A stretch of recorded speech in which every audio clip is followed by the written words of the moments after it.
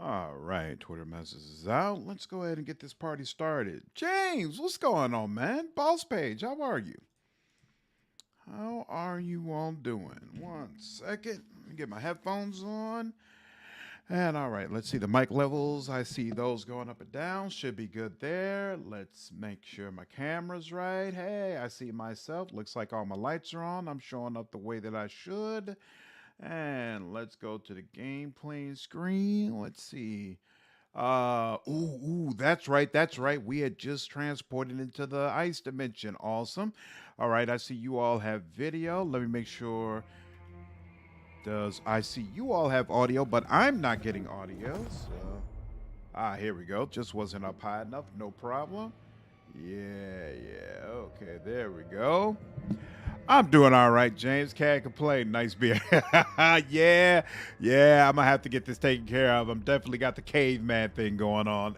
Hey, it's been a minute. I've had so much to do. Getting my hair cut hasn't really been on my mind, but I am doing all right. Got absolutely no complaints. How about the rest of you? Is this set up the way that I want it? Yeah, this seems about right. You know, I have not delved into people's AI at all. I know the system for this game is much better than the original one, but I just I haven't had the patience yet. But before we get back out and get to the ship again, I'll definitely make sure to do that. I feel cold. Which part of me is doing the feeling? Ooh, fast mode. Okay. Ooh, whoa.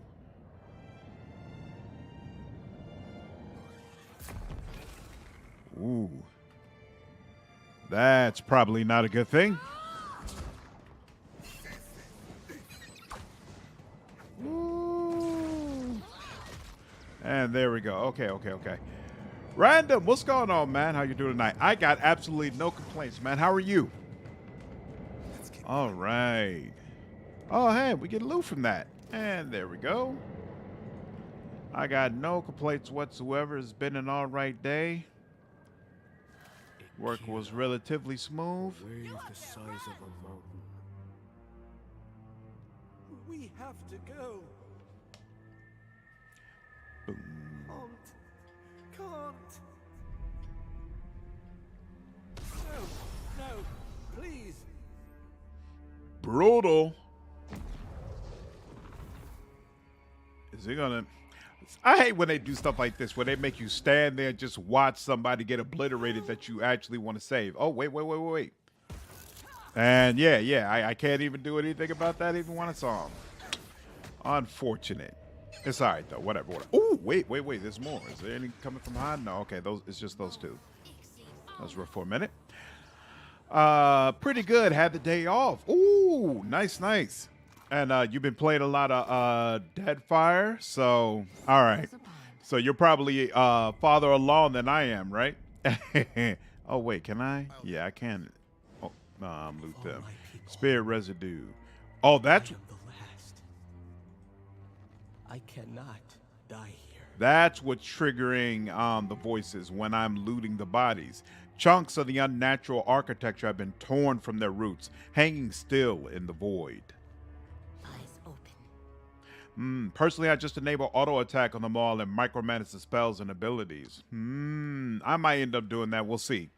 I don't remember how cumbersome it is to set up the AI here. So if I end up feeling like it's going to be more trouble than it's worth, then that might be the route that I go.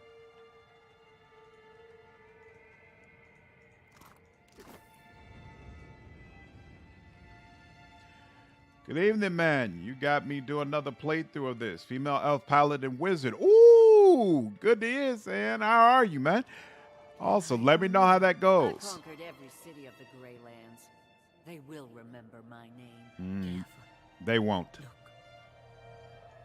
Gods, an end at last. I beg you. So at least he's doing someone a favor. Gonna try and finish up this run through and try out patch 9 for Baldur's Gate 3. Awesome. I am letting Baldur's Gate 3 rest until the game officially comes out, and then I'll do all my content then, which is usually not the way I want to do it. Honestly, I really like when I'm able to get to games early, but In this case, considering how long I've waited, I feel like it just makes more sense. Go ahead and chill some more. Ooh, he is getting hit up. And I still don't have enough focus yet. Is this part? Okay, that one's almost done. Hey, oh yeah, healing. That's nice. Appreciate that. Good looking out. When do you plan to get your focus up, dude? Yeah, I'm going to definitely have to get a better strategy for him because he's taking way, way too long to max out focus the way I want him to. I'll land the next one. Can't get a clean hit. Wait a minute. Did he just use? Did he just? Well, that could be part of the reason why it's not working out. His damn, we just talked about this. Yeah, for him, I am going to turn on auto attack and then manage his spells. This is my guy. I want to control. God dog it, this whole time. Ooh, he's got a skull on him. I'm technically not supposed to do this. You know what? I should pay a little bit more attention. Hold on. What can we do here? Let's go ahead and, what is this? Dazing any enemies. We could daze him. We could do some fire. That's a nice buff. Make them aware. Ooh, ooh, ooh, ooh. Doesn't this? Penalty to defenses. Yep, let's do that. Give you a penalty. Let's see if it's, ooh, turn this on, because do you have that on already? No, you do not. What about you? What you got going on? Accurate wounding shot. Go ahead and do that to him. You, what are you doing? Nothing that you should be. Yeah, devotion. Go ahead, get that going. And now you need to keep attacking until you get enough focus on him. There we go. Let's go ahead. Okay, you just said, someone just said that it, oof, he just killed my damn bird. You still don't have max focus left. What's the problem? Attack one more time. I'll land the next one. Can't get a clean hit. You got 100 and, why is it? Okay, you know what? Fine. We're not going to worry about that. Here, let's take Eder. Yeah. There we go. Okay, so, ooh, he just dropped down. That helps. Okay, now that he's down, what else can we do? I like Soul Ignition. We're going to put a little bit of that on him. Except I was too close, of course. That'd be nice if, would have been nice if I had considered that. All right, buff these people up. You, what can you do? You could do that. You. Do I feel the need to do that yet? Not really, not yet. You still got acute awareness, so let's see if I can get you knocked back down. Well, ironically, now you do need that.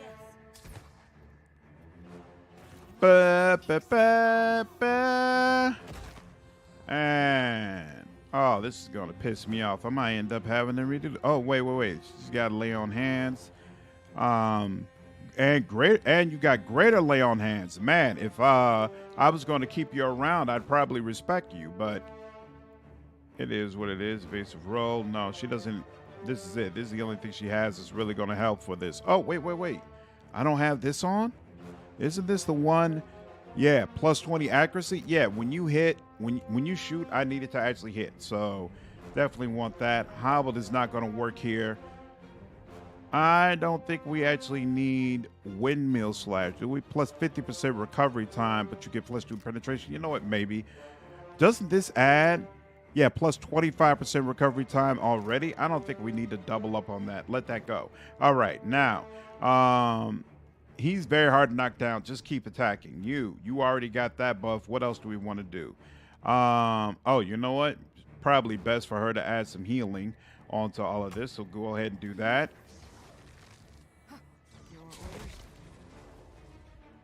Accurate wounding shot is still on for her. Okay, cool. Now, sworn enemy marks an enemy as the focus of the paladin's righteous. Fights her. Yeah, okay. Still need that. And what are you doing? Nothing? Okay, so you went back to attacking.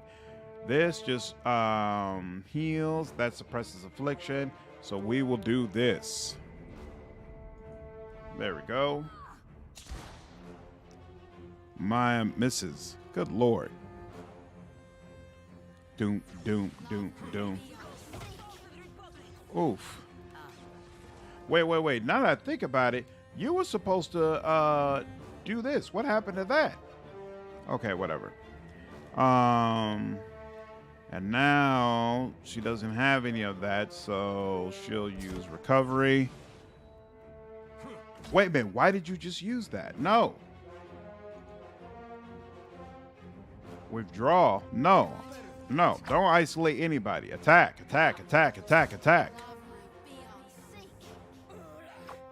We're definitely going to have to upgrade our weapons after this. Can't get a clean hit. I can see that now. Bye. Turn this back on. That's the reason why this is taking so long. It's because I haven't upgraded any of my weapons because I didn't know this fight was going to be this freaking hard.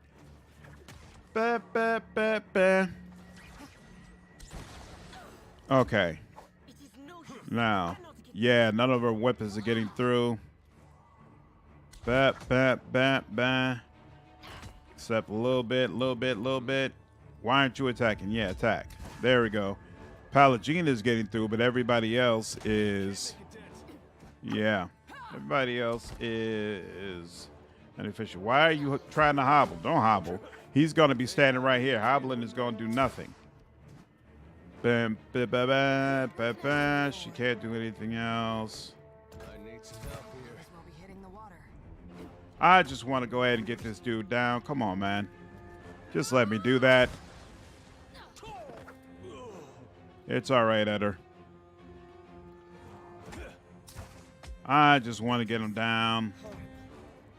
I think we've got just enough where we should be able to. And then after this, I don't think there's anything else that equals up to this. So we should be okay. If we could just get this last little bit down, it should be all right. Maya, not quite. A little bit more. Thank you. Okay. Jeez. I know. I haven't upgraded my weapons yet. I know. I should. My bad. All right. Let's see. Sorry, I know I missed stuff. Right. Going to try and finish this run. Yep. It's not that hard. Even a person with low reflexes and low attention span like me can do it. Do it well. Also, can't play Baldur's Gate 3 till Minx is in it. I understand that. Argo, what's going on, man? Stream's going all right. How are you? How's work? But kicking evil in miniature giant space apps is our bust. I absolutely agree. PAX win tonight. That's why the Bears shirt. No, it's because I rep Bears at all times, even when they suck for the year. So it's all good. Chris, what's going on, man? How are you? Love this quest. Yeah, I'm a fan of anything with Remember in it. Tough but quick, and awards a ton of XP if you can get through it. Plus, the conversation at the end is one of my favorites. Absolutely agree. Any conversation with this deity is fantastic. Guy hits like a truck. Yep, looks like Maya isn't able to get through its armor. Yep, I need to upgrade all of my weapons. This is Stone Colossus. Yeah, look like it. Well, at least Hobble does lower its dexterity by 5 on top of the slow. Oh, I forgot about that. Good point. You go scrub. Well, you're taking it out. Yeah, little by little. What's going on, Dagon? When I get out of here, I haven't upgraded Maya's weapon because I actually know what weapon I want to get for her. So it's not worth doing anything for her until I've done that. And I know I can get that weapon really soon. Flickering motes of energy stream toward the vortex in an unending march. I'd hate to fight that thing on hard difficulty. If I was on hard, I would have already upgraded, and that would have went significantly smoother, to be honest with you.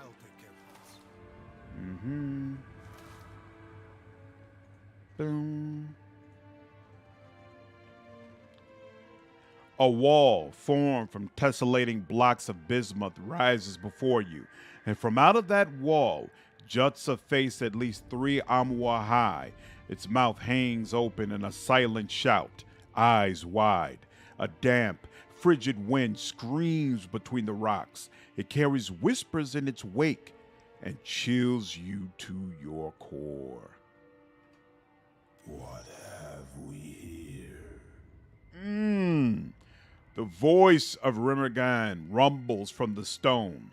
A wayward watcher has wandered into my realm. Whatever should I do with you? The god chuckles, a sound like boulders crashing down a mountainside. You did not receive an invitation to my realm, Herald of Berath. Tell me, why should I not grind your soul to dust? The stone face splits into a broad smile. Hey, Slandered, first stream. Also, I hated this part when I did it, but Ribbigad saved it from me. What's going on, Riley? How are you, man? Yeah, that was a little rough, but we got through it. Work as usual, I guess. Worried about if I will be able to go in or not on Friday or Saturday due to the blizzard or whatever the weatherman is predicting. Does that mean you're feeling better then? Is she just using her starter gun? Yeah, she still got the gun that she comes in with. You mean the right-hand rifle, you're right? Yep, Lennon. That's exactly what I want to give to her, and I'm pretty sure it's in the shop over at their keep. So I want to go there first. The one that shoots shots twice. Yep. So that one I'm definitely going to upgrade, but I don't want to waste enchantment, so I don't see any reason to upgrade a starting weapon. Playing on hard and got through it was real tough, though. Had to micromanage all of my caster's ability. Yep. Ian, what's going on, man? How are you? Yeah, I'm doing all right. I can't complain. You know, it's amazing. Agreed. Have you played any other Wasteland games? Yep, I played Wasteland 3, and we're definitely going to do a Wasteland 3 playthrough because I haven't played it on Supreme Jerk. So I'm going to do that playthrough here on the channel. Yeah, I'm feeling a lot better health-wise. That's awesome. That's awesome. I know you were sick for a little minute. I'm sure it's hard being sick, having a job like yours. So I'm glad that's over, man. I doubt Berath would appreciate that. I do not fear Berath's wrath. Embrace oblivion with open arms, Watcher. The chill wind you first felt when you entered this place picks up. It becomes a deafening cacophony, a shriek so loud and sharp it might tear the very bones from your skin or shred your soul to cobweb tatters. Wait. By the way, you can actually die in this sequence depending on the things that you say. So giving into oblivion, not a good idea. You cry echoes out into the void. Slowly the wind dies and the cold abates. Do you fear dissolution after all? How droll. As much as it would delight me to scatter your soul. You belong to Berath. I will spare you that fate. For now. I'm tempted to say after I'm done with Aethys, I'm coming back for you. You actually can and have that relationship back and forth with Rimmergan. He actually enjoys the threats. In fact, I think you might get a sequence where you can actually, you don't really fight him, but you fight like an aspect of him, I guess. But we're not going to do that. I'm loyal to Berath, and because of that, I don't bicker and fight with Berath's allies. I swallow my pride and do what I feel is best for the realm. That was alarming. As intended. I'm doing pretty well, playing some chess. Ooh, nice. While I was in vacation in Mexico, I tried to teach Simone chess, but unfortunately, you know, she's 5. She doesn't have the patience for it yet. But I'm hoping when she gets older, she'll have a little more patience for the game and we can play some chess together. I'm by no means good at the game, but I do enjoy playing it. My dad is sick and I'm caring for him right now. Yeah, I think you've mentioned that before, Boss Page. I think we've had that conversation about I feel like I'm going to be in a similar situation with my parents pretty soon. I'm great, man. Just been working a lot more recently, so I couldn't catch some of your streams. Working security. No problem, Chris. I know we all got things going on. It's all good. I recommend you play the remaster of the first one and the second first. These games are very connected. Events that happened in the past games are carried out in the sequels. Really? I thought the Wasteland games were kind of disconnected. How do you feel about how good the first one is as well? Because I heard like the first two are not nearly as good as the third one. I do like they let you do comically dumb stuff and kill you for it. You push it too much, you will kill you. Absolutely. Yeah, I think that's one of the appeals of the game. For example, a game start from 1 appears in 3, and the option to kill a kid in Wasteland 1 is confirmed to be canon in 2. Wow. This is more fun when you suck at it anyway. I kind of agree. You don't take it as seriously. I can't stand micromanaging 24/7. So hard, more so in this game. Might be a bit much. I micromanage the whole way through Pillars of Eternity, and that's the only reason I don't want to micromanage here, because I'm like, let me take advantage of the improved AI. Now, on to the matter that brought you here.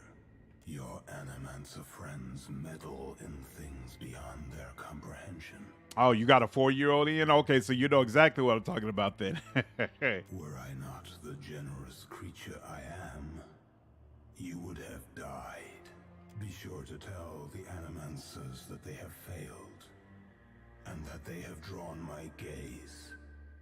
I will not hesitate to obliterate them if they irritate me again.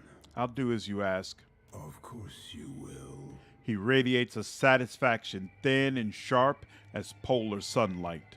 You might prepare yourself, Watcher, for something wondrous is on the horizon. Eothas will usher in an age glorious in its brevity. What does that mean? You will soon learn. In the meantime, enjoy the world as you know it while you can, and do send my regards to your Animancer friends. Remagan's voice fades to nothing. Only the wind remains. Oh, I thought all this might be an elaborate joke. I think it's just absolutely phenomenal to have a deity who is literally trying to end everything, like including himself. You know, it's not like he believes he'll be alone and he'll escape and he just wants to rule an empty world. No, he just wants everything to end. And I mean, he is crazy, but it's not like a damaged sort of way, like I've been hurt and I want everybody to hurt. He's just literally psychotic and believes in the end of all things. It's so entertaining. The stone face is silent, though you cannot shake the feeling of being watched.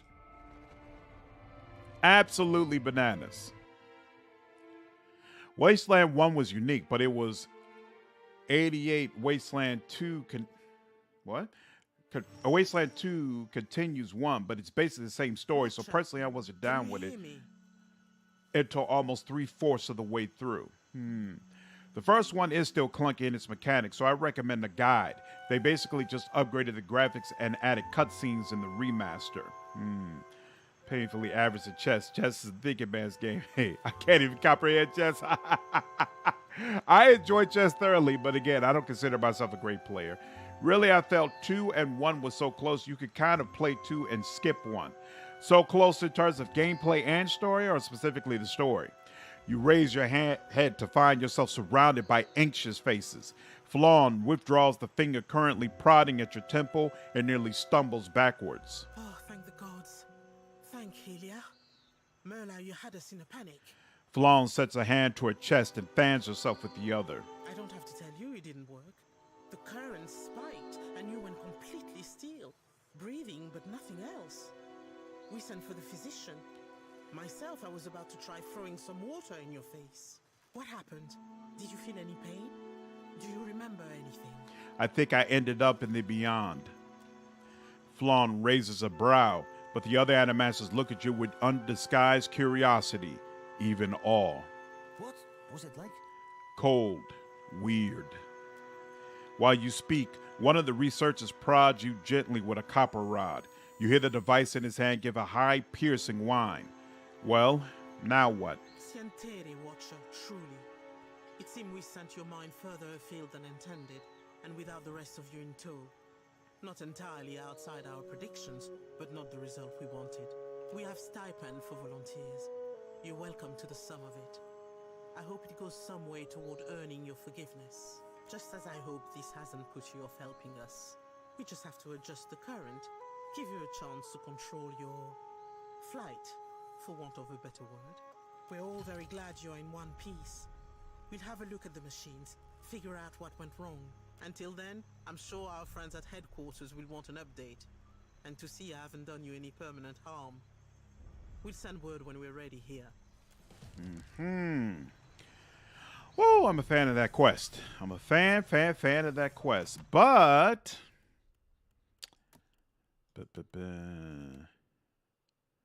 Yeah. Somebody said, what? Wait, what? Oh my God. You're kidding me. Wait. God dog, it keeps. Are you serious? She hated it that much?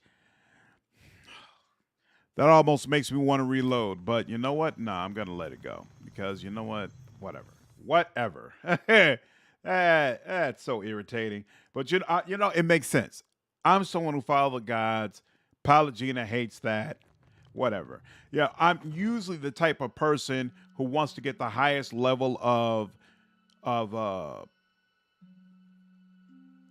what is it called? Reputation with all my party members that I can. But maybe I won't bother with that this game. You know, especially since no matter what you do, somebody's going to be pissed off with you. Maybe I'm just going to let that go. Was that a... Oh. Yeah, that's living steel. Is that like supposed to be a Durgan ingot? It's got the same infused with soulets as this. Polished steel weighs remarkably little. It feels cold to the touch. I think that's supposed to be a Durgan steel ingot. That's pretty cool. Interesting. The vision's past. He's literally Grotus from Pathfinder. Yes. Your story, you're doing the exact same stuff that you do in one. Oh, okay, interesting. So, you know, of course, all this is subject to change, and it's also subject to the games that come out next year. But the schedule I have in my mind right now, as far as streaming, is I definitely want to get through this playthrough, finish this. And I think after that, I want to prepare for the release of Baldur's Gate 3. So I'm thinking the next game we'll play is Divinity Original Sin 2. And while we're streaming Divinity Original Sin 2, I'll be playing Baldur's Gate 1. I don't want to stream that game because I honestly, BioWare didn't do all the bells and whistles that they did for 2, so I don't like it as much. So I don't want to have to read all the dialogue, and I don't want to take forever for it to go through it. So I'm going to try to zoom through that game while we're streaming DOS 2, and then hopefully by the time we're finished with DOS 2, I'll be ready for Baldur's Gate 2. And then we'll do a Baldur's Gate 2 playthrough live. And I want to have that finished before Baldur's Gate 3. And then once those two are finished, unless something else comes up, that's probably when I'm going to want to go into the Wasteland games, where I guess we'll do Wasteland 2. We might do Wasteland 2 first. I'm going to play Wasteland 2 a little bit and see how I feel about it, see if it's a game that I want to stream. So if I feel comfortable with it, we'll do Wasteland 2. But I definitely want to do Wasteland 3. Hello, Watcher. Fancy a look at this stock? Straight from the laboratory. Except side quests, I guess, and what you don't do, they do a good job of filling in the blanks. Got you. Okay. Everyone will love this deity. It ties it all that exactly. Arum. I mean, you did just say that you weren't going to respect her. Yeah. Wait, no, I meant that levelly wise. Wow. You want to spell it wrong. Well, you could cheese it a bit. We're removing party members that have a problem with stuff. Exactly. What about Rogue Trader? Absolutely, I want to do Rogue Trader, but I have a feeling Rogue Trader is not going to come out until late this year. Like they said, you could look at the Pathfinder release schedule to get an idea of when Rogue Trader will release. And if you remember, the Pathfinder beta was released in February and the game didn't come out until September. So I'm not expecting Rogue Trader to come out until probably at least after Baldur's Gate 3. So I'm not even, I feel like that's going to be late. I feel like that's going to be like probably holiday time next year. So I'm not thinking about it on those levels. Funny thing is, I just started a new Pillars of Eternity 2 playthrough, Priest of Mogren Cypher. Ooh, how's that Priest of Mogren playthrough? I wonder how that works out. That's how real life works as well. You can't please everyone. True. Let me see what you have. True. Okay, Ring of Overseeing. Ooh, that's right. This will help, what's his name? Aqua's Kettle. 10% chance to cast Boiling Spray. Everyone in the cone area of effect takes burn damage and is pushed back whenever Ware is critically hit in melee. You're not going to aim that, so it could hit party members, right? So I think I'm good on that. Animancy Cat. What's this? +2 metaphysics, +2 1 arcana, +2 might for summons, +1. No, I don't need help with summons. I don't use them enough for that. They're usually distractions. Okay. So he's got some interesting things as far as As far as enchantment items, but not much else. Let me look at the one build I do have laid out. Where is my cipher build? 1 second. Come on. Open up. Where's my cipher build? Open that up. And ring. Okay, so it's not supposed to have that long term, but for now it'll do. We'll go with this for... Oh, Olaf isn't even here. All right, we'll hang on to this for now. But sooner or later, we'll give that to him. 3 is a direct sequel to 2, and it's not retreading old ground. A vast improvement in every way. Got you, okay. Whoa, supplies there. What cipher subclass or base one? I'm playing the Ascendant cipher, I believe it's called. The one where Ascendant, where you basically have to reach max level and then it will make all your powers cost 0. Consider, friend, the blessings of the priests are priceless, but so too is good sense.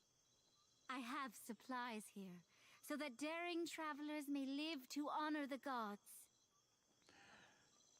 Your relationship with Pallegino was ruined the moment you decide to choose to be a Berath loyalist. You need to play outside your character concept if you want to fix it, and I'm not willing to do that. So, it is what it is. Legendary BG2, nice. Yeah, I definitely want to play that. What cipher subclass or base one? Riley's build. Riley? Who are you talking about? Pallegino looks cool as hell. Yeah, I love her look. And I love her personality, to be honest with you. It's just this particular game she doesn't fit in. Let me see what you have. Certainly. Stiletto. Nobody used that. Ooh, escape cape. What's this about? +10 deflection against disengagement attacks.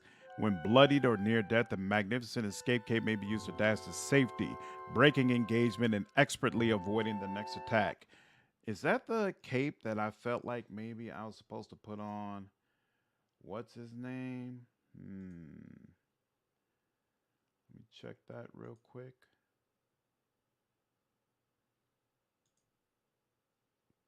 Ring neck. Cape. I think that's another one I might want to put on. Oh, crap. Wait a second. Just realized I still have Pathfinder up. Don't do that. He said it's pre-subclass, not his cipher build. Oh.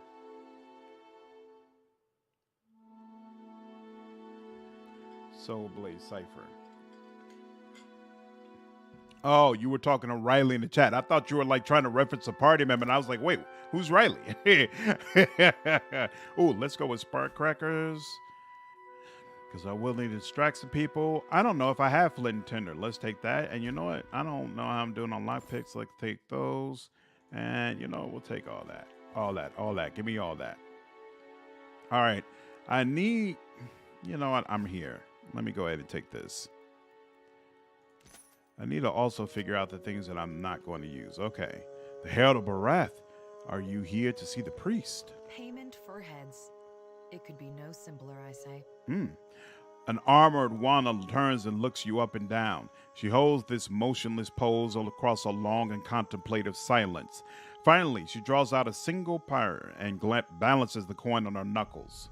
Tell me, are you someone who walks the path that coin lays out before you? She arches her fingers in a wave, causing the coin to flip from one knuckle to the next. She seems enraptured by the motion. Awaken, what's going on, man? Do I have any plans for Christmas? No, we've gotten some gifts.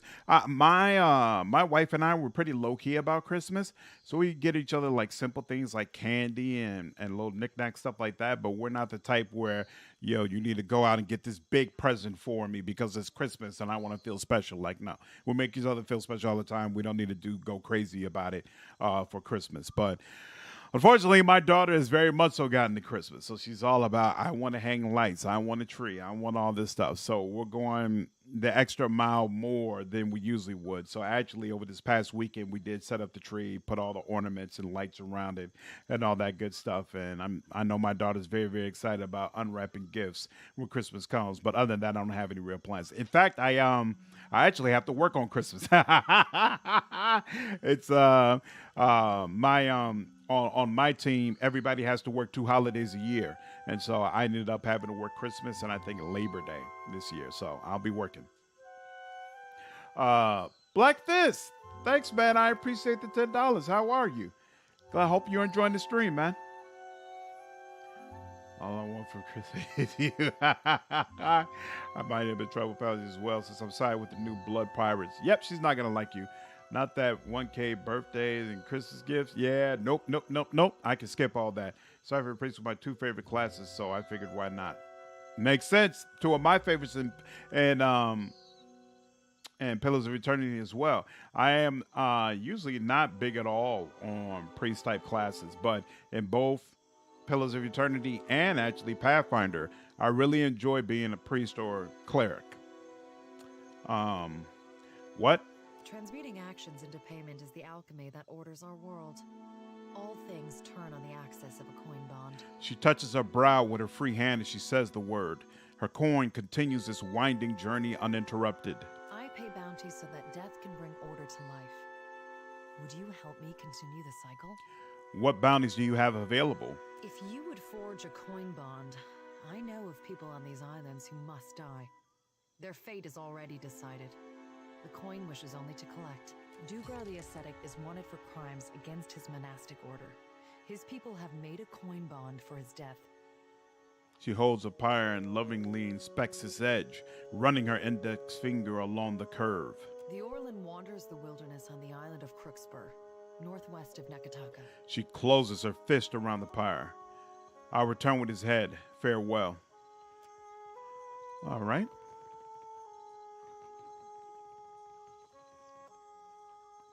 So there's more to do here. Offerings for the temple. The scent of beeswax and incense wafts from these barrels and crates. The sacred stair.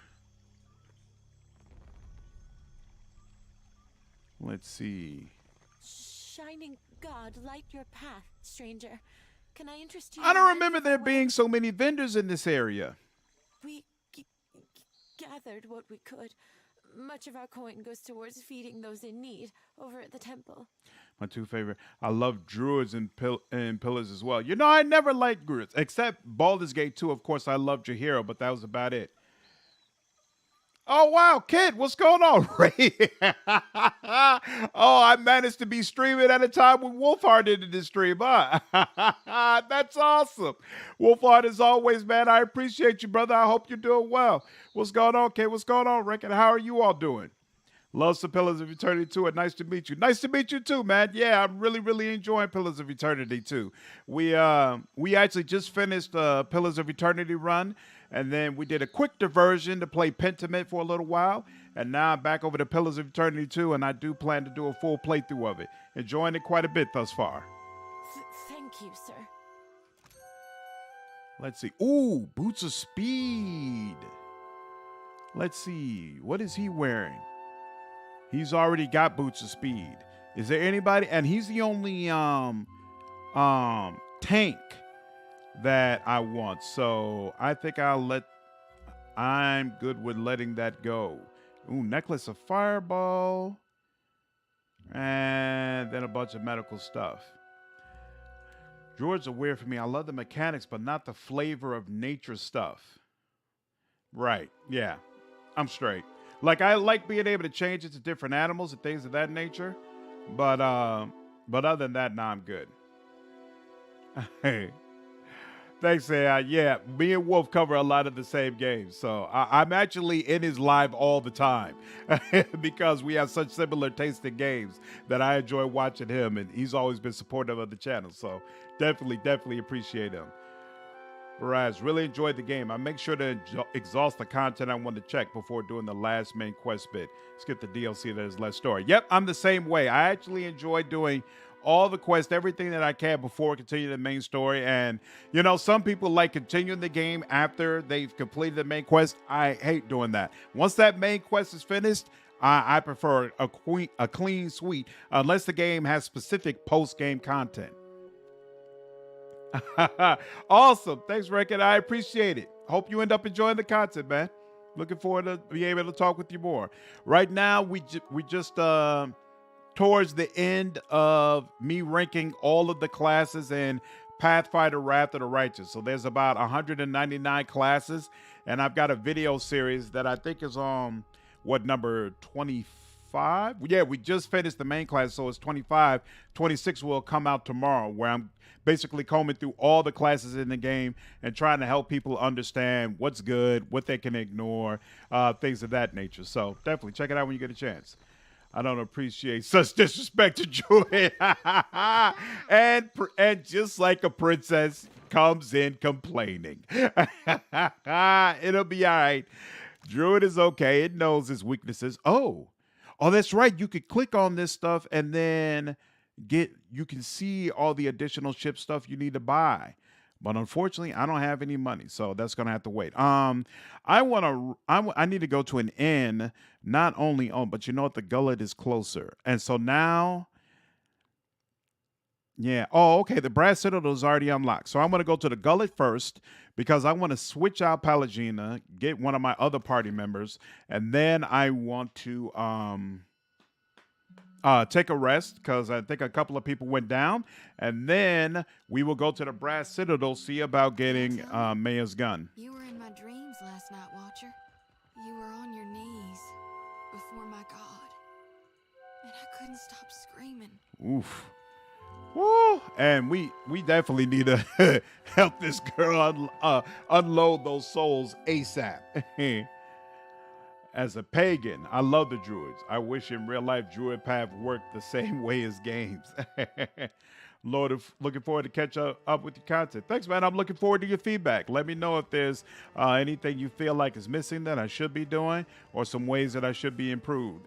As you'll be able to quickly see that I respond to just about all my comments. So people give me feedback all the time about things that they feel like I should be doing. Through the whole fresh face. Have a look around for yourself, yeah? She can't tell me anything. I'd like to buy something. I've got just... Okay. What was I doing? Oh, switch out. So, you know what? Before I do that, though, I need to make sure. Do you have anything that I want? No. I can sell this. Oops, come on. I can't just double click it. God dog it. Here. Here. Ba-ba. Ba-ba. Food can only... I'm not trying to consume it. I just want to offload it. There we go. You can keep your armor. I'm not a total jerk off. And yeah, you can have your little great sword. That's fine. Ba-ba. Drovia Druid is bananas late game in Wrath of the Righteous because of the party-wide trip from aspect of the wolf. Yep, you can use it that way. Druid was OP as hell in 3.5. Got hit hard by the nerf bat in Pathfinder. What did they nerf? Just keep ruining poor Palagina's life. Unfortunately, you can't transform as a Drovia except for shape change spell on the very late game. Yeah, that's why I personally didn't like it. Because if I'm going to play a druid, it's going to be because I get the opportunity to change it to a bunch of different animals. Like, it's not just going to be because of the spell mechanics. I don't care about Seraphim either. So, yeah, we'll take Aloth. I mean, this is really my squad. I could just stick with these people permanently, to be honest with you. All right, let's go ahead and rest. What does this do? 2 stealth, 2 streetwise. You know what? Actually, 2 stealth helps me just a little bit because I got to go get that chest that's surrounded by a bunch of people. So I'll go ahead and take that. All right. Ooh, Aloth is missing. Actually, I need to respect Aloth at some point, but I don't have the money right now, so we're just going to move over. I'm not a meta build player. I prefer fun to play over meta play. Well, yep, that's the advantage of my series, right? Where actually I'm ranking them not just on their mechanics, but I also say, hey, this particular class allows you to role play the game in a particular way, or it opens up archetypes or a specific type of playthrough that can make the game more fun. So it's not really about power leveling or trying to get the class that has the very best mechanics. It's really more so about based on the type of playthrough that you want to do, is this class going to be able to help you? Like there's some classes that I rank higher, not because of their mechanics, but just because I feel like, hey, this class lets you role play in a way that a lot of other classes don't. And just off the strength of that, it's something that you probably want to consider. Let's see. He automatically gets Flame Shield, which I care nothing about, but I do care about Confusion. And I'll also take Concussive Missiles, I guess. Or we could do an Essential Phantom. Either way. Yeah, let's take Essential Phantom. Help him out when he's getting ganged up. Alzada seemed like Druid Bard Mythic Path to me. I agree. And usually, again, I don't like that. But that whole friendship aspect of it about, hey, let's all get together and fight evil together and all that kind of stuff, I really enjoyed that. It felt like it was done really well. Just not pure Druid. I love this game. Takeu is so awesome with the Stormcaller.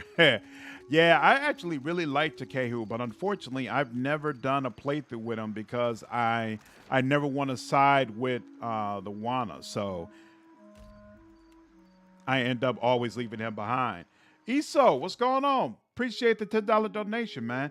A Riley Boondocks build would be interesting. Really? I hadn't even considered that. Riley? What class would Riley be? I guess Lore Master, right? He's the know-it-all of the group. Yeah, that might be fun to look at. What is your business at the Brass Citadel? When I'm finished with this ranking series, next, I want to actually revisit the tip series. So I had one video where I basically gave a bunch of tips for Act 1. So I think I'm going to update that video for Enhanced Edition. And then I'm going to give tips on Acts 2, 3, 4, and 5. Because I think it's going to give me a really great opportunity to provide more targeted advice about how to handle Crusade management. I think a lot of people get confused about what to do with Crusade management in Acts 3 and 5. And so I'm hoping I can provide some videos that'll add some more clarity and make it easier for people to do playthroughs where they don't just turn it off and end up consequently missing out on a bunch of content. But we'll see. In D&D 3.5, the shape change spells would just set your entire stat block and base attack bonus to the monster manual stat to the animal you changed into. So it's crazy strong in melee regardless of your build. That's interesting. That's interesting. Levi, what's going on, man? How are you? I love your Storm build, by the way. Having fun with the Azada run. Awesome, awesome. Glad to hear it, glad to hear it. Pillars of Eternity or Pathfinder? I was thinking Pathfinder because I don't do builds for Pillars of Eternity yet. I don't know if I'm going to end up learning the mechanics of this game well enough to do builds. I do plan to probably do a classes overview at some point, but like I got to get a review of the original game out. I probably want to rank companions, stuff like that. So I don't know. That stuff is down the line. I do beginner guide builds for Lotro. So I understand this is a solid starting point builds. I like helping new players. What's Lotro? And when you say you do guides for it, is that like YouTube guides or what kind of guides? I'm looking forward to a review of the Arcane Trickster. There isn't much information of it online for Wrath of the Righteous. I've heard meta magics negated. You can't use some meta magics on spells that have sneak attack damage. So it's not that it negates everything, but it basically negates the main mechanic of what Arcane Trickster provides.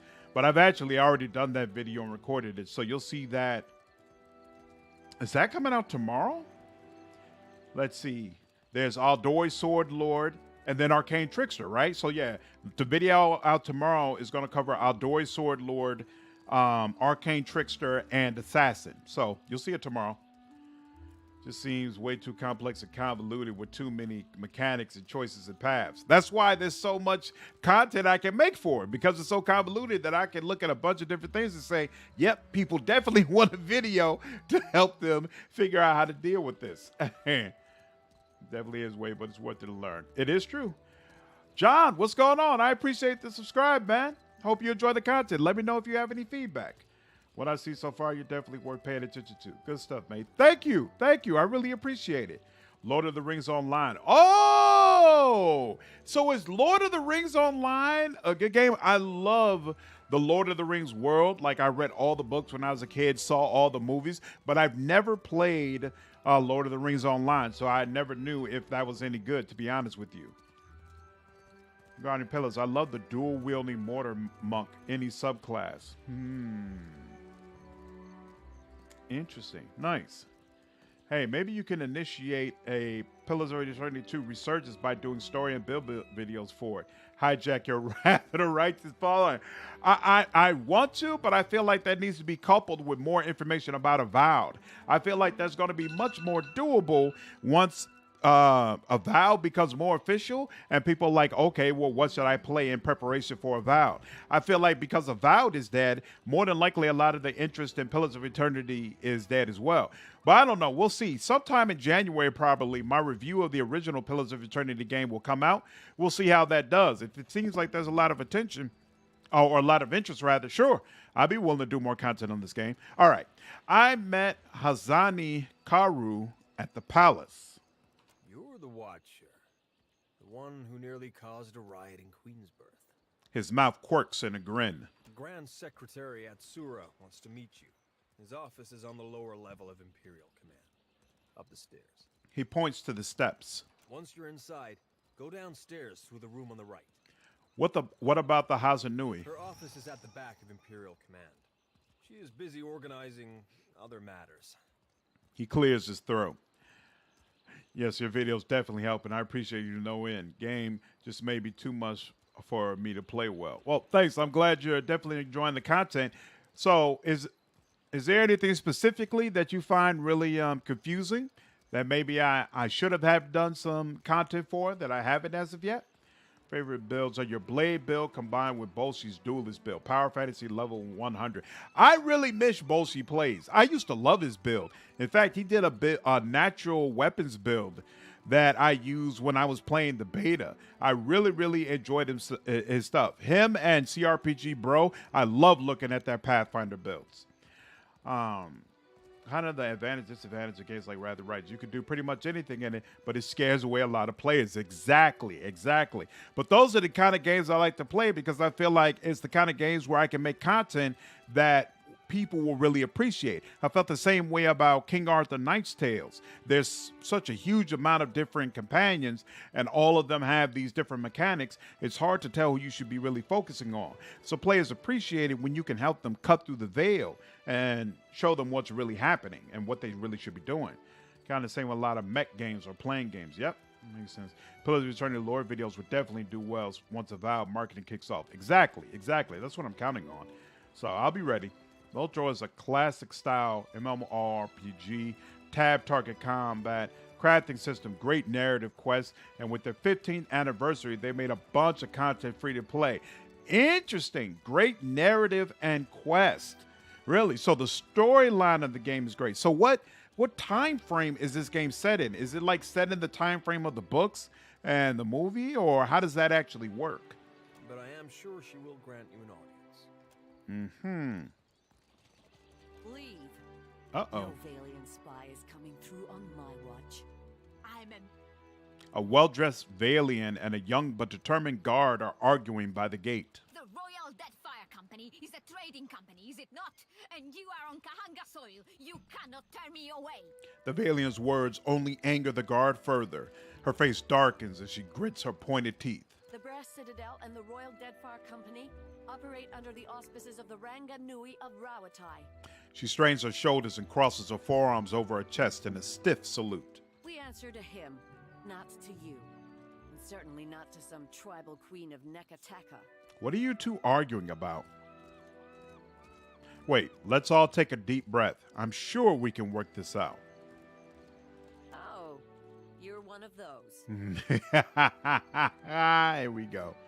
Kind of makes it hard to go back to JRPGs where they level everything for you. It's different, right? It's different. Even though I love Final Fantasy, I love those games, but I definitely don't love them as much as I love the CRPGs that I get to play. No, I think you covered everything quite well. It's just my brain can't handle all that info. I feel like I'm spending most of the time of the game just on character and party management. I can't get it right. And that's why you'll notice I'll switch up the games that we stream. Like, I really appreciated that Pentiment came out because it was nice to go from Pillars of Eternity to something like that, where it's just a simple adventure game. I'm walking around, I'm talking to people, and most of the stuff is light. We won't go straight from Pillars of Eternity into Divinity Original Sin 2. I'll probably do something else in the middle. Like maybe I'll play Disco Elysium or something like that. Like I'm not just going to go from CRPG to CRPG to CRPG because you're right. There's a lot into it. It gets to be a hassle at some point and you'll get burnt out. And so it's nice to be able to switch things up, which I think is part of the reason why I enjoy the Final Fantasy game so much. It gives me a totally different, more relaxed, but at the same time, very much so an engaging experience. She crosses her arms. These Valians are always sending their spies to snoop around, and I won't have it. By the way, I made friends with my lawyer today. I even recommended him Pathfinder Wrath of the Righteous. He said he'd try it. That's awesome. That's awesome. Exposing more people to the game. The more people playing CRPGs, the better. You follow the Fellowship as close as possible without destroying canon or making it silly. Interesting. Okay, so basically the Fellowship is venturing out and doing everything that they're supposed to do to destroy the ring while you're in other areas involved in other things that are kind of happening around and are still lore consistent. This so say Final Fantasy 14. You never get it right. That's the hard. Play Final Fantasy. I think that Lotro has a better story quest by far, but the group content of Final Fantasy is unmatched in the ability to group, and they are about on par when it comes to community. Very kind. Since Lotro is an MMO, you're grouping with other people then? Like, what is the character building like then? Like, are you building people like Aragon and Legolas, basically? Or can you build more magic-based characters, like a Gandalf-type character? There's definitely something to be said about rotating RPGs. I just started Divinity Original Sin Enhanced Edition alongside Wrath of the Righteous. Absolutely. Highway, what's going on, man? How are you? Disco Elysium was excellent. Some amazing writing in that one. I absolutely agree, and I'm definitely looking forward to the playthrough. The guard glares at the merchant even as she speaks to you. The merchant rolls her eyes. And these Rawatayans think they own anything they stack 2 stones on top of. I am here to conduct business, not engage in petty power struggles. Let the merchant pass. What? She's up to no good. I know it. Whisper. Is this skullduggery? Stealth. Whisper. So have her followed to see where she goes and whom she meets. I knew it was skullduggery. Oh, well. But Maya liked it. All right. It was worth it. The guard nods at you, her eyes wide and knowing. She clears her throat and turns to the merchant with a deliberately menacing scowl. You may pass. Just stay out of trouble. Understand? Agressina, friend. She doffs her hat to you before departing. You can play Neo Scavenger. The story is short, but the game is hard, has permadeath, and is extremely realistic for a video game. For instance, you can't put ketchup on a shopping cart because it fall off. Interesting. Seriously, though, I would say not to make the perfect character in a CRPG. If you're not playing on a higher difficulty, it's not really needed regardless. And if respect is on you, you can always do that if you completely screwed up. Yep, I thoroughly recommend it as well. I only play Wrath of the Righteous on core for content. So because I want to make sure I have a good enough understanding of the mechanics that I can speak to that level. But I've never played the game on unfair, and I never will, because I just don't care. Like if you want someone who's making content for that level, there are other content creators who that's their claim to fame. And to be honest with you, most of them don't do the views that I do because most people are not looking for unfair-based content. So, as always, do what's fun for you. I do what's fun for me, and I make content about what's fun for me. Well, I'm off to bed. Good night, everyone. Take care, Argo. Have a good one, man. Turn-based. It's a turn-based survival game, by the way. See, I usually do not like survival games. I don't know. I can't put my finger on why it's a turnoff. I think part of it might be because I'm not into horror games, and I think a lot of survival games kind of try to lean into horror. The cannon looks recently polished. That might be part of it at least, but It's just not my thing at all. All right, hold on. I want to do that when I come back around. Okay, so that's all that's up here. Boom, boom, boom. Okay, and then there's a guard. We already checked over there. Nothing. So now we enter. What else is here? Ooh, there goes the gunsmith. Pretty sure we need that. Harsh lands forge strong people. No, the metal is as smooth as marble and polished to a shine. They sure do love their cannons around here. Neo Scavenger doesn't lean into horror, so no worries there. Okay, nice. All right, I think that's the chest, if I remember correctly. We'll see. The scrolls are filled with meticulous diagrams of rifles and pistols. Yep, this is the place. Real quiet now. All right, here. First we'll open it. Boo! All right, who's got stealth? You got stealth, right? No, here. There we go. An exceptional blunderbuss. Well. I can give that to, what's his name? All right, boom. There we go. And where are them firecrackers? You got them, don't you? Yep, here we go. Give them to Aloth. There we go. And you, how do you use them? Where do you put them? No? Oh, whoops. Here we go. That's where you put them. Bam. And we'll do a little save here. It also has some cool lore. Okay, so there's a story for real in this game. Nice. Well, unless you made a wizard and you try to hit a wolf with a dagger, then the game will kill you because Darwinism. Nice. All right, so he can do...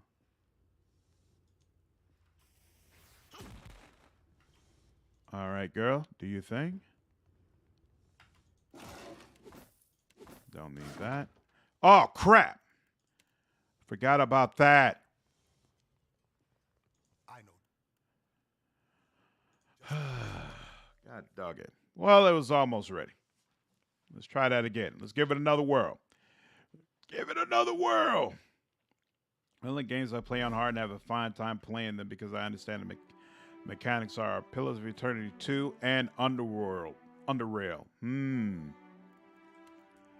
I keep hearing about how hard Underrail is, so that's a game I definitely will not be not be playing on the hardest level.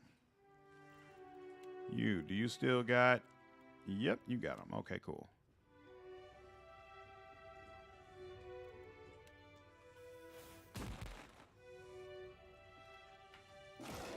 Bam. And bam. Give me the order. Excellent. In fact, let's go ahead and put that on right now. Is this what I think it is? Oh, no, this is Scordeo's trophy. This isn't the red hand. Where's the red hand? I thought that would be it. This is only a pistol. God dog it. All right, well, I might want you to use this. It might be a little bit faster. Let's see. Attack time, 0.8 seconds. Reload time, 0.3 seconds. Nope, that's not going to get me faster. God dog it. Skyrim for me. I've got 2 level 80 Skyrim playthroughs. Thoroughly enjoyed it. Yeah, it's got a 0.6 attack time, but 3.1 recovery time. Oh, I'm also wearing armor, but I'm wearing light armor. That isn't adding to my recovery time, so it shouldn't matter. You can buy the red hand in Delver's Row. There we go. All right. I knew I was missing in some kind of way. The man greets you with arms crossed over his chest. He has a mass of scar tissue where his left eye would be, and his hands are knotted with bulging tendons. Looking for a pistol or an arquebus? Rawatai makes the finest guns in Aora, and I make the finest guns in Rawatai. I sometimes play Pillars of Eternity 2 on Path of the Damned, and I only play Underrail on hard because dominating difficulty is insanely difficult. You can find Azura Day Goliath is on a junkyard quest, aka mid-game, enemy in an early game area. Yeah, see? Stuff like that isn't fun for me, you know? Like, In fact, I don't think challenge really increases the entertainment level of a game for me at all, except when I'm streaming. Like sometimes when I'm streaming, if there's a really, really difficult fight, it's cool. You know, I have 10 or 15 people on the chat. We're all like, oh man, that was awesome. Like, I forgot whatever the name was of that Lich Wizard in Pillars of Eternity 1 that you end up going up against. That fight was rough. So when I finally finished that, it was really, really cool. But for the most part, if I'm just sitting by myself, difficulty doesn't really do that much for me. I am much more about story and engagement and, you know, cool quest and lore and things of that nature, not the difficulty of the fights that I'm doing. What makes your gun so special? Craftsmanship. Robert, what's going on, man? I can't complain at all. How are you? He holds out his knotted hands, keeping them entirely still as he speaks to you. They're covered in small burns and scars that blur the varied pigmentation of his skin. If you ask my superiors at Imperial Command, they'll tell you our main exports are saltpeter and metal. Those are just things. They're prized because of what we do with them. He reaches under the counter and presents a blunderbuss, holding it out for your inspection with his ever-steady hands. It's a high-quality piece. Rowatayan industry is about discipline, precision, mastery of a careful art. Those qualities guide all that we build. He puts the blunderbuss away. Let me see what you have. Dragon's Dowry. -5 ranged accuracy with arquebus. -15% crit damage. -10 deflection against melee damage. It's legendary though, and it's veil piercing. What does veil piercing mean? It doesn't even tell you what veil piercing means, okay? Grants Dragon's Breath. Generates a fearsome vertical sheet of flame, inflicting burn damage on anyone moving through it. Interesting. The negative range damage alone lets me know this is not something I'm interested in. But I do want the spark crackers, because if I come up against... Ooh, Worm Tongue. Yeah, but I'm not doing that. I think I've done enough for my ship. All right, let's go. Let's go. The red hand can be stolen in Devil's Row if you have enough mechanic skill and enter the storage part of the store that sells it. I discovered that by being a filthy looter. Well, I'm a filthy looter too, so hopefully I can do the exact same thing. I'm doing great, just going through mods on my PC. Ooh, mods for what? The red hand is in the gullet. Gullet? Or Devil's Row? I think it's Devil's Row, right? Let's see.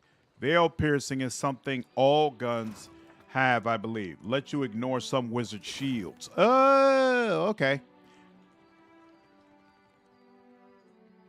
Only your people have traveled as widely as ours.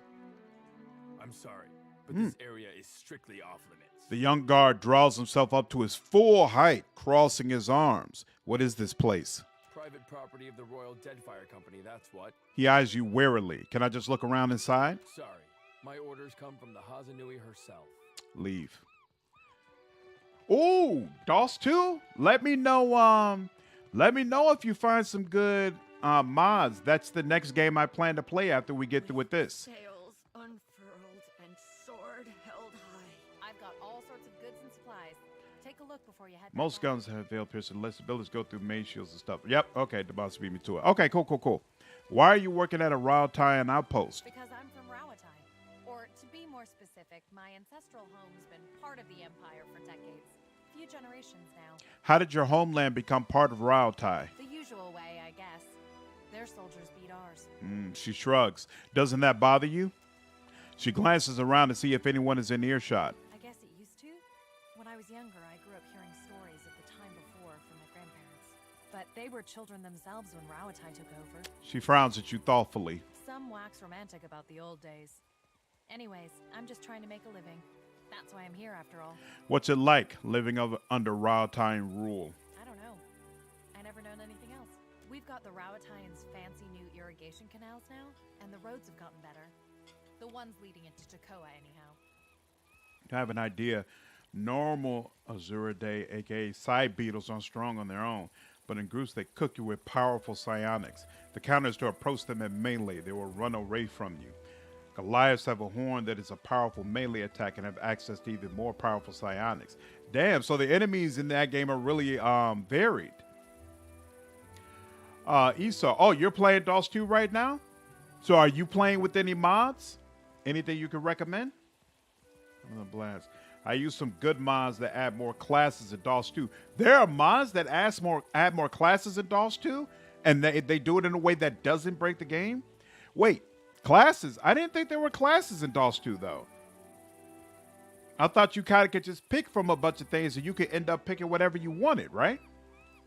Does anyone see my comments at all? What's going on here? Chris, I see your comments just now, but any other comments you made before the last one I responded to? No, I didn't see it.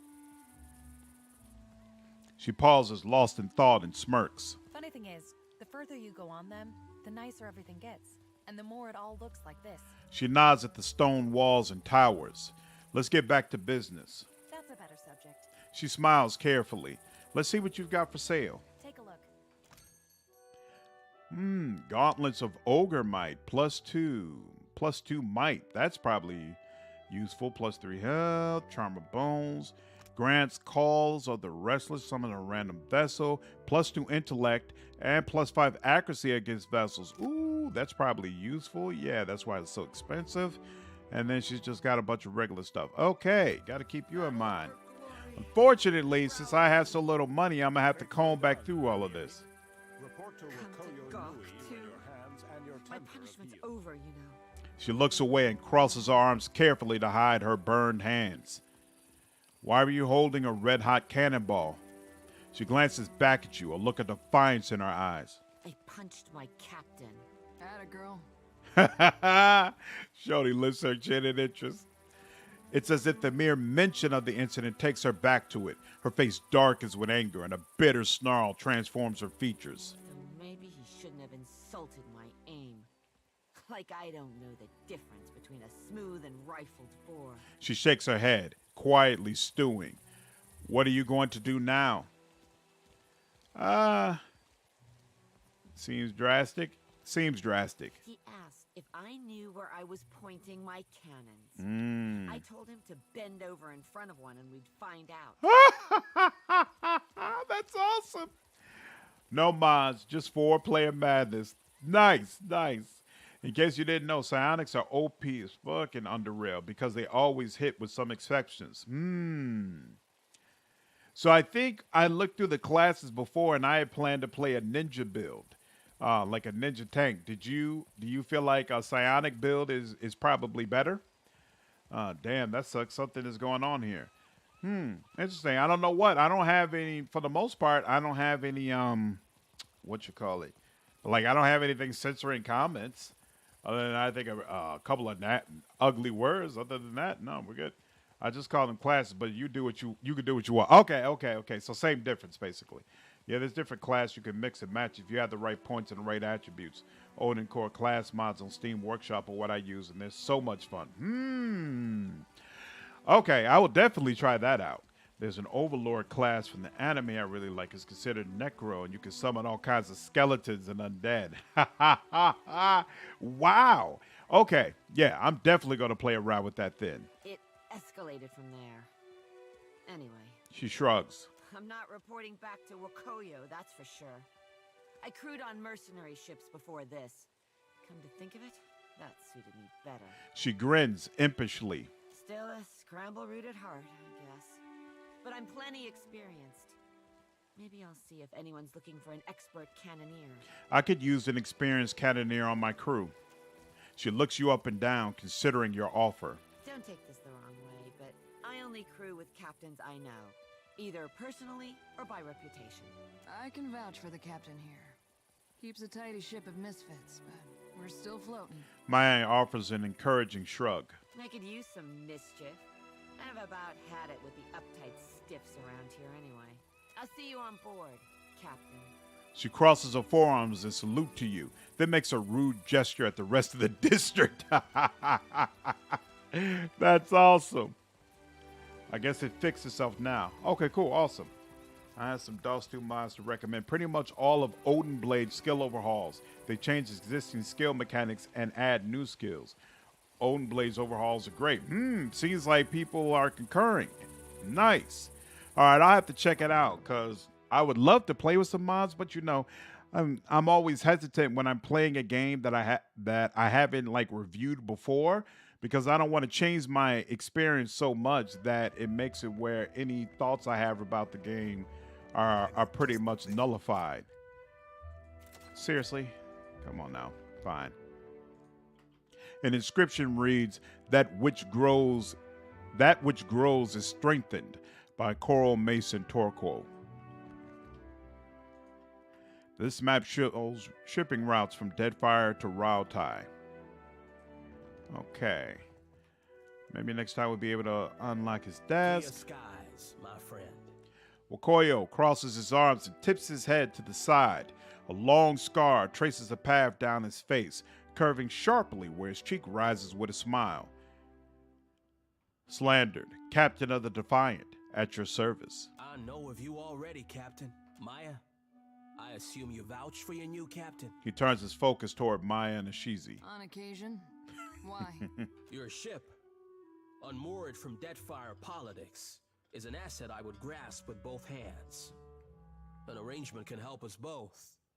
You will empty the seas of competition in exchange for profit. Aren't you afraid that privateering will start a war? An official reckoning is drafted to account for every cannonball shot in the name of Rautai.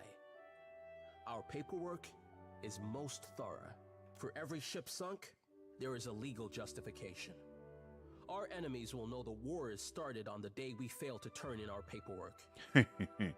Also, yeah, unless you're playing on normal below, I'd recommend you play a full Psionicus in your first Underrail playthrough. You can also play with a Psi hybrid like a Hammer Wizard, aka Hammers, and Psychokinesis or a Psi Gunner, Thought Control, and Assault Rifles. Okay. What bounties do you have available? A Scylla Wave Skipper is your first target. I think we saw her. Any pretense of lawful conduct in the open seas. Wakayo grimaces and itches at his scar. I'll take the bounty. Most excellent. Asilla commands the Voyager River Dragon, which pesters a group of islands to the southwest of Port Mage. Okay, yeah, we saw her. Farewell.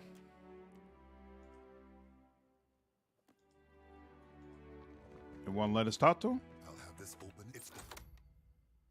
Nope. Well, you cannot. All right, fine. Because I can tell if I open that up, it's going to piss him off. So we'll leave that alone for now. I hate paperwork. I hope his jobs would kill me. I thought just about everybody has to deal with paperwork on some level. Did we go here? Officers Lounge. Officers Lounge. No, we came from down here, right? So we have not been here yet. Let's go in here and see what that's about.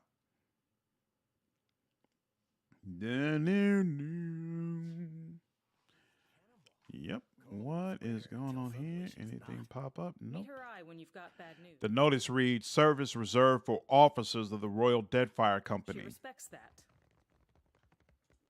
Someone named Payro is trouncing his opponent at Hazatoa. Cargo manifest shows salt pepper received from Rautai and raw foodstuff shipped back. I don't If this is about the Hazatoa tournament, I've got nothing to do with that, all right? I just serve the drinks. He holds up his hands with the exhausted resignation of a man who's made this case many times. Why do you work for the Royal Deadfire Company? They always pay on time. They're run by the Ranganui, so they should, right? He grins. Also, I'm from a town near Takoa. Rautai's full of all kinds of kith, not just Amawa. But the Amawa have a long history at sea. They make up a lot of sailors and soldiers, including most of the ones that ended up here. He nods vaguely at the bar. Easy is already harder than normal mode in most games these days, so if you want to play a thematic build, pick either easy or normal. I will keep that in mind. Interesting. What's this about Hazatoa? Some of the soldiers and sailors get to making unwise bets when they play. He rolls his eyes. Like I said, I keep out of it. None of the regulars are looking for new opponents, though, if that's what you're asking. All the better for you, trust me. I'd like to order something. You're a captain working for the Royal Deadfire Company, right? Sure you are. Even if you're not, I've heard your name enough to think you are. He winks. Try the razor skewers if you can handle the heat. He smirks in challenge. Whale's Wind. What is that? Look, is that a little star thing next to it? Interesting. All right, Razor Heart Stewart. Ooh, candied nuts.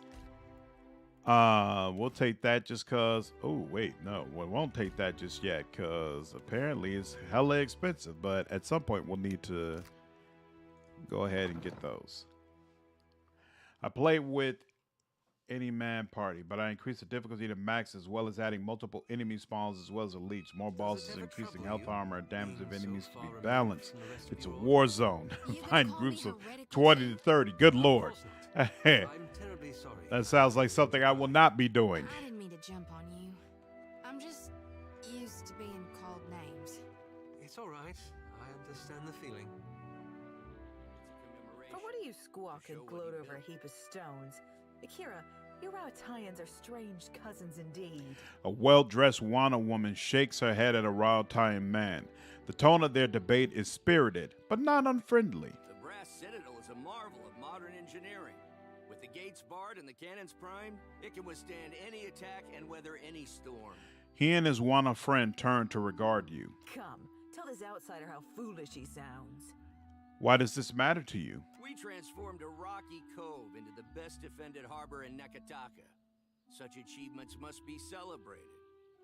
This rocky cove was once a prized fishing spot for the Riparu. These Rautayans act as if every bare islet is merely awaiting a fort or a farm. They cannot look at anything without planning to change it. To strive is to survive. Those who would achieve greatness must make the world a better, more ordered place than they found it. Why change the world when you can learn to live in it the way it is? This is what my people have done for thousands of years. Of course, it's noble and worthwhile to build great things. But for what purpose? And at what cost? She spreads her hands to you in question, but she isn't angry. Akira, nothing invigorates like a good discussion. Thank you for indulging us. She grins. With that, they turn from you and resume their discussion. For the glory of Rautai and the strength of the Ranganao. 2818 AI. Did the Riparu also write their names on other stones? Is that a person standing there? Are you waiting for me? Clear sky. Don't need that. Fought to victory, Rautai! Triumph over your foes! Storm, slavers proud, the caves and reefs. Seas You could play with, for example, a Spartan build. Ooh, Spartans! aka spears and riot gear with a shield. It's hard build to play though because you need to max strength and pick 1 point of strength at level 4 to get a feat that lets you use shielded riot gear with spears. It's an amazing combo against melee enemies, but not against pretty much every other type of enemy. Then I won't be playing that. I don't feel the need to gimp myself. Thank you very much. I know you're more into story, so I'm not recommending those mods. Yeah, I'm not the type who puts myself in a position where the game is going to end up being significantly longer because I spend so much time in combat. Like I am big on playing the game the way the developer actually intended, so I could get that full experience, which is why I usually play on normal, or I'll pump it up if they say, hey, this is you know what we really wanted you to do. But other than that, I don't go for challenge. The air around the coral thrums with life-sustaining magic. I don't fear challenge, but I don't seek it out.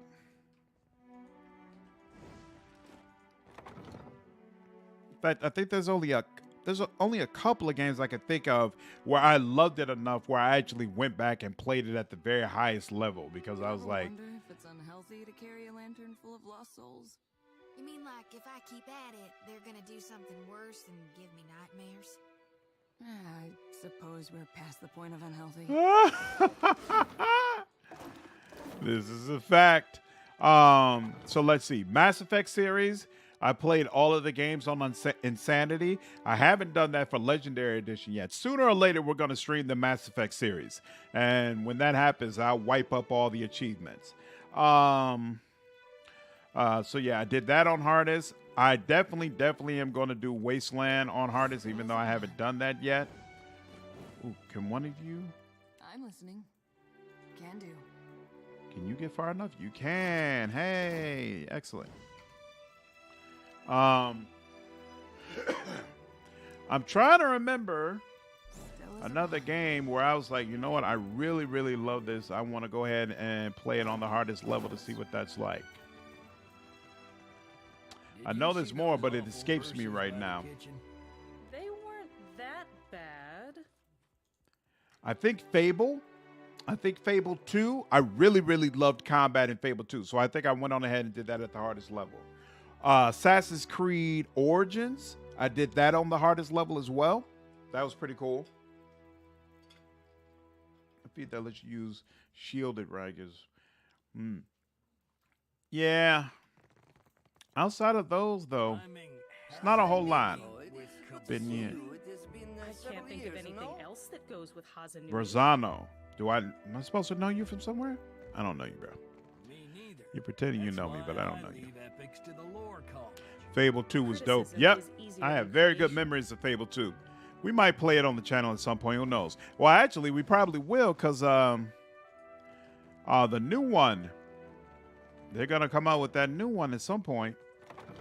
So it'll probably be worth my while to revisit the old ones and then see what they kept and incorporated. Food stain tally sheets tucked beneath this battlefield motto suggests it's been used for recreational purposes. I remember buying the third one and playing like maybe 5 to 10 hours of it and deciding, okay, this is trash. I'm not going to bother with it. A plaque below the coral reads, as we shape coral, so shall we shape nations. In victory, Yoranga Noi. And that's stealing. The man behind the desk regards you with attentive, unblinking eyes and a perfectly open expression.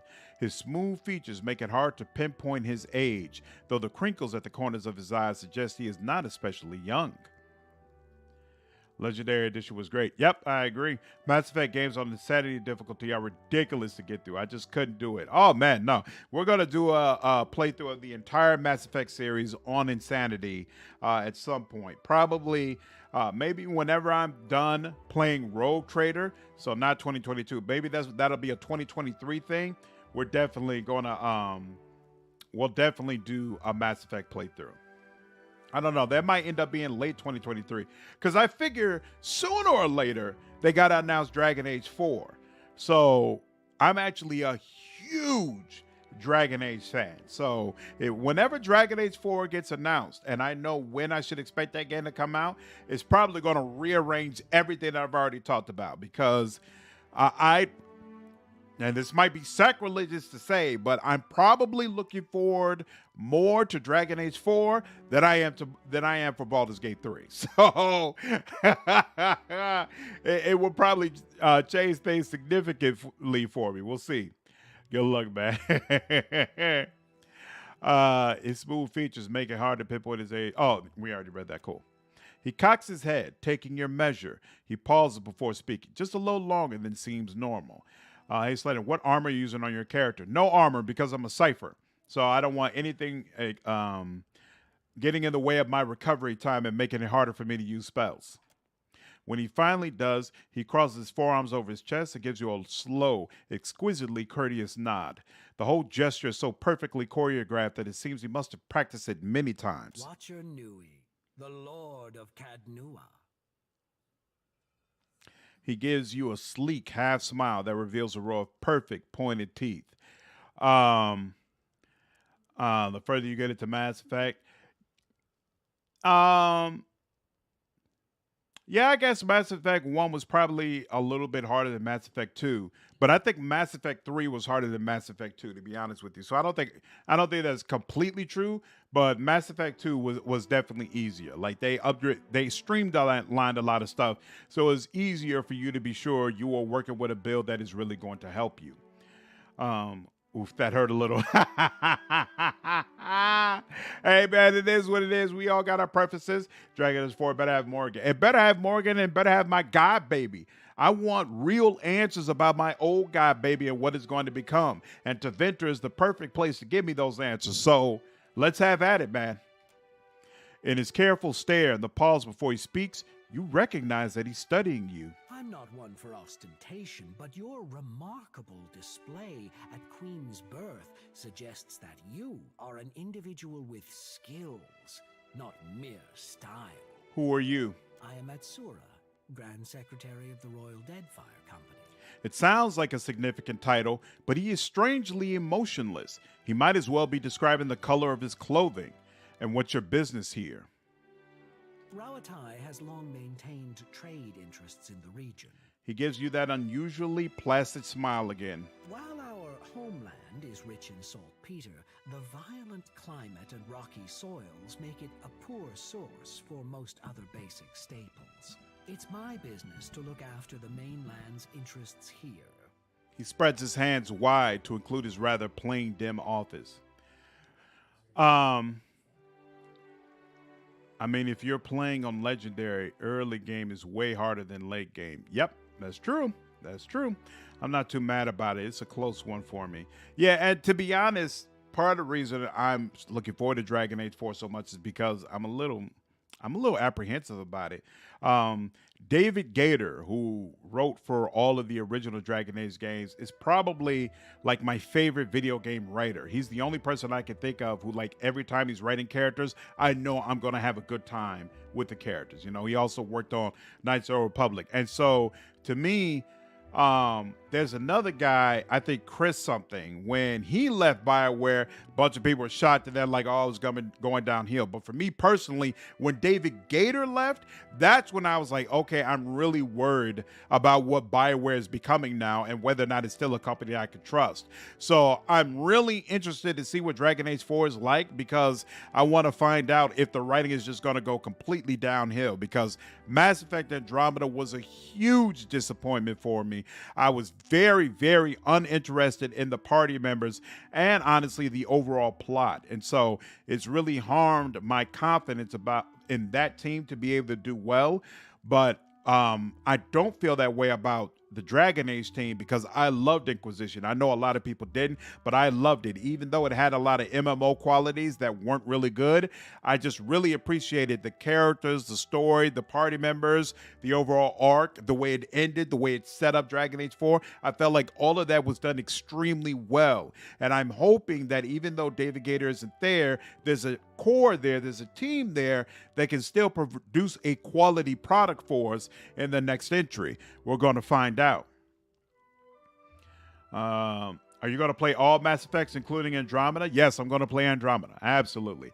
Absolutely. I did not enjoy the story at all. I felt like the combat was actually the best combat in all of the Mass Effect series.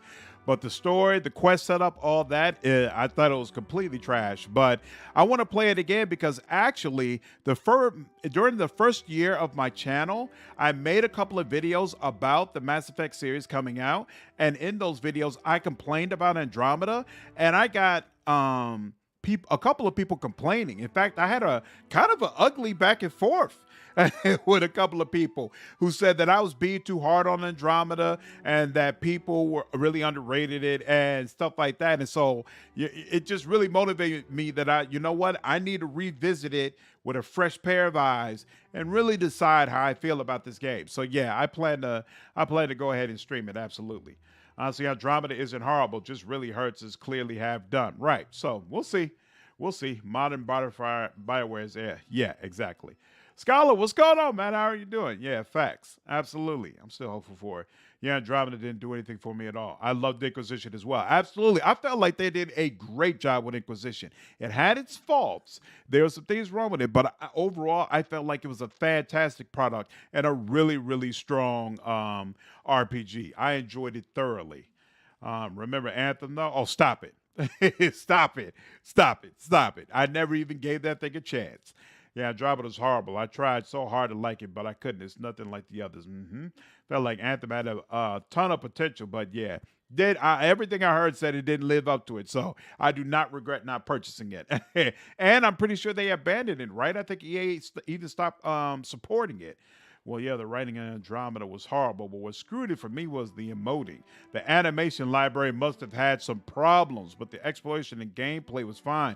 I felt like the animations were absolutely terrible. I didn't like the gameplay because at the time that I played it, there was a ton of stuff that was broken. So it was actually really difficult to clear all the little quests and tasks that you had. And a lot of it felt like busy work as well. Like it wasn't exploring in service of the story that was going to then open up more things and give you more dialogue. A lot of it was kill X amount of things, collect X amount of things, blah, blah, blah, blah, blah. And I'm like, this isn't, this is just busy work, busy work.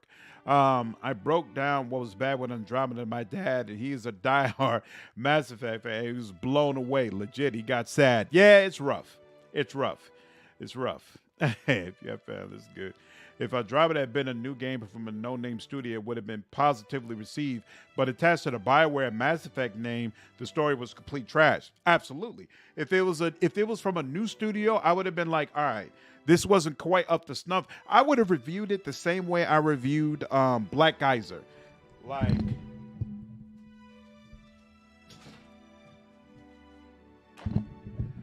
sorry, I pulled out my headphones. I would have reviewed it like Black Geyser. Like, you know what? This game doesn't have all the bells and whistles it should. It's not quite right. But this studio has proven that they should be allowed to make another game. But considering that this was on the 4th entry in the series, I'm like, no, this is not. It's not up to snuff. I prefer the combat in Mass Effect 3. I enjoyed the jetpack and the way that you could use that in combat. I felt like that was really smooth and really well done. And I think that's really what's unfortunate, that there was so much emphasis put on the combat and so little put on the story and the characters and the dialogue and the writing. Like, come on now. This is Mass Effect we're talking about. It felt like an MMO. Exactly. And I don't play MMOs. I'm good on that. I'm going to kill very. It's a serious problem when you have an overly emotional alien race in a game where nobody can show emotions. Then all the resources went to Anthem, which also failed. So karma. Exactly. And that's another thing that really pissed me off that EA did, where I felt like they pretty much abandoned Andromeda and pulled all of their eggs in Anthem in the hopes that they could just monetize that over and over and over again and pretty much screwed over the Mass Effect fan base. No, I'm straight. That's why I was very comfortable never buying that game. Like, I'm not going to allow you to do that to me. Dude, it's an honor to meet you. And it's a pleasure to meet someone of your elegant manners. He dips his head, returning the sentiment. I wish I had been there to see your grand entrance at the palace, but I avoid Serpent's Crown as much as possible. It is a place of entirely too much talk. And I find that the more talk one hears, the less it means. He smiles. I'd rather play Mass Effect from 1 all the way to 3 again before playing Andromeda. I think I want to get more fun. Plus DLC, of course. Yeah, I'm going to do the whole shebang because I want to see how it leads up to Mass Effect 4. I'm figuring that Mass Effect 4 isn't going to come out until 2024 at the earliest. And so I'm hoping I'll have enough time where I can go through, because my understanding is they might be talking about just ignoring Andromeda and going straight from 3 into the next game. And so we'll see. If that gets officially announced that Andromeda just doesn't matter anymore, I might not play. But you know what? I probably still would, because I want to review it. Just because I love the Mass Effect series in general, and it would feel weird not to review that game. But definitely, if they say some parts of Andromeda are going to be in Mass Effect 5, then I want to play it just so I can make sure that I've refreshed myself and I'm ready for Mass Effect 5. It was supposed to be an MMO? I didn't know that. Original plan was to end Mass Effect with 3 and make an MMO out of it. Wow. That's cray-cray. You don't sound like you're entirely at ease with your neighbors here. Such is the world we live in. Were it different, all the locksmiths and masons in Aora would be out of work. He shrugs and spreads his hands as if the logic were self-evident. And here our neighbors include a nation of pirates and a fractured people led by a figurehead. To say nothing of the Valians. Leave it to them to observe a substance that occurs nowhere else on Aora, and immediately set about pulverizing it for profit. A ripple of distaste passes over his features. That's foolish and short-sighted of them. He nods. We know too little about luminous Adra to understand the consequences of ripping it out. He pauses and considers you. Please do ignore it. We'll see. That's a long ways off. Like I said, we got a bunch of Baldur's Gate 3 stuff and this stuff to get to before I can seriously consider streaming something else. So we'll see. Since you're able to move the same character through all 3 games, I think that in general is amazing. That's why I love the Mass Effect series so much. Like literally all 3 games, I've played all of them multiple times. Like the Mass Effect series, I've played the Mass Effect series more than any other series. Like by far. I played those games over and over and over again. Like I had I think about 6 or 7 Mass Effect 1 saves ready to go when Mass Effect 2 came out. I played that game even more. I think I had like 10, maybe 12 saves, all stacked, lined up, ready to go, like all with complete playthroughs where I knew the exact storyline and I knew exactly how I wanted to take it to Mass Effect 3. Like I was bananas about the Mass Effect series, but Andromeda killed a lot of that. Perhaps you can help me keep them from doing more harm. What do you have in mind? The demand for luminous Adra has sent the Valian Trading Company into a frenzy. Their expeditions grow too bold and their officers too greedy. He puckers his lips as though at a lack of discretion at a dinner party. Worse, their rapid expansion attracts pirates and threatens the outlying Juana tribes. This risks souring the Kahanga royals against all foreign involvement. He inclines his head like he's about to let you in on a secret. But you can curtail their growth. Insight. This isn't about the welfare of the Deadfire. This is about them outpacing you. By snapping up land, we need to grow food and build ships for our people? Indeed. But our interests and Deadfire's are not mutually exclusive. He interlaces his long, well-manicured fingers. The Valians have sent an expedition to Pococahara, a storm-wrecked island believed to house a vein of luminous. I hear you accomplished an incredible feat in restoring the luminous Adra near Port Maje. He appraises you again with those unblinking eyes. If your abilities allow you to do that, then perhaps you are also capable of the opposite. Find the luminous Adra at Pococahara. Render it unusable to the Valians. This should encourage them to develop the resources they have, rather than reaching for more. His eyebrows rise a degree, both a request and an invitation. I thought you were concerned about disturbing luminous Adra. Deeply. He furrows his brow, frowning deeply. Abruptly, his expression clears. Take care, Random. Have a good night. Glad you're able to make the stream. Suzanne, what's going on? Yes, I can see you. What's wrong? You were trying to message before and couldn't be seen? Yes, I can see you. Man, you're the second person who's complained, said that their messages can't be seen. I wonder if YouTube is experiencing issues right now. But if a small sacrifice here will discourage the Valians from further ventures, then it is a worthwhile risk. Very well. I do not have the precise location of Pococahara, but the tribe on the nearby island of Tikawara could probably help. I suggest starting there.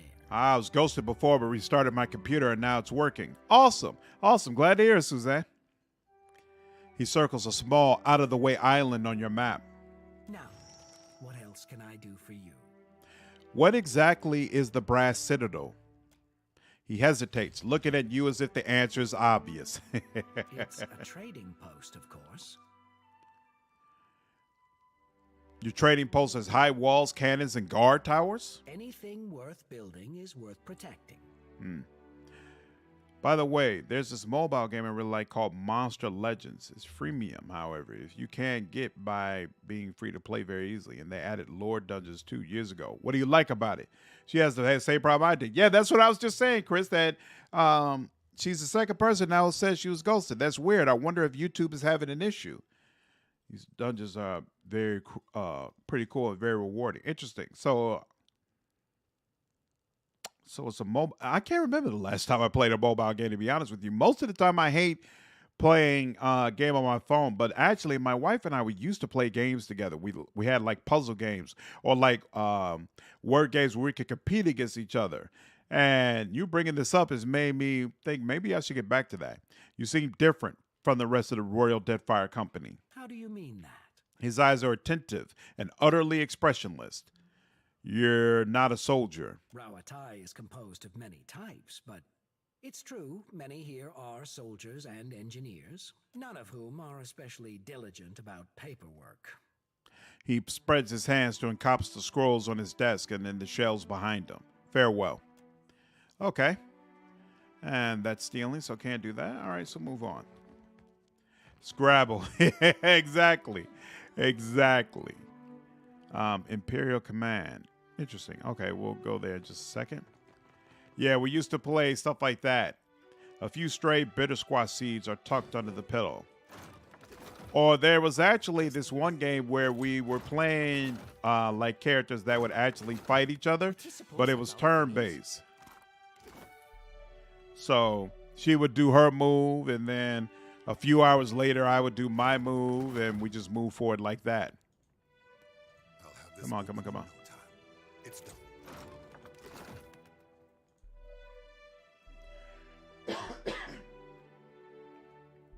Usually the screen is too small, and that makes me not really not want to play it.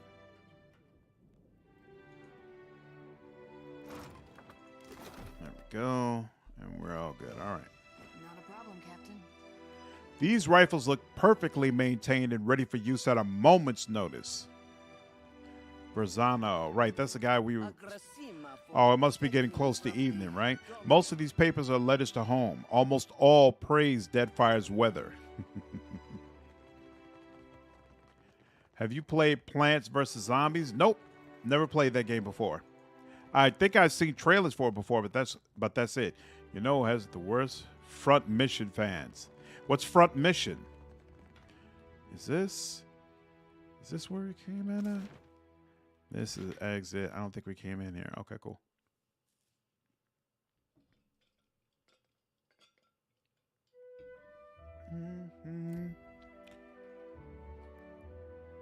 Okay, yeah, I didn't come in from this area.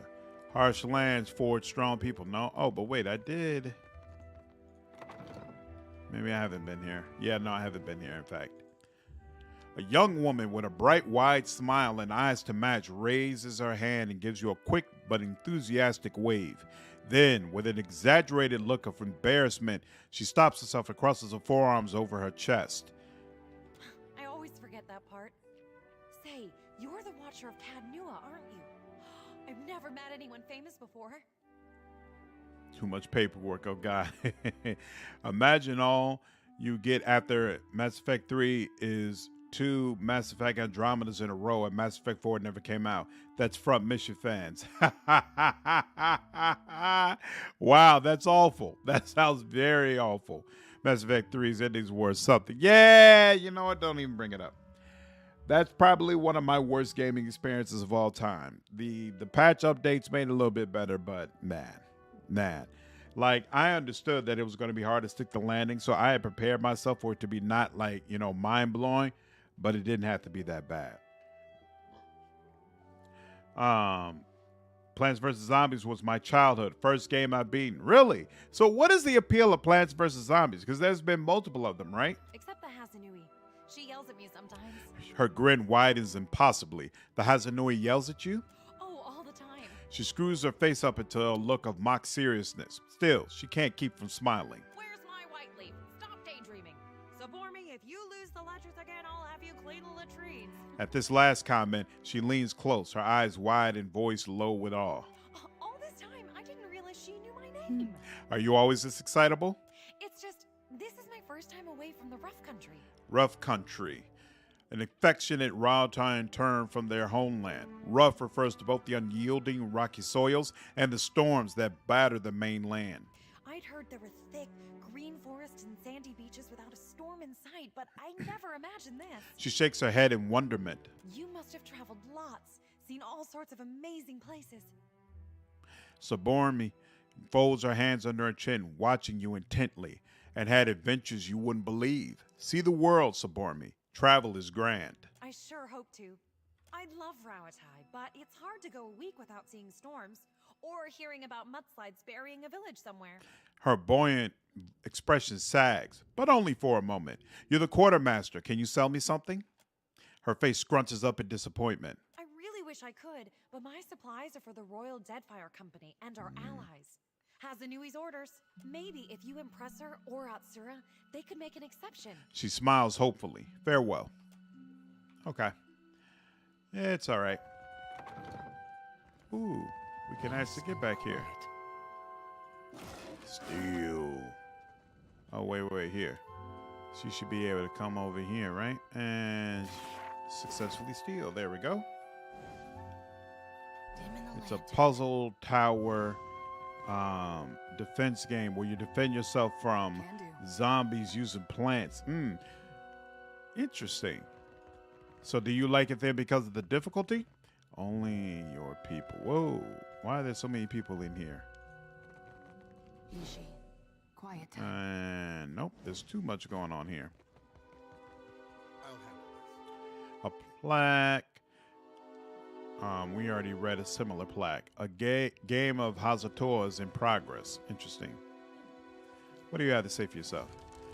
Hazani Karu paces near her desk, looking like a shark circling the shallows. She clenches a long, elegant pipe between her teeth, the smoke trailing in an acrid wake behind her. She looks up when you enter and favors you with a brief nod of acknowledgement. The former Lord of Cadnua and one-time Terrifier of Harbor Masters. If dockside tales are to be believed. She smiles briefly through the smoke. For some staff interviews, sounded like they either ran out of money at the end of the Mass Effect 3 or EA happened, depending on who you talk to. Probably a bit of both, honestly. EA is so horrible. Yeah, you know, I agree that EA is horrible, and I think a lot of the focus on Anthem is because of EA, and so that's unfortunate. But I don't really consider the lack of quality of recent BioWare games to be an EA issue. I think it's more so that a lot of the people, who made the original Baldur's games, the original BioWare games great have left. And the reason they have left is because the level of vitriol they experienced after the Mass Effect 3 endings were so disappointing. It clearly forced a lot of the really good talent away. I think it's definitely one of the main reasons that David Gator left, even though he wasn't even on that team. And so I don't blame EA. I think this is a case of the community shooting itself in the foot and destroying something that was actually making some very good products for you. Yes, those Mass Effect 3 endings were terrible, but you had a journey that was absolutely fantastic. And even besides all that, the developers are people. Why are you sending them death threats because you didn't like the way this game ended? Like, it's just absolutely insane. And who wants to have to put up with that? So it was just an extremely, extremely unfortunate situation. And I don't want to just write it off with, well, EA is this thieving, terrible company, and so that's what happened. Like, no, like, gamers show their ass in the aftermath of Mass Effect 3. They really, really showed their ass. I was a regular attendee on those messaging boards. I remember the way that developers would talk to, the things that happened, the way they were treated. It was not right. It was not right at all. You have not brought much good news of late. Her pensive look returns. So, in addition to pirates, profiteers, and slavers, the Deadfire has a vengeful god roaming its waters? She bites down harder on her pipe. Things could be worse. At least it's not Scan. Tell that to my dead at Asongo. She lapses into a brief silence, puffing on her pipe. Just what the archipelago needs. One more disaster tugging at the seams. He must be stopped. Kind of why I don't like a lot of AAA games. I get you need a return on money, and 120 million is a lot of money, but you lose a lot of passion. Yep, that's true. Yeah, most of the talent is gone. It's very noticeable. It's extremely noticeable. And I think that's the part people don't get. They just say BioWare, and they just assume BioWare is automatically synonymous with quality. But there's a whole bunch of people behind that brand, behind that name, that actually made it work. And when you're sending them death threats and basically telling them that they're terrible, awful people because you don't like this game that they've come out with, it forces a lot of that talent away. It's also, frankly, why it's hard to get diversity in the talent that you get, because every time a new person comes along and they do something different, you get this whole swarm of people who are like, you're exactly what's wrong with games, you should be gone, blah blah blah blah blah. Like, I didn't like Dragon Age 2. I felt like it was a poor entry of the series. I didn't like the way Dragon Age 2 handled romances. I did not particularly care for all of the characters being bisexual and that all of them would try to like force this romance on you. I didn't feel like that was good game design. But the level of vitriol that the women involved in writing those stories received was insane. And so what happens? The same kind of folks end up writing all the stories again and again, because if you're someone different and you decide to do something different, you got to basically be willing to like break a ceiling and do all that comes with it. It's absolutely ridiculous. And it's absolutely harmed BioWare. Like, their talent level right now, it's nowhere near what it used to be. And it remains to be seen if it's actually recovered at all. Yes, and death threats. There was a lot of that. If I was going to recommend a mod for Derivative Original Sin 2 just for quality of life, it would be increase carrier weight, increase your inventory space and how much you can carry. Awesome. Okay. I don't think it's getting breaking that allows you to focus more on the game than struggling with your inventory. Okay. So that, and then the other mods that people mentioned that add more classes. All right, sounds good. Sounds good to me. Some ruin it for all. That's the way it works. People are crazy. I don't like CDPR for what they did with Cyberpunk, but I would never wish ill on those people. But I guess, yeah, it's crazy. That same deal there, though. Like, but it wasn't as bad with CDPR. Like, but people just get ridiculous about their games. This is why I'm really, really, really glad that the majority of the people on my channel are adults. Like, that's by design. I don't want to play games or do things that end up with a bunch of 12-year-old kids coming on my channel and saying a whole bunch of ignorant shit to me. Like, I'm not interested in that at all. You know, I'd rather have 100,000 subscribers with all adults than 1 million subscribers with, 800,000 kids all shouting at me. Like, I've said on this channel all the time that, hey, I'm going to take a week off, or I'm going to take a couple of days off because, I'm going out with my family, I'm doing other things. Or like, I went on about a 2 or 3 months long break where I was doing videos, but I almost did nothing that was related to Pathfinder. And I told the channel that, and it was all good. Like, nobody was breathing down my neck. Nobody was sending me death threats. Nothing crazy was happening because most of the people on this channel are adults. And they're like, oh, okay, you're doing something different. Okay, that's fine. That's cool. It's whatever. Whereas I've seen other content creators where they do similar things, when they try to tell their community that, all of a sudden it's this whole wave of vitriol and hate. Why? Because you're dealing with a bunch of minors. You're dealing with a bunch of people who don't know how to control their emotions and who have no real understanding of life. So when life happens to you, they don't get it. And they don't understand why anything has to change. They just know what they want, and they want to keep on getting what they want. I'm good on all that. I'm good on all that. I'm good on having to deal with all those type of people. Nah, I'm straight. Absolutely straight. Warhammer fans are next level vitriol. I'm just waiting for it to happen with Rogue Trader. It's going to be really, really interesting to see what happens with Rogue Trader, because I've heard that multiple times that Warhammer fans not the best people, and I answer all of my comments. So if I feel like you're somebody who's bringing a whole bunch of vitriol to my channel, I'm gonna just give you the boot and you're gonna be up out of it. Like, I feel like I've done a really, really good job of establishing a very, very chill community, and I'm not allowing anybody to come around here and fuck that up. And that's not happening at all. So it'll be interesting when Rogue Trader finally comes out and the Warhammer people start flooding in. That we're keeping the ones who adapt to the culture that we've set. We're a nice, chill, laid back, relaxed environment around here. That is not changing at all. Cliff, what's going on, man? How are you? Glad you're able to join the stream. Have you read Ordeal? Nope. Don't know what that is. Light Dragon 2, but if I did, I would not get angry at the writers. Exactly. Kind of rampant across the gaming industry. Every company has some horrific crap going on behind the scenes. Yeah, but it's worse with it's worse with some of those other companies like Activision and Ubisoft. They're on a whole another level. Like, honestly, I'm a huge fan of the Assassin's Creed series. I'm giving serious thought to whether or not, and I think the next one's supposed to be in Japan, right? Like, usually that would be a crazy, exciting thing that I'd be really, really excited for. But from everything I've heard, nothing has changed at Ubisoft. They haven't addressed their issues at all, and it hurts me. It hurts me. I'm like, yo, is this really the type of company that I wanna, support and play their games and push their products? Do I really want to be associated with that? Like, I don't have to worry about Activision because I don't play Call of Duty. I don't play Blizzard games. I don't care about Diablo or any of that. So it's real easy for me to say I'm good on that. But Ubisoft, I was actually a huge Ubisoft fan. I was playing a lot of their games. It's painful, man. It's painful to see these people who can't autocorrect. Wolfhard speaks really well of you. He asked us to raid you tonight.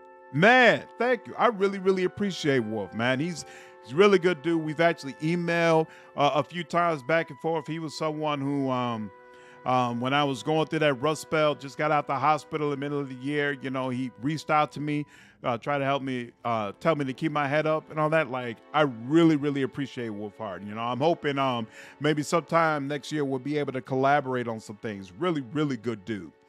Oh, what happened? 40K tab fans can be really toxic. I'll handle it. I got no problem. I've never banned anybody on this channel before, but I got no problems doing it. That's a lie. I banned one person because he kept using the N-word. And I don't know who he was in real life, but whatever image he was using for who he was as a person was the white dude. And it was weird to me having this white dude using the N-word all the time. I felt like he was doing it because he could see I was black. So I was like, I'm good on that. I don't need that on my channel. Other than that, I've never banned anybody before. You can say whatever you want. Sometimes people have very harsh criticisms. It's whatever. They say whatever they're going to say. But I'm not going to allow vitriol. I'm not going to allow you to just change the whole culture of my channel. I'm not doing that. No. You're doing a good job. I wish you luck filtering people out. We'll see. There's no risk of having satire fascism in your setting is attracting real life fascists that just don't get it. It's like the boys on Amazon, right? Like, you got a whole bunch of people who think Homelander is just the greatest. They don't. They're not getting the joke. They're not getting the joke. Ordeal is a webcomic about a guy named Chehar fights Kimio superhumans in an underground ring. Most of the characters are black, including the protagonist, which is cool for variety, and the art is amazing, and the story and characters are pretty good too. It's a webcomic, and it's called Ordeal. I actually haven't read a good comic in a long time. Hold on. Ordeal. Hold on. Let me send a note to myself. Ordeal web comic.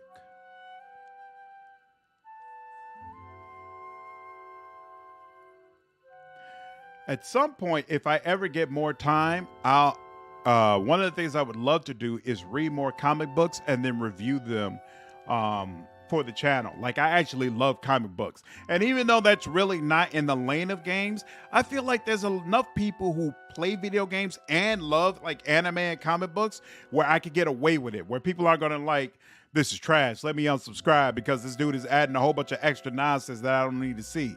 So we'll see. I would love to do that at some point. I can say from personal experience, the new WoW Xbox is pretty good, but Blizzard a long way to go before they earn any goodwill from me. Basically, I found there are two Warhammer fans: the ones that know the lore, buy the books, and have fun with it, and the ones that watch the memes, think they know the lore. I feel the memes are the problem, people. The ignorant ones is what I'm saying. That could be right. That could be right. I'm gonna send it to you on Twitter. Yeah, do that. Do that. I love comic books. Shouldn't make generations like that. I guess that's my experience. Yeah, it's your channel. You have rules that people should respect. It's not hard to understand, but some people are very ignorant. Yeah, it just is what it is. So I just try to take people as they are. She halts, turning to face you. You're finally able to get a good look at her. She's not especially large for an Amua, but she carries her shoulders high. Her wizard face looks to have seen many storm-blown and sun-beaten days on deck, yet her eyes are sharp and keen. Have you read Berserk? I have never read Berserk, but I keep hearing people reference it as like this, I guess, ultra-mature comic book. Like I keep hearing it referenced as like the comic book you have to be stout of heart in order to be able to read. Is the story for Berserk actually good, or is it just about a bunch of, cut up people and guts everywhere? That's why I came to you all at the palace. She waves a hand dismissively. If there were help to be found at the palace, do you think Deadfire would be such a mess? The Valians won't lift a finger if it isn't to snatch a coin, and the Huana will barely do that much. I have no idea what Battle Chasers is. What's that? No one takes charge to solve the big problems. But perhaps we could work together to our mutual benefit. She takes the pipe in her left hand. As she does, you notice that her right is unusually still. What do you mean? Look around. Deadfire's full of fertile, temperate islands. Except for Andra's mortar. It's largely free of rough weather. She waves her right hand, and you notice again that her fingers remain strangely still. You realize it's an unusually fine prosthetic. Yet much of it is uninhabited. Itinerant tribes drift between some of the islands, and smugglers and slavers cluster around the rest. She shakes her head. It's a waste. Imagine what this place could be, with well-guarded shipping routes. How many Rawatayans we could feed with plantations here. Wait, Berserk has been out all this time and it's unfinished? I just automatically assumed that it was already a complete story. Is this one of them things that's never going to be finished, where you get it all wrapped up in the story, but it's never going to have a final end? Like, if I get involved and I read all of it the way it is right now, am I going to feel satisfied by the end? Or am I going to be joining a bunch of people like the Game of Thrones book fans who are sorrowful about this amazing story that might never be actually completed properly? Berserk is very much like Overlord. There's no light in this world. Only the dark can correct the wrongs here. MCF, like generic edgy dude, but that is a front that disappears. He opens up to people and he suffers a lot. It's like Overlord. I'm sold. I'm going to have to check it out. Overlord. I've never read that either. Interesting. The main author died in real life, so it will never be finished. The author died before he could finish Berserk. Damn. That hurts. The creator of Berserk died, unfortunately. Like, was it unexpected? Or was he like a really, really old dude? That's a worthy venture. Glad you agree. Maya smirks and folds her arms. I said it for you, baby. I'm glad you noticed. She takes a satisfied puff. If you're chasing the god who's stomping this place into the ground, then we have a common goal. So he died, but it is getting continued in some way. And if you're going to survive here, then you could use an ally. A hint of a smile tugs her lips from her tar-stained teeth. That's true. The disaster at Hasongo remains a key concern.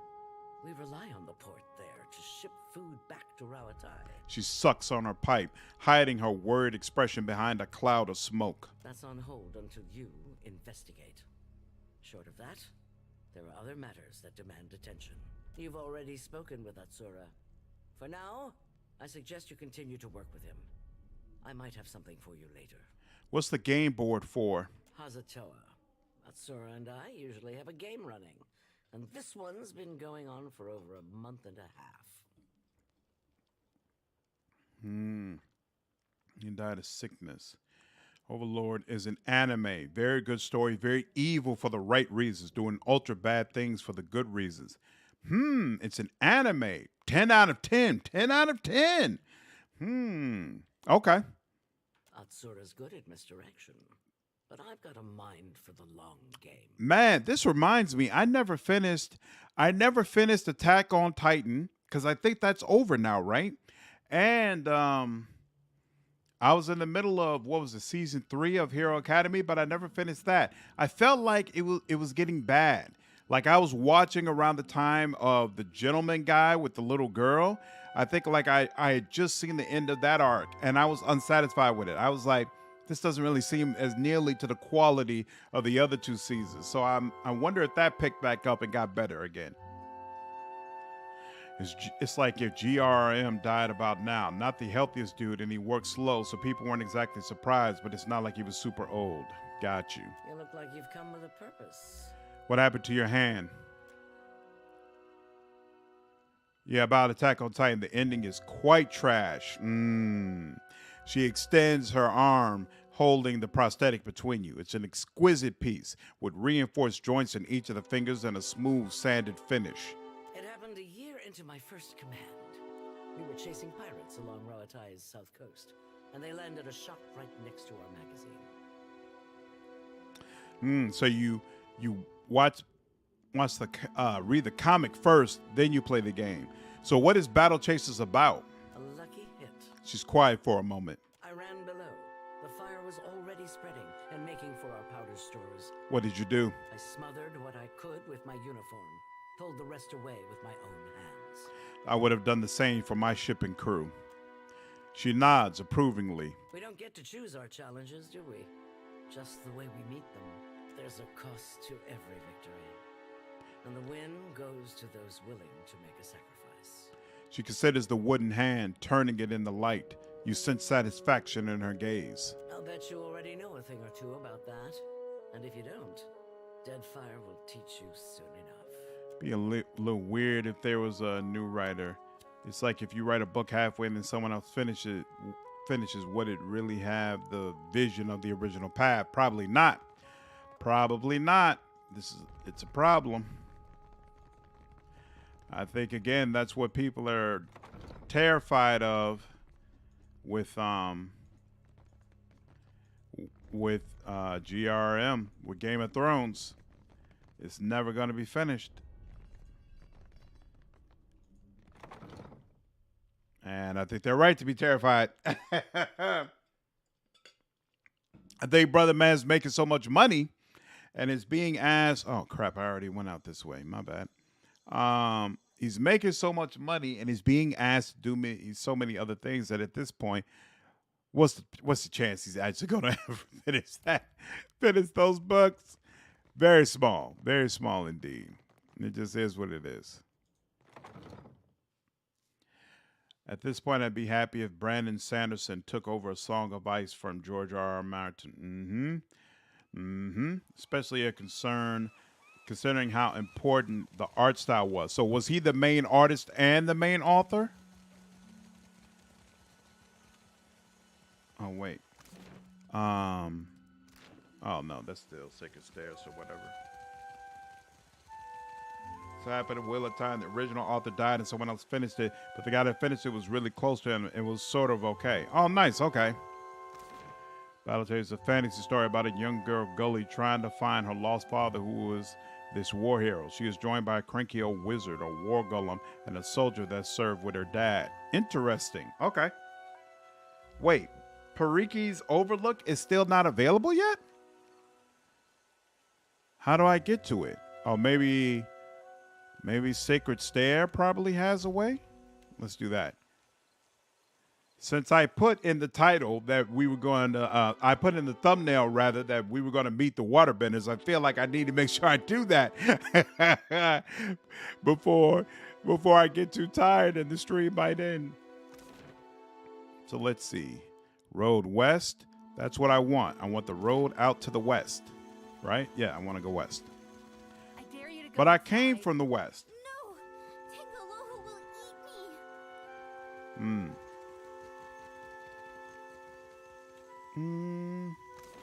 There we go. So I came from the west and it still had me go back out the west to get to Pyrrhic Outlook. Well, come on now. Whatever. Honestly, even if you don't finish Berserk, everyone should finish the Gold Age arc. The first one after the prologue. Okay. George R.R. Martin did not do any artwork as far as I know. No. I think they were talking about, he was talking about Wheel of Time. Not Wheel of Time, Berserk. That the author did the original artwork for it. A lot more violent than that description makes it seem. Battle Chasers is more of a teen book. You know, he's the manga, so artist and author. Interesting. Okay. More things to get into next year. What did I just pick up? You gain an item. What is that? Oh, that's Ragged Robe. I almost thought it was similar to those scan robes that you get when you're in Pillars of Eternity 1. Oh, it's afternoon? It's not afternoon. The torches are out and those and them crickets are going off. Yeah, we're going to wait.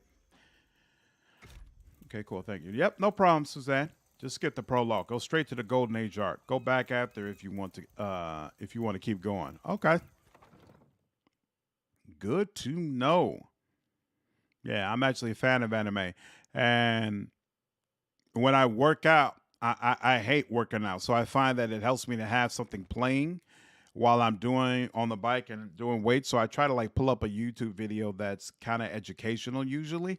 But it'd be nice to be able to switch it up sometimes and have some like anime or something going. I'm looking at this 1-hour presentation by this guy on Think Matters about social media and having a proper social media strategy. Because I use Twitter, but I feel like I use it all wrong probably. I get like zero growth on it. So I feel like I don't understand really how I should be approaching it. So I'm trying to get some guidance on, okay, how should I be doing this? To present it the right way. Patterns both local and foreign adorn these bolts of fine cloth. It probably doesn't help that I hate social media. Like, for whatever reason, I'm all good with responding to comments on YouTube. But as far as like making specific social media posts, I hate it. In fact, I think the reason for that is that I never feel like what I'm doing or what I have to say is important enough to warrant posting about it every day.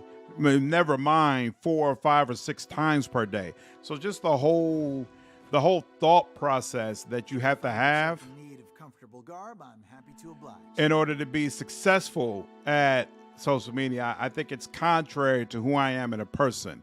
But I'm trying to work on that because I know if I was able to do this properly, it would probably help me a lot in my YouTube goals, which, you know, is definitely important to me. Do you want a wholesome show to watch? Sure. What's a wholesome show? Pop and Iron, huh? Nice.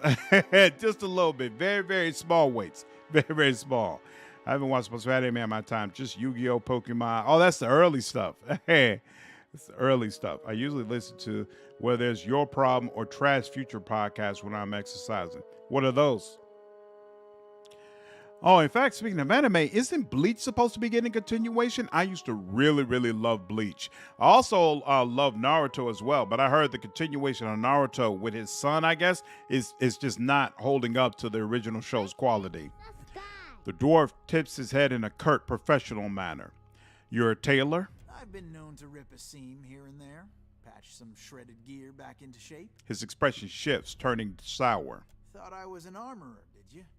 Assumed that my tree stump limbs and barrel chest lend themselves better to the forge than the needle? Forgive me, I meant no offense. If it's armor you're after, Marihi will set you up. She's got a knack for metal. He points out the door and jerks his head to the east. Show me what you have for sale. I could have, snatched dude up, but it just felt wrong. Let it go. It's okay. It's all right. 3 trolls stitched. This is more health restoration possibility. +1 dexterity, +2 mechanics. That's interesting. Mantle of the 7 bolts. This is also a cape. +2 shark armor. Grant storm of 7 bolts. Unleashes 7 powerful arcs of lightning which bounce off walls, harming anyone in their path. Doubtful. Shock damage, area of effect when knocked out. Also doubtful. And Gotti's girdle. +1 athletics. 10% chance to cast crush damage, area effect when critically hit in melee. Maybe. Probably not, but maybe. It's possible. All right. We can come back here when we got more money. Man, I have no money. Inuyasha was good. Yeah, Boruto is bad. Bleach is getting a continuation. That's what I thought. Love your shirt, bro. Nice to see you hold down the whole time bears regardless. True fact. What's going on, Spirit Walk? Yeah, man, I always got to rep hometown. Regardless of what's going on in the season, I always stand with the Bears. So no need to pretend any other way. I'm always down with my peoples. The luminous bathhouse. Spy X Family. It's a show about a family where the father's a spy, the mother's an assassin, and the daughter's a telepath. It's such a sweet show that it will make you diabetic, especially when Anaya is all screens. She's the daughter and she's precious. Also, send me a Twitter message. Send me a Twitter message with a link to it. I swear, mecha stuff is the most depressing crap ever. Very left-wing podcast. The first is about engineering disasters. The second is about failed tech startups. That's interesting. Podcast about failed tech startups. So what? It telling you about what they learned from and what you should watch out for. You were greeted by, ooh, I really like all the color contrast happening on his face. That's actually pretty wild. You are greeted by a tall, carefully composed man. The crescent moon in the center of his forehead glows faintly. Up close, the careful tailoring of his opal-adorned robes and their immaculate cleanliness speak to a deep well of vanity. Welcome, welcome. I am Ganor, owner and proprietor of the Luminous Bathhouse. If there's any way I might make your visit more comfortable, you need only ask. He claps his hands and bows, a playful smile tugging at the corners of his lips. What do you have for... I'd like to try your bath. Of course you would. Just speak with the steward near the stairs. He will make certain you are treated well. What do you have for sale? Rest and relaxation. Interesting. Import adventure. Of course, respec. How much does a respec cost, by the way? $875. Oh, so it's not crazy. All right, I might go ahead and do a respec before we leave here and get back on the ship. I'm not sure if you guys follow the Witcher TV series, but the actor who plays Geralt, aka Superman, is not going to come out for season 4 because they're going in woke direction. It's not saying true. That's not the reason he left. He left because he thought he was going to be playing Superman. It turns out he's not going to be able to do that. Now that's not to say that he regrets that, because they absolutely are not staying true to the lore. But the way they're not staying true to the lore is not about being woke. It's about that they want to tell their own complete story. Now, in my opinion, the story that they want to tell is inferior to the story that was told in the original books.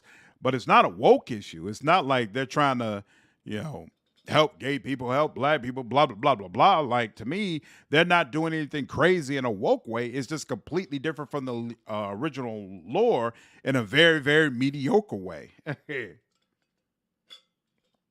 You would think an anime about a bright blue, red, and white robot would be happy times. First episode, half your class daddy, your father was just space kid. Wow. Only sport I follow is hockey. Canadian and everything. And nah, man. Come on now. You missing out if it's just hockey. You got football. You got basketball. Open your mind. Open your mind to the games and books to give the fans what they want. They're taking it in a weird direction. They just want to keep doing it. That's true. That's what it looks like, and that's what a lot of people are saying. I prefer the books myself. Yeah, the books are definitely superior to the story that they're telling. The story that they're telling is not true to the books, and in a lot of ways it's not true to the lore. And Henry Cavill definitely made it clear from the jump. He was a fan of the lore. He was a fan of the books. He wanted to stay close to the books, and he was disappointed with the direction of the show, and that causes him to leave. I think that was a really, really bad move on their part to allow him to walk away. I think there's a lot of people who are only watching that show because of him, and it's kind of goofy. It's kind of goofy that they would do this because The Witcher really hinges on Geralt. And I don't disrespect anybody, especially somebody who does something that I'm not capable of doing. I'm not a great actor. I'm not capable of stepping into that Netflix show and getting a whole bunch of people to watch it. But let's just call a spade a spade. No one's excited about Liam Hemsworth. There's nobody sitting around like, Liam Hemsworth is going to be the new Geralt? Oh, man, now I've definitely got to watch that show. Like, you're going to lose people. You're going to lose people. And there's no reason for any of us to believe that the story is going to be significantly better than it was before. But it's not because it's woke. It's not like they made Geralt black. Like, if they made Geralt black, I mean, I watch the show more, but, I'd understand your frustration, but it's not woke. It's just wrong. It's just wrong. That ain't the same thing. Yeah, Trash Future is all about what is really going on with all these tech companies beyond the marketing material. Interesting. That actually sounds like a fascinating concept. Trash Future.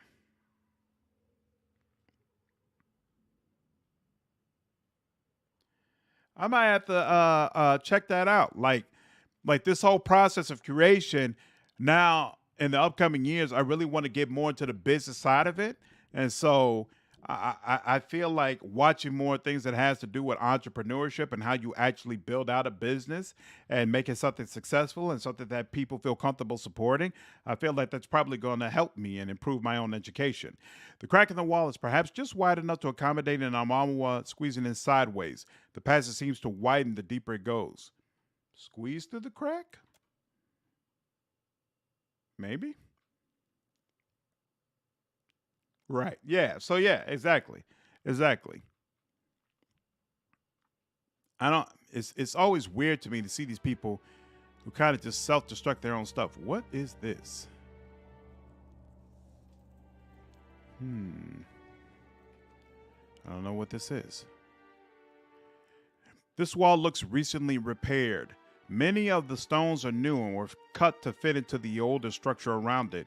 It would take an appropriate tool or considerable brawn to overcome the steadfast obstacle. Hammer and chisel away at the mortar. With time and care, you manage to break through the recent repairs and carve out a serviceable entrance.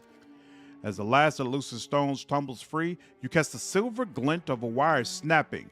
Somewhere in the manor, a mixture of bells and horns sound a discordant alarm, which fades over time and is replaced by the sound of high-pitched cackling growing closer. I remember this now. This is that crazy tower, right? Arkamir's Manor. We're not doing that right now. I'm not setting off that damn alarm. Thank you very much. Nope, I'm not using my 20 might either. We'll come back to that later. I don't remember the whole process you have to use in order to get through it without setting off the alarm, but I know there's a process, and we're going to do it. I like doing things right. I'm pretty sure there's a extra XP if you do it properly as well. Beads of moisture run down the heated copper, leaving the perfume of refined Adra in their wake.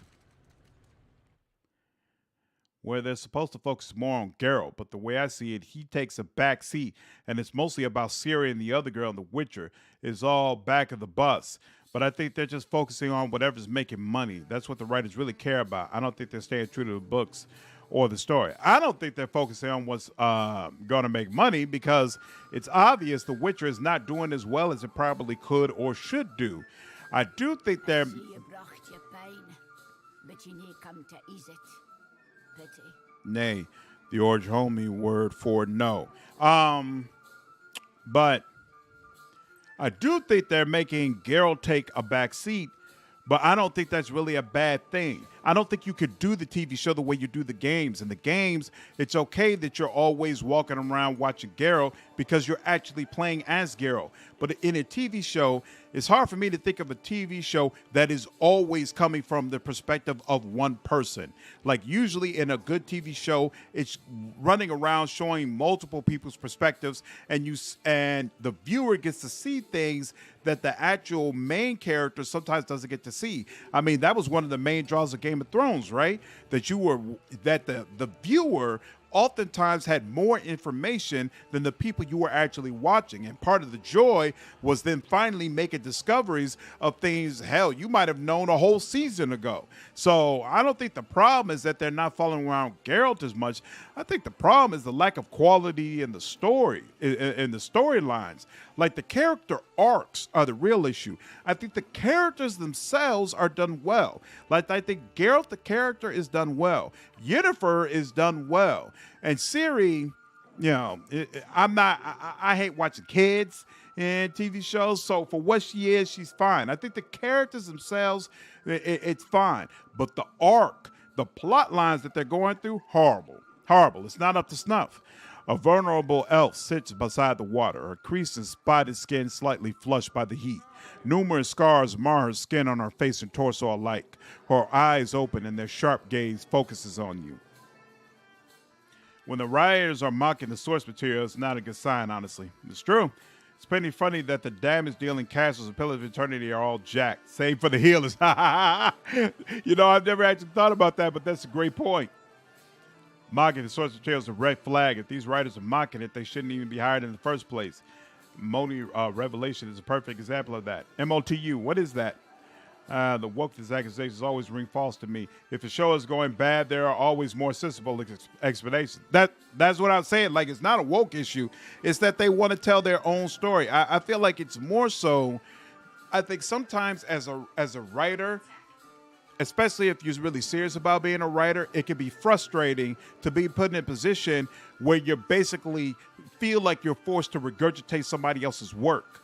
And I think the writers of Witcher are very, very focused on wanting to be able to tell their own story and not being able to tell the story of the original author. And I think that's the real problem.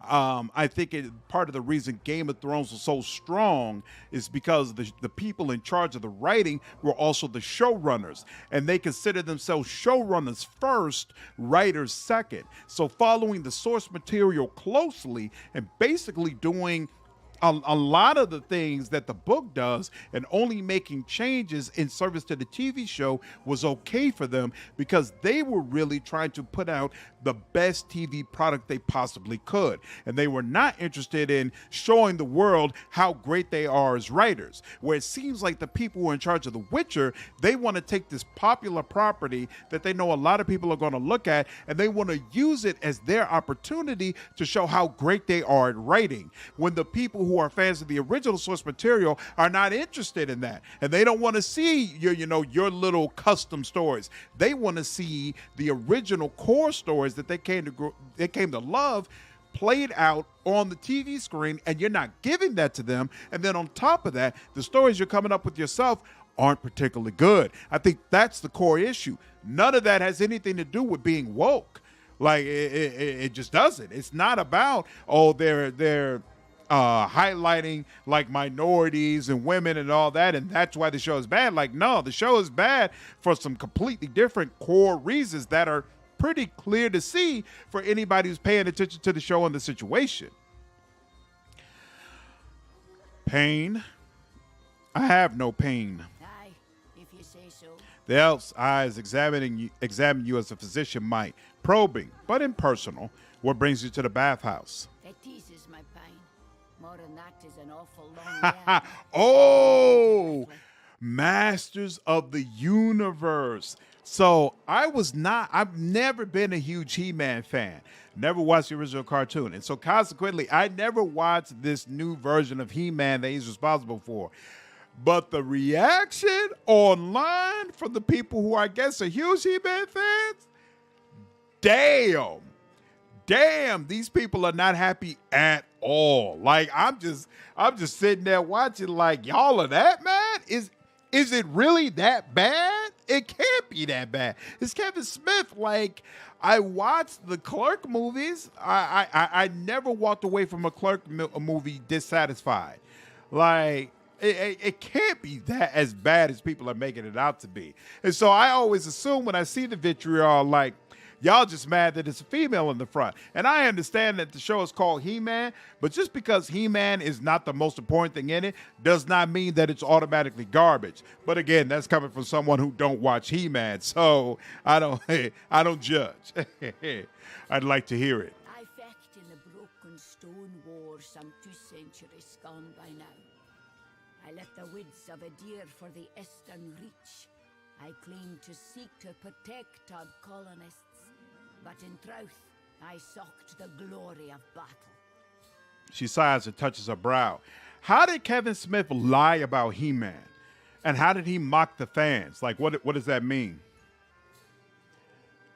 You're totally correct about the Witcher TV show. Thank you, Suzanne. I think so. That's what I feel like when I'm looking at it. I grew up watching He-Man. I just saw the trailer and never tuned in. The trailer was all I needed to see. Damn. These both. He lied to us, though. I think you're right, but I think people don't like that. That's the obvious difference that people jump on it. Plus, companies push negative feedback in a way to ignore criticism. That's absolutely true. That's absolutely true. Glory were need to be had. Truth be told, I hold luckier than most. The Orlans o' Air Glanfath walded blades that sheathed spirit as easily as flesh. Some of mine fellas were slaughtered body and soul. Come again? I don't quite follow your meaning. You speak of the Mind Hunters, Glanthathan warrior ciphers. Aye, that I do. And a downright vicious bunch they are. What happened to you? One weird o' the will of the gods one. A farmer near a Boots log home invited the soldiers for dinner. 'Twas hairst, and the crop was rowdy. She and her man devised us a braw and gusty feast. Deer pie and salmon, a stew of cabbage, carrots, and potatoes. Damn. Squash roasted with pine nuts, and the sweetest honey bread I ever tasted. A weak smile spreads her mouth. The Glanfathans riled the animals. By then we caught the trick, so the captain bade the farmer's family stay within. We skipped into the necht, approached the thick swine, and the arrows began to fall. The smile is faded. You need not tell me more. Go on. She exhales a long, thin sigh. The shelter folk, hunters and kempers bred, aimed their arrows true, and 2 of us fell immediately. The Orlans rashed us down, small and shady, visible only by the violet flames that lit their blades. There was a leak saying the He-Man show isn't about He-Man. Smith said that was a lie. Then the trailer dropped, looked like it was all the first episode, and He-Man dies in that episode. That's wild. Why would you do that? Oh, Kevin, man. Oh, I'm sure the fans were pissed. And then that's when the chick stepped up and she became the leader. So they killed off He-Man and put a chick in his place. And then wondered why fans were so upset. Damn.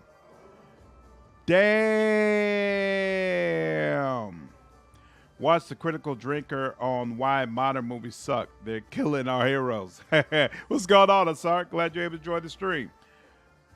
The Critical Drinker. Is he the one who makes a series of movies about why, like, they're all horrible? I don't think I've ever seen him review something positively. By the way, the only reason I'm able to watch you right now is because I have sinuses and I got the flu. So my sinuses just got worse. And thus I gotta sleep or I'll drown in phlegm. Oh, snap. I'm sorry to hear that, dude. I have had that feeling before where I'm laying in bed and I've got complete congestion in my chest to the point like I feel like I can't really breathe. Like I can't breathe undisturbed. Like when there's so much phlegm that when you breathe in, your chest starts fluttering because the air is trying to get past all of the mucus. It's just not a good feeling. It's not a good feeling at all. Actually, that's one of the main things that has gotten better after coming out of the hospital because I didn't realize it was my heart filling my lungs up with fluid and that it wasn't actually me getting sick. And so now with me taking my medication and doing the things I'm supposed to be doing, I haven't like been really, really sick since then. So I hope you feel better soon, man. I wouldn't mind if they didn't show He-Man, but I heard they actually kill him twice in that show. Wow.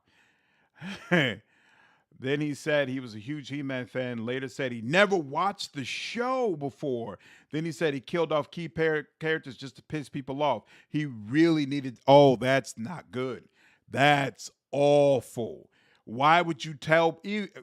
See, this is what I'm talking about. Smith is a writer. He wanted to write his own show, but he didn't want to be beholden to anything that came before him. Yeah, sounds like he deserves the hate. Sounds like he deserves the hate. Wow.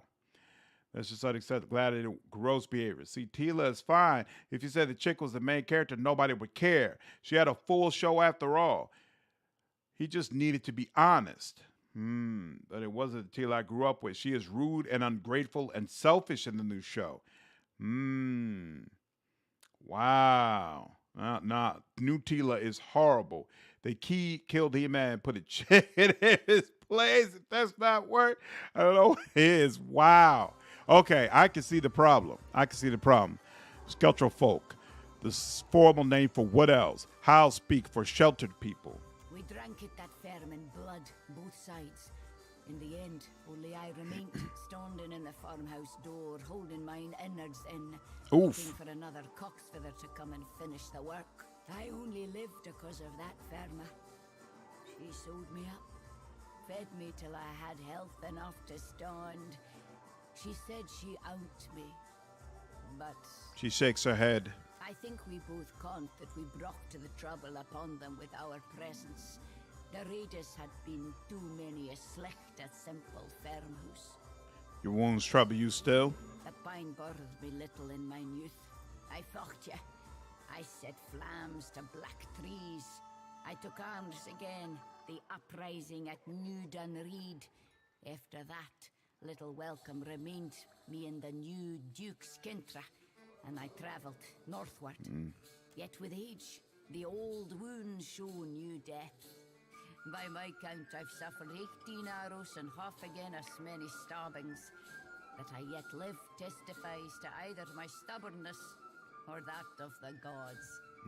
I'm all for strong women actors, but the way they use them and put them in now is horrible, and it happens a lot. And they say it's coincidence. So, what's an example of a property that had like a strong actress, like a strong front and center actress, where you felt like it was done well, Robert? Yep, he killed He-Man first episode, brought him back the last episode, immediately killed him again and destroyed his soul. Damn, he got better though. That's crazy. That's crazy. But He-Man, that his Master of the Universe, it came out with multiple seasons, right? So somebody likes it. So I guess maybe he's drawing in non-He-Man fans. I ranged for years seeking a balm for the growing pine. Drink helped for a time, swear for another. Now only these baths, infused with Adra, dull the agony. Xena, Warrior Princess. Woo! That was a fun show. Fun show. For me, Aliens, Xena, and the new Predator movie. Ooh, the new Prey. You liked Prey? You felt like it was done well? Intelligence. You fought against the Deerwood's independence? Aye, I did. At the time it seemed recht. Now, I feel less certain. Have you tried killing? Wow! Thank you for sharing your story. Aye. Thank you for listening. Few day. Less there's anything you need. Please, let me to mine water. The woman dabs herself with a warm cloth. What brings you to the bathhouse? It teases my pain. More than that is an awful long yarn. And then to lickly. Never mind. Less there's anything you need. Please. Leave. Farewell. All right. Yeah, what destroyed Teela, first thing she did when Prince Adam died was go to his parents while they were grieving and yelled at them for not telling her he was He-Man. Wow. Rare and colorful fish swim from end to end in the watery enclosure. The cost of enjoying the Bathhouse's unique offering is 1,000 copper per session. The bathhouse steward crosses his arms and smiles. His look holds an invitation, but a warning too. Why so much? A prudent question. He draws himself up to his full height and puts his hands behind his back. The bathwaters are infused with hand-refined luminous Adra, which promotes a holistic balance of the humors.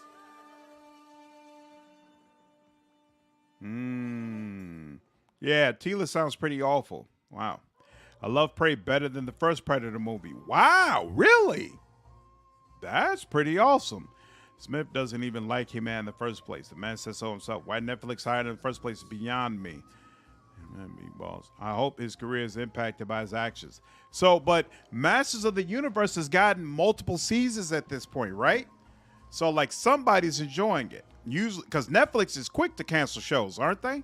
I think it was slated for 2 seasons off the bat. I don't think ratings matter. Ooh, not saying the show didn't have fans, but I know viewership took a nosedive in season 2.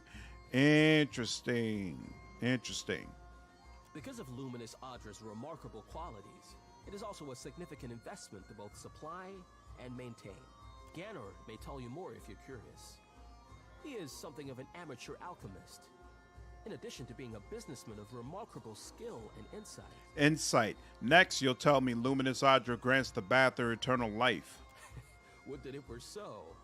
Ganor would make good money, and perhaps I would receive a raise, yes? The bathhouse steward chuckles heartily. Streetwise and diplomacy. When have you ever known men such as Ganor to share their spoils? You, I like. We see eye to eye on many things, I suspect. He lets out a bark of laughter. A small discount for you, friend, for making me laugh.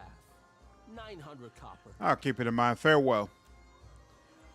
Oh, the Ghost in the Shell anime is probably responsible for my lifelong love of strong female protagonists. I've never seen Ghost in the Shell. I was going to see Scarlett Johansson's version, but then it was so universally panned that I was like, all right, well, maybe I should skip it. Did you watch it? Did you feel like it was a accurate representation of what the show should be about? Get out. You have the wrong room, stranger. Well, my. I'll take it. What? Oh, that's right. There was that bridge overlooking it. I don't wish ill on anyone usually, but if you mangle great storytelling, one of the oldest professions for so little, hands need to fly. There's also a 3D animated He-Man show that came out around the same time that did okay. I'm all for female leads that are genuine and are not being pushed to make some statement or for some agenda. I said? I think it was something I said. No, it's not. You're not doing anything wrong, exactly. Really? I mean, you tell me if you had a problem, right? If I'd bothered you this whole time? It's nothing personal. I just don't think we need to be talking is all. Oh. Well, thanks for clearing that up.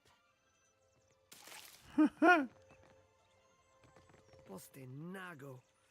You have truly Oh. put your foot in it this time. Uh-oh. Who's that? Nago. Oh, that's the dude. Okay, I haven't met him yet. I haven't been over there. I was like, wait, what'd I miss? Yeah. For some statement or for some agenda. Yeah, sometimes I guess it can feel forced. Like it never bothers me unless it's like those situations, like I said, where I feel like not only are they making a strong female lead, but then this strong female lead has to walk around putting down men everywhere.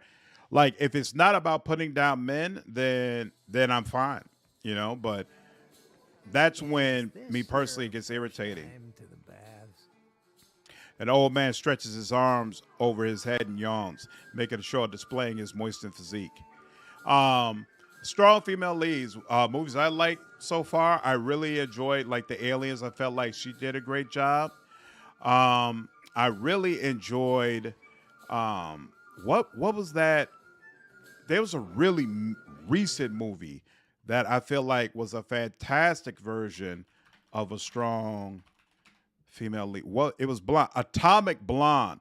I loved Atomic Blonde. I felt like those fights were so brutal, and yet it felt so realistic, as in like most of the men she was going up against, it felt like they were stronger, that they had an advantage on her, and she was basically winning these fights by the skin of her teeth, and it was absolutely brutal. Like she was basically a female John Wick, and it felt grounded. I really, really liked that movie. And since we're talking about Charlize Theron, I loved her in, she's probably not considered the main lead, but still, I loved her in Mad Max. I thought she did an incredible job. And I thought she was really, really awesome in Monster as well, even though that's not the best representation of women in that movie. But I just felt like she did a fantastic job in those. Definitely a fan of that work. Yeah, Monoko Kusunaga and Samus Aran were two strong female leads. Samus, absolutely. Do not see that movie. Oh, God. The ScarJo version was a travesty. Really? Ghost in the Shell 1995 anime movie. Watch it now. I'll wait. Okay, so that was great. What was so terrible about Scarlett Johansson's version? Princess says, ouch. Seems to be a universal agreement that it wasn't all that great. By the way, if you ever decide to play Pillars of Eternity 2 again in the future, I recommend the Banter Boost mod. It's great. Okay, awesome. Aliens was a great movie. I agree. Clearly, the writer has no idea how to write one other than just making them angry all the time. Yep, one-dimensional characters, which honestly is irritating for male leads as well. One of my Pillars 2 playthroughs Shorty ended up falling in love with Maya through banter as she asked me for advice. Yeah, we're going to avoid that. Maya's mine. Underworld. Ooh, the Underworld series. Yep, that's another example of a great, strong female lead. Absolutely. The Underworld series was fantastic. I mean, it was popcorn fun, so it's not like these are masterpieces, but thoroughly enjoyed them. Thoroughly enjoyed them. Love the Alien franchise. Yeah, I think she's great too.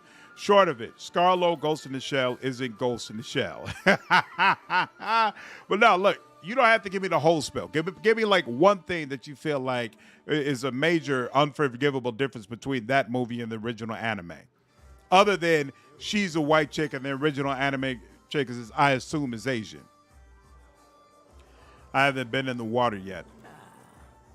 The cost is high, but so are the delights. I might have the skin and bones of a retired scarecrow, but the waters bring youth back where it counts. He studies you from under a lowered brow as his knees begin to drift apart. Go on. If only we had a bit of privacy. Maybe in another life, eh? Wow. He winks, sighing to himself and catching his breath. Hilarious. Oh, wait. This is a named character as well. We haven't spent too much time in the baths. A young woman takes your measure wearing a concerned frown. It's fine. I don't work here. I see. My thanks for clearing that up. In any case, we hope you enjoy your time. Her companion subtly tips her head to shoo you away. What brings you to the bathhouse? I am helping Herwina to conceive. She came all the way from the Deerwood, and I will see that she returns with arms laden with young. You should thank me. Seeing you grins her way. After the Hollowborn crisis, I wanted no child of mine born in those blighted lands. Yep, Fifth Element was awesome. Underground, yep, they're great. Did you watch and enjoy Rocky Balboa? Yep, I watched all the Rocky movies, loved all of them. I've also watched all the Creed movies, so I'm looking forward to Creed 3. Any chance the big Wolfie boys influence your choice on you talking to Princess? Okay. Fifth Element is great. Ghost in the Shell is about transhumanism and where we're going with tech and society.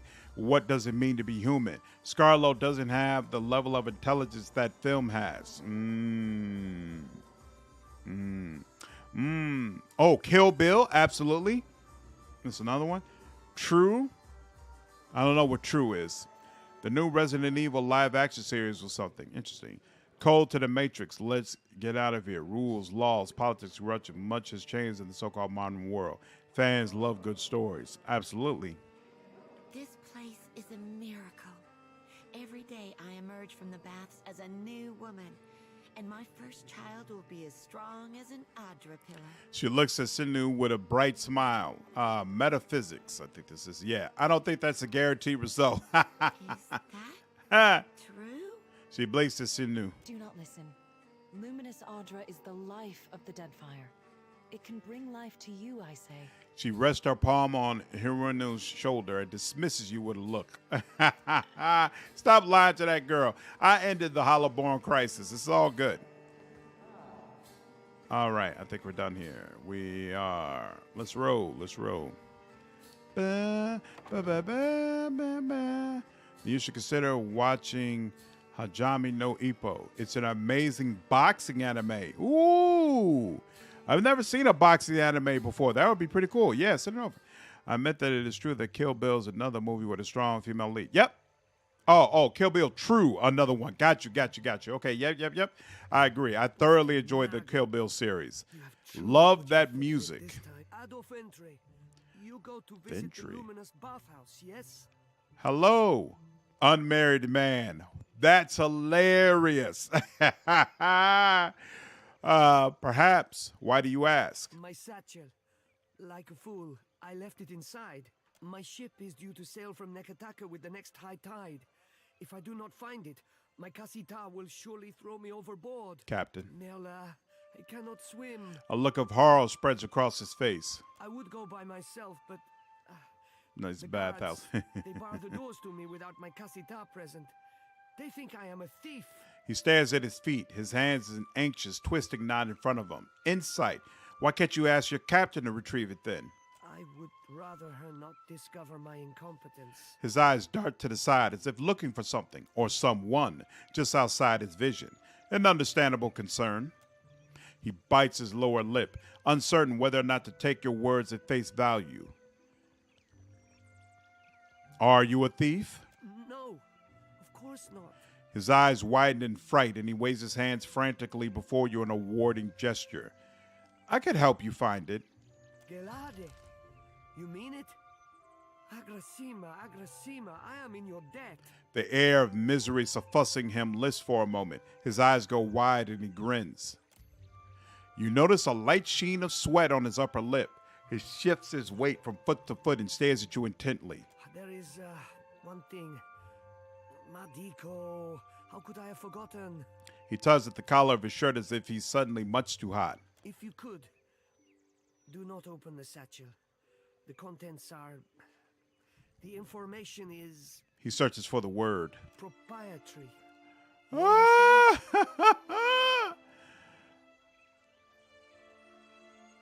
You request a favor, then attempt to dictate the terms of its fulfillment? No, I would not dare. You do me a great service, Ainiko. He waves his hand frantically. I am not so good at ideaing, yes? Forgive my clumsy words. He claps your hands in his. Please, when you find the satchel, meet me at Peddler's Canal in Queensberth. Okay. Also, her being a white woman where the character is Asian isn't a problem. Motoko's body is like 90% synthetic. It can be mass produced. The problem is they explained it. Interesting. Okay. Because I thought I read that was one of the complaints regarding the film, that they felt like there was a problem with her being a white woman taking on this role, that it should have went to someone else, like of the culture. Real quiet now. Speak freely. But if she's mostly synthetic, then yeah, I agree. That really shouldn't be an issue. Not a problem, Captain. He's getting mocked for being unmarried. Apparently, man is an individual only because of his intangible memory, but memory cannot be defined, yet it defines mankind. Lines like that is what I expect from Ghost in the Shell. Oh, interesting. Okay, and you don't feel like her dialogue was really up to snuff. Interesting. Did you? No, okay. So we should be able to go to quest items, right? Satchel. Open. It's all arranged. So long as your captain sticks to a route, our ship will meet yours at sea 3 days hence. Don't forget to dump your powder before we arrive. Every cannonball that strikes our hull will be one less limb we leave you with, understand? And be sure to wear a red bandana so we don't kill you by accident. If all goes as planned, a spot on our ship and a fair share of the plunder will be yours. That's promise. From Taufor. A Veta seal. An intricately carved seal commonly used to prove the origin of a document or the identity of the document's writer. That's ugly. You're gonna set your captain up to have a ship boarded? Not good. Anyone who said that didn't get a scene in Ghost in the Shell. Got you. Okay. Interesting. I hit the like button already and tried to super chat, but Google keeps erroring even though it's the right info. I think there's something wrong with I think YouTube might be having issues because other people have mentioned that they couldn't, that they tried to post in the chat, but it wouldn't see anything, which really sucks because apparently I got rated today, but I probably couldn't see some of the people who rated me, and they probably walked away feeling like, well, this dude ignores people who comes to his stream. So it's an unfortunate day for that to happen. But regardless, I appreciate the super chat thought. Hopefully the next time you want to do it, it actually does work. I don't understand what's happening. It's unfortunate that YouTube is having issues. Fresh and hot, spice to the tongue of outsider and local alike. What I'm also going to do is check when I get done with this stream, check the API on OBS again. I'm wondering if maybe that's the issue, that maybe the API needs to be refreshed, because that's not quite right. The vendor gestures to a bed of hot coals in his wagon, a flavorsome scent rising from bundles of meat-stuffed leaves. Show me what you got. And good food, but nothing that I want. Okay, cool. And go in here. Ooh, metalwork. This is where old girl's armor should be, but it's not going to be because I chose the wrong ending for it. God dog it. Been better if it went. It would have been better if it went to someone of the culture, but it wouldn't have been a problem if they hadn't gone with the dumbest writing imaginable and felt the need to justify it. Philosopher Dagon. Probably was never gonna like the live action one. Ghost in the Shell is my favorite movie of all time. Of all time? Man, I really need to see this movie. Okay. I know just the thing. I've done it. All right.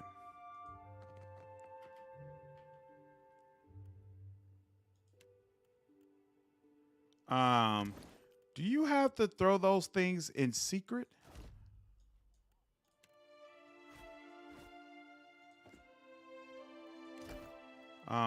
Let's see. Let's save again. Do you have to throw them like secretly?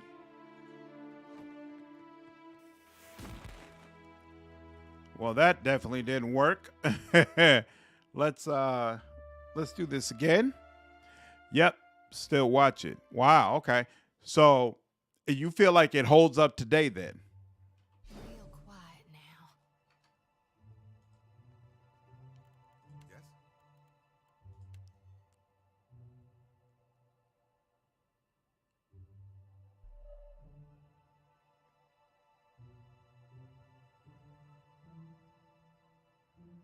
Actually, no. Here. So she'll go up there. And then he...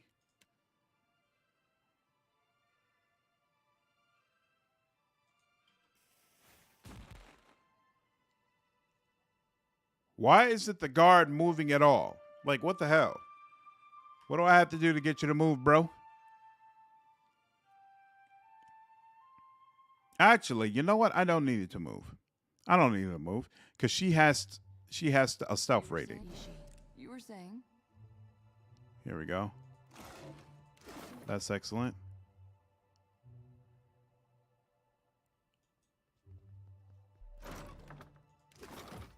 Right. Okay. Now she'll move just outside. Whoops. She'll wait for him. Yeah, Ghost in the Shell anime movie definitely holds up. Wow.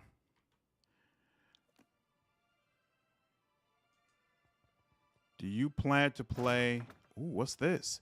Small shield, one-handed. Okay, cool. Quiet time. Do you plan to play the Atom RPG? I think I saw a trailer of that once, but I never really looked into it much. Does it seem like the type of RPG I would like? And a certain something about presence. Akira? The Wana woman scans you up and down, nodding as she measures your proportions. Holler if any of the iron or steel laying around catches your fancy. Or if you need something repaired, I'm happy to take a glance. Sure, the shards of the Blade of the Endless Past and the Whispers of Yenwood. Wow. Can you do anything with these? Akira, but these wonders have suffered greatly. I say you must take better care of your things. She sets down the shards and frowns at you. I know, believe me. So what do you think? I say I could repair these to their working order for 1,500 pyres each. She thumbs her chin and considers. Something about the metal. It yearns to bond as one. I could join all these pieces into a great sword for 3,000 pyres. She lifts her gaze to meet yours, the excitement of a challenge in her eyes. If you need iron or steel, maybe even something lighter, I've got plenty in stock. She smiles and tips her head towards her wares. Periki's Overlook is an interesting place for an armorer. Akira, they wouldn't put a traditional smith here unless she brought something special. Animation still holds up. It makes you think. Soundtrack is amazing. Main character is awesome. It holds up fine, but it's very, I don't know, philosophical. It's not like, say, Avengers where stuff happens and you're when you're done, you'll be thinking about it, or you'll get confused and turn it off. Okay, cool. So it's deep. Yeah, it sounds very philosophical. It makes you think, and some people don't like that. Pity. No, I'm not one of those people. I could definitely get into it. My clients wanted everything engraved and beautiful. Wasn't why I got into the business, but it keeps my debtors happy. I keep it interesting working with exotic materials like shark leather, since there's some demand and little supply. She shrugs, running her hand across a length of hide. Show me what you have for sale. I'll spend the 3K later. Lover's embrace, blah, blah, blah, blah, blah. I don't. Queen's rule. What's this? Great sword. It's not going to be better than the great sword I can create, so no, I'm good. Spear caster, arbalist. No, nobody's using arbalist. Daggers, one-handed. No, none of us are using that either. All right, cool. We're good. Oh, wait. Let's check back here. So you got stuff back here for us to take from you? Excellent. An armorer's trick has softened the abrasiveness of these dried shark skins.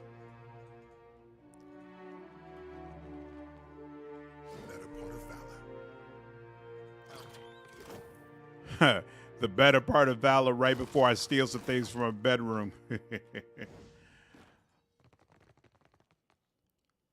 Adam RPG is Russian Fallout, like for real this time. The older Fallouts, no less. Ooh, is that right?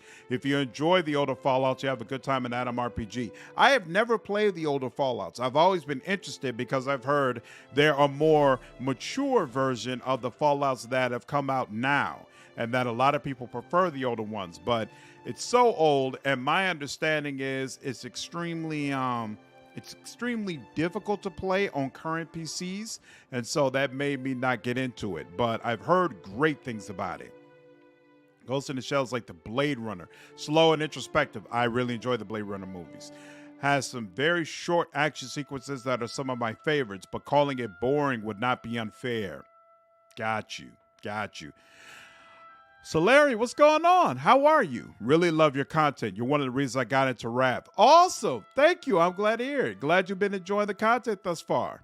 Glad you were able to make a stream as well. Ironic. Let's see.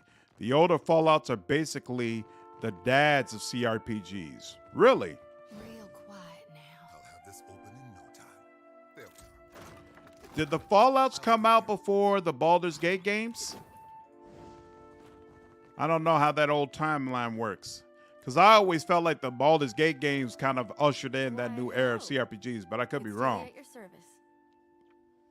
Blade Runner, huh? And Cyberpunk? Yeah, Blade Runner is definitely Cyberpunk. Both of them. There's two of them. The first one had the superior story, but I think the second one, from a visual standpoint, is one of the most incredible experiences I've had in the movie theater.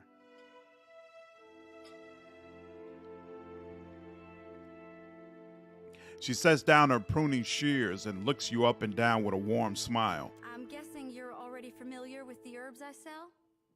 Only brought what I could fit in my pack when I left Isha Middle, so I rely on the local flora to keep supplies stocked.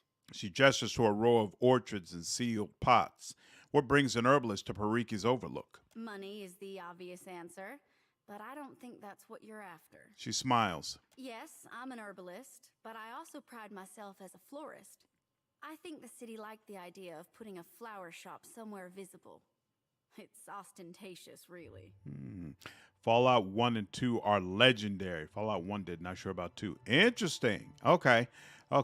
I'm not sure if I'm actually going to play them. I've heard it's really hard to play them on current PCs. Like, people have a lot of issues, and I'm the type of guy, I don't mind like a difficult playthrough, but not difficult because of bugs or performance and things of that nature. That kind of stuff is going to annoy the crap out of me unless I know I'm playing like the beta or alpha of a game, and then it doesn't bother me nearly as much. I'm kind of weird like that. Yeah, really enjoy the RAF content, so I thought I'd check out the stream. Love your voice and your content. Thank you. I really appreciate it. Yeah, I've still got a little bit more RAF content to go. I think we're kind of approaching the end of the stuff I want to do with the game, because it's getting to the point now that it's preventing me from being able to do content about anything else. But there's still some things that I want to get through. I've really enjoyed these last couple of years being able to do content for it. Fallout came first, but it was less than a year apart. Okay. The other ones are great. I'm like Fallout Tactics, but there is an issue with playing them on modern PCs, right? I don't think it matters though. Fallout 2 is a superior game and probably the one people should start with nowadays. Fallout 1 and 2 works fine on Steam for me. Really? Oh, okay, cool. Blade Runner 2 coming out soon after the trash live action Ghost in the Shell helped me recover my faith in Hollywood to make good sci-fi. Yeah, Blade Runner was 2 was pretty cool. I don't think it was as good as 1, but it was interesting. It should have done better as well. I seem to remember it being a hard flop. Probably the same reason why we have a magic shop next door. Hariki's Overlook is a great big splash of culture and innovation, there to show travelers that the Huana are ready for the world at large. She shrugs. Show me what you have for sale. Apothecary gloves. +1 dexterity, +2 alchemy. I don't do enough with alchemy for that to be worthwhile, more than likely, but she is a great source of all of the ingredients I need to enchant my weapon. So I'll keep you in mind and circle back around if I have enough money to do more things. The older Fallouts don't have that many bugs, if any at all, from what I played of it. Oh, okay. I seem to remember Mortismo Gaming doing a whole guide about how to play the older Fallouts and all the stuff you need to put in and have installed because it wouldn't work right otherwise. So it just made me think that it was a big deal. Archimedes Manor. Okay, so Archimedes Manor is right next door here. Then Watershapers Guild, and then the Raymond's Place. So I came here, and then I came all the way around and came up here. Okay, so I'm going to skip the manor and go straight to the Watershapers Guild first. Okay, cool. Just want to be sure. What was your first CRPG? So I don't know if they would really be called CRPGs as we understand them from the modern standpoint. But the first game that I really got into that actually turned me into gaming was King's Quest IV, I believe. Air today, gone tomorrow. My father didn't let me play games when I was a kid. So like Dreamcast and all that kind of stuff, I missed the boat on all that because my father was one of those people who was like, video games rot your mind and all that. But my sister was significantly older than me, and she was able to do things I wasn't. And so she had the King's Quest that directly preceded that game. And so my father saw her playing it sometimes, and he saw, okay, it's a mystery. You have to investigate. You have to think through some things that's puzzle solving. I can see a reason for why this would be valuable. And so he decided it was a video game he was okay with me playing.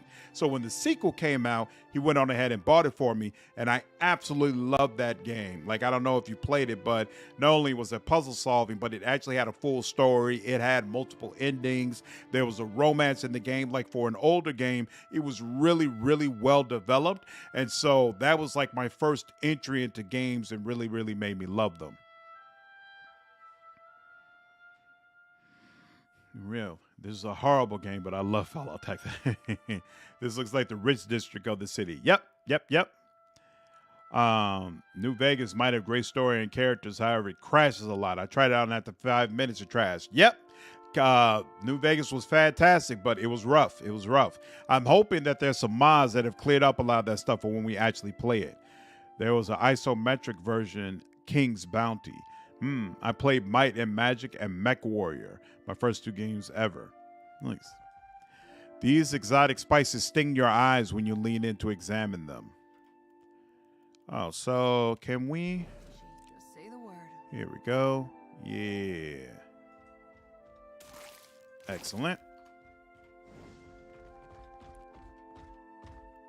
Your orders? Still as a pond. And we can go upstairs there, but not yet. The horned bones of a godlike. The plaque simply reads, "Shoplifters beware," without context. Quiet time. Oops, no, we won't do that. I got nowhere else to turn. Ooh. Stonehill is going to kill me. Don't drag me into your mess, Berteno. Not again. Then you leave me no choice. I'm sorry. Uh-oh. Hey, come back with that. Medico. That's not cool.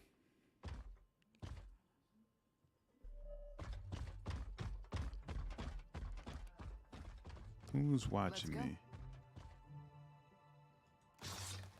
what's this? Spine of thicket green. Ooh, if I remember correctly, Curious Lantern, name your price. That's awesome. Quiet time. Easily done. Whoops. Can't take all the credit. Oh, she can open that.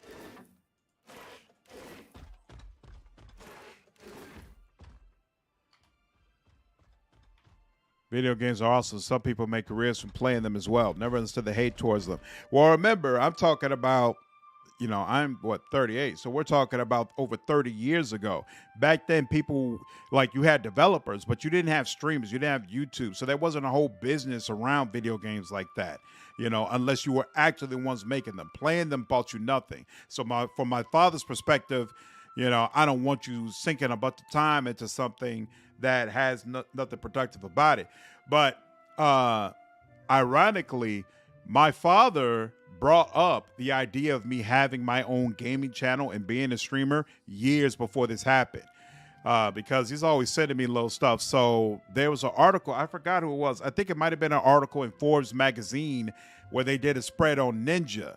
And my father saw everything they're doing for Ninja. And of course, I love games. I've been playing a lot of video games, and my father knew about that. And so he sent that to me and was like, well, if you're going to be playing all these games, couldn't you be like him? Couldn't you stream games? Couldn't you do this kind of stuff? And I told him no. And I said no because I said, I don't play games competitively. I don't play first-person shooters. I don't play Call of Duty. I don't play Fortnite, which is the game he was playing. So I'm like, nobody's going to want to watch me stream, because if you're not being competitive and playing against other people, you're going to bore people and nobody's going to watch me. I didn't know that there was an audience for the type of games that I like to play, where people would actually sit and watch with you, like single player role playing games. And so I felt like this wasn't really possible. And so it wasn't until years later, really, to be honest with you, my daughter being born is what really pushed me to say, okay, I want to do this. Because I started thinking about it, and I was like, I want my daughter to be the type of person who's pursuing her dreams and goals. Well, that means I need to be the type of person who's pursuing my dreams and goals, right? And I've always wanted to be a person who could say I make my living because of something that has to do with video games. I just never felt like it would be possible. And so, but thinking along those wavelengths really made me take it seriously. It was like, okay, there has to be a way to do this. Let me go ahead and figure it out. And it took a while, but I think, you know, YouTube is my lane, and I've really been enjoying this process. Your father sounds like a smart man. Yeah. I certainly appreciated having him. I hope we'll see a Fallout 1 and 2 remake, 6 in Exile, the Deadfire, Wasteland 2 and 3, and Bethesda are owned by Microsoft. That would be amazing. That would be amazing. That would be definitely on the list of games where, this is the pet thing, where it could just destroy pets. I won't do that in front of you all. We're gonna let that go. Ooh. Captain, what do you want? Hey, there we go. Excellent. What are you about? Oh, I think this dude just takes your money, right? Do you wish to hear your fortune? Honestly, I don't think Bethesda being owned by Microsoft will change much. I think it will, because Microsoft typically wants all of the games to be done under their engine. And so while Bethesda will be able to, you know, their current slate of games is going to be done the usual way, my hope is that Elder Scrolls 6 is in Frostbite, and we're going to finally see an Elder Scrolls game that is the level of graphical fidelity that at least appears current with what else is on the market.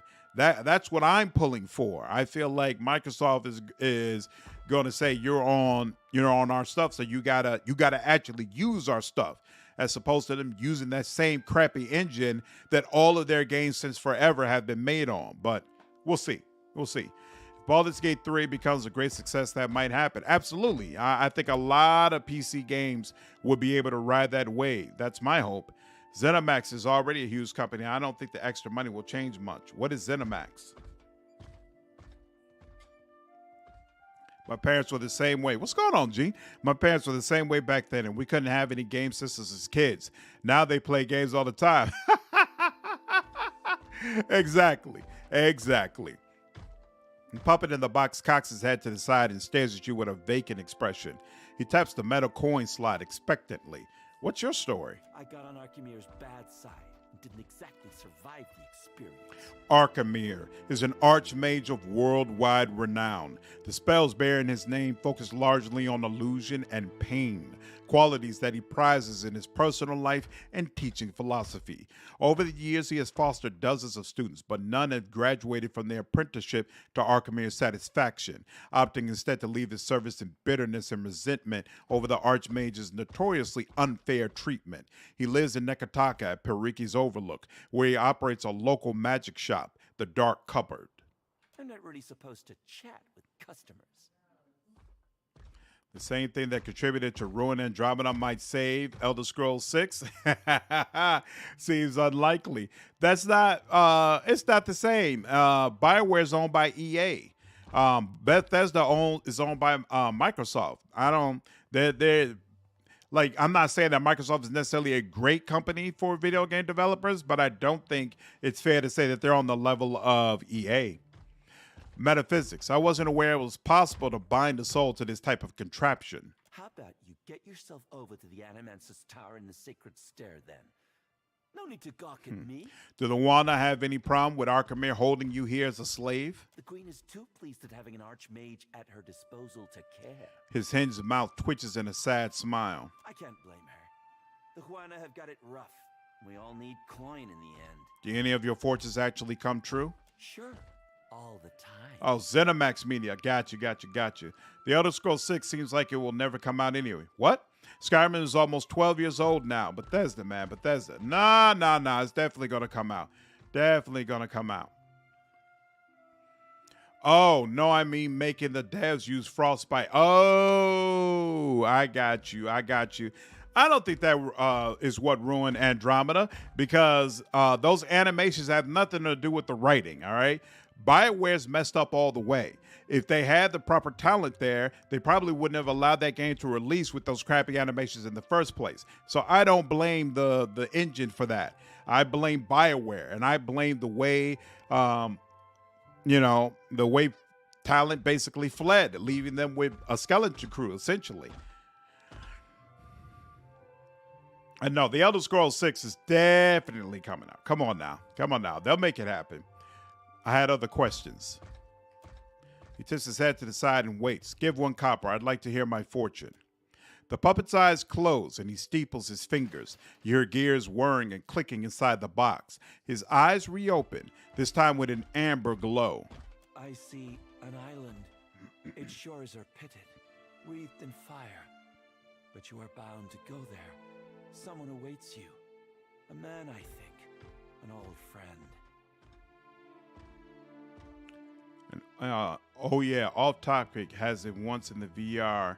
Cyberpunk gameplay that looks amazing, game break. It looks like you're actually in the game. You probably need the best PC, but man, it's really good. Really? Wow. That sounds amazing. I've actually never played with those VR headsets before. It tends not to be the engine in general. It tends to be how people use the engine. Like, look at all the Unity games. Unity works fine. Yep, exactly. If we're lucky, the Elder Scrolls 6 will come out by 2030.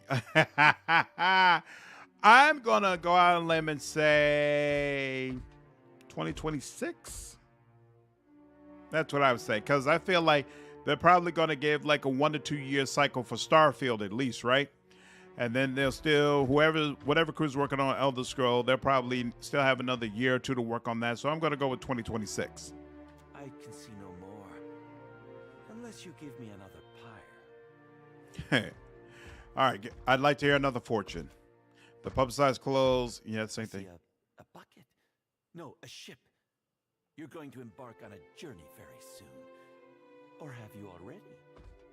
If you encounter a man in a hat, you must be careful not to speak to him. The consequences are too dire. He nods in a sagely fashion. I see a woman with black hair. No, red hair. Very dark red. Or maybe it really is black. She'll want you to recover her wedding ring. When she pays you, be careful There's a scorpion hidden in her coin purse. I know not why. His head clicks to the side, disturbed. I see a house. 4 walls, a ceiling, a floor, all wood. If you sleep there 4 nights straight, your one true love will pass by in the street. Be quick, before the bard in red steals her away. I wonder if there's supposed to be any truth or if these are references to other things. I see a fork in the road. There's a statue of a human. Someone in robes. Take the left fork. If you go right, it could get ugly. Don't ask me why. I'm all out of fortunes for you. Most people never ask for more than one. The slot of the machine spits out your coin. Farewell. Oh, whoops. I didn't realize. Ah, crap. Give me the lantern. Thank you. They'll speak freely. Give me the order. Grimoire.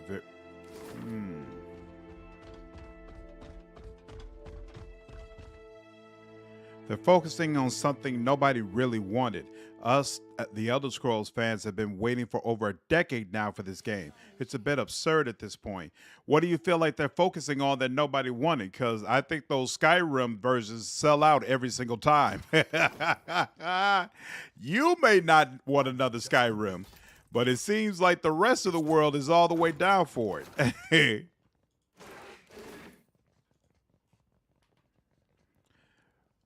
No, we must have no man feel. Is it Starfield? You feel like Starfield is what nobody wanted? Again, I would disagree though, because I actually love the idea of Bethesda's sci-fi game. Now, I won't say that I'm impressed with what I'm seeing so far from Starfield, but the concept of it, I'm not against that at all. And frankly, after Fallout 76, I'm not sure if I'm interested in Bethesda doing another Fallout game. I would really, really prefer that they just let Obsidian do it, but you know, they seem to be having issues with Avowed anyway, so maybe it's best that they're not involved. This young wizard clutches the countertop, looking as if she's either going to vault over it or snap it in half. You had none of that, huh? The Imp mutters to himself in a dark, guttural tone. That's what I thought. What am I going to do? Think, Facina. She grabs a fistful of her hair and sighs. Yep, Demas, I'm with you. I played Skyrim like 10 or 12 times. So if you had just a couple of years before the trailers had been announced, if you asked me, did I want another Elder Scrolls or do I want Bethesda to do Elder Scrolls in space, I would have said Elder Scrolls in space.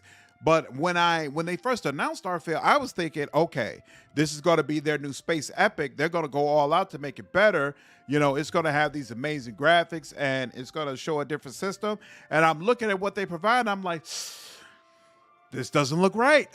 This doesn't look right. And, you know, and unfortunately, anytime I hear sci-fi, space, epic video game, I automatically think Mass Effect. So I'm like, oh, Bethesda's going to do their version of Mass Effect. This is going to be awesome. This does not look like it's going to be up to the quality of Mass Effect, unfortunately.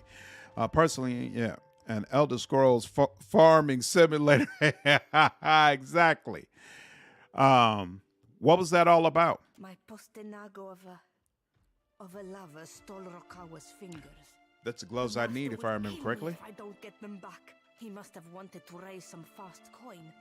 Arkemir will flay me alive over those damned gloves. Facina cradles her brow and groans. Arcana and insight. Strange that the constructs didn't attack him for stealing. Is it strange? I don't know. Go consult Arkemir's grimoire if you're that curious. Flustered, she finds any excuse to look elsewhere. Why does he need the money? He said that he's in debt to a Rautayan captain by the name of Hamuto Stonehill. By all accounts, a deadly serious man. What aren't you telling me? Not that it's any of your business, but Berteno used to spend a lot of late nights here. Facina coughs into her fist and avoids eye contact. I got into the construct's guts and marked off Berteno as a safe visitor so they would not attack him. And before you ask, no, I will never do this again. She crosses her arms resolutely. Why are these gloves so important? You do not know Arkemir, do you? He is as cheap as a Wodican clerk. Whatever he loses from those gloves, he will take out on me. Somehow. I'll get those gloves back for you. You will? If you are expecting some payment or reward, I do need to keep this under wraps. A discount would be a nice start. She blinks twice in disbelief before regarding you with a warm smile. You look capable. While I am stuck behind this counter, I am in no position to refuse help. A discount goes without saying. You're saving me a world of trouble by doing this. Thank you. I do not know where Bertenno fences his goods, but he mentioned an appointment at the Berath Citadel docks. Facina bites her thumbnail and glares at the door, seeming to wish it would burst off its hinges. Hamuto Stonehill must be as dangerous as he sounds, or else Bertenno wouldn't be so panicked. Tell me about yourself. I am the apprentice of He of Many Colors. That's plain old Arkemir to you. What few spells I know have names like Arkemir's Dripping Scourge or Arkemir's Malevolent Codpiece. He made me conjure a household staff of imps. Horrible, chittering things. I have some serious worries about Starfield, but I kind of got burned out on them. 76 kind of destroyed any last trust I have in that company. Not saying Starfield will be bad, but if it is, I won't be surprised, basically. Like, I loved Fallout 3. I played Oblivion, but I barely remember it. It was kind of popcorn fun. I got tired of the red haze over every freaking thing, so I didn't kind of enjoy it by the end, but I enjoyed it for what it was. I keep hearing Morrowind is really the best Elder Scrolls game. Maybe at one point I'll try that out. But definitely loved Fallout 3. Definitely love Skyrim as well. So I haven't completely lost faith in them, but they're definitely testing my patience. And what I've seen of Starfield does not fill me with confidence at all. By the way, there's a meme here in Brazil about a scene in Dragon Ball where Vegeta says, "The miserable is a genius." It works better on Portuguese, but I wanted to share this to y'all English speakers. The miserable is a genius. Nice. I just think they should focus on the Elder Scrolls 6 more because that's the series they're famous for. People really like Bethesda because of the Elder Scrolls, not Starfield. Let's be honest here. That's unquestionable. Yep. I agree with that. That's what they're known for. But at the same time, it makes sense that they want to branch out because those games take a long time to do. Like it's not like they can churn those out every couple of years. So to me, it makes sense that they would have teams working on something different. Morrowind is amazing. Interesting. Do you feel like it holds up today compared to the other Elder Scrolls series? I think it's because he knows I hate them. Facina sighs and waits patiently for you to speak up. You use a lot of honorifics when you talk about Arkemir. He makes me call him by the titles he's earned in his long career. I can also call him by the titles I've made up since the start of my apprenticeship. She grins, glancing left and right. To me, he's the bringer of foul wind, the teeth of suckling imps, and the herald of dirty slippers. I have questions about your predicament. Bertenno stole Rockhouse. Nothing. Suddenly, my whole I need to get inside revolves Arkemir's around manor. this imp. Go hang laundry. She holds up a finger for silence, her gaze following the shop imp as he flutters moodily away. Get inside the manor? Ha! The house is locked tighter than Arkemir's clenched fist. Ifrin tried to sneak in. Now he's stuck in a box, telling fortunes for pyres. She thumbs over to the fortune-telling machine in the northernmost corner of the shop. That's really messed up, by the way, to basically put somebody in that fortune-teller box and force him to stay there and work as your slave. Yikes. Diplomacy. Can you at least tell me anything useful? The imps that guard the manor? Idiots. Arkemir plays with shape-shifting illusions, so his imps know him by his clothes. Do with that what you will. Show me what you have for sale. Nah, I just don't want endless sequels. I always appreciate a new IP more than wallowing in guaranteed success. I understand. That's understandable. It does hold up quite well. The combat is not the best, but everything else is great.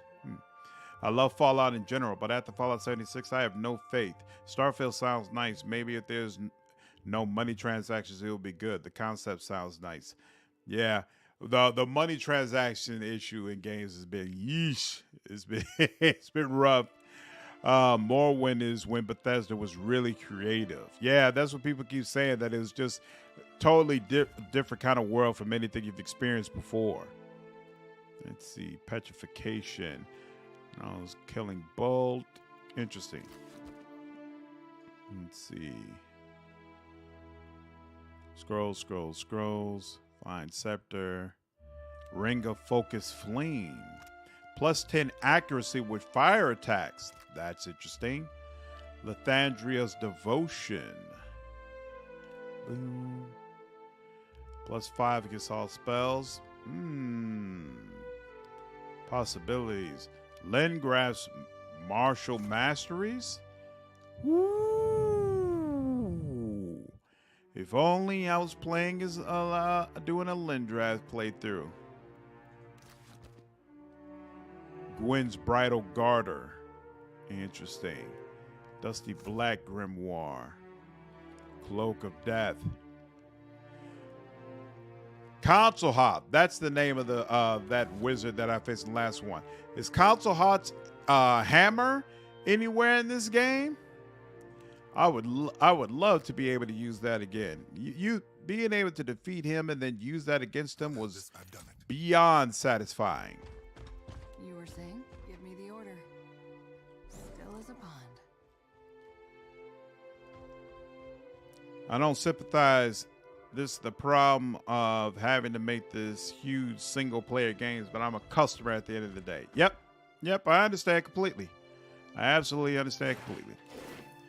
I don't think they'll let you do this, right? Ooh, they do! Did I just pick up that Ring of Flames thing? Wow. Very nice. Very nice indeed. Okay. Question. I just remembered. I think upstairs it lets you get to the other side. Oblivion and Skyrim are very generic in comparison. Really? Bethesda went all out with Morrowind. That's interesting. Goldheart, what's going on? How are you? Hi, Goldheart. I see you. Yay. Hi, Suzanne. Is my friend, and she is a member of the Wolfpack also. Yeah, I see Goldheart all the time when I'm going in Wolf streams. Absolutely. Wolf streams are always a good time. I'm so happy it is working. Yeah, so I guess he rated me, but the stream wasn't working properly. So a lot of people who came in, it wasn't showing up. Very irritating. Very irritating. I don't know if that's like a YouTube problem or what was going on, but hopefully it is not an issue the next time I'm streaming. How are you, Goldheart? Quench your thirst on the way up the mountain? Amata inclines her head and gestures to a wagon loaded with kegs. What do you serve here? Spirits and the like?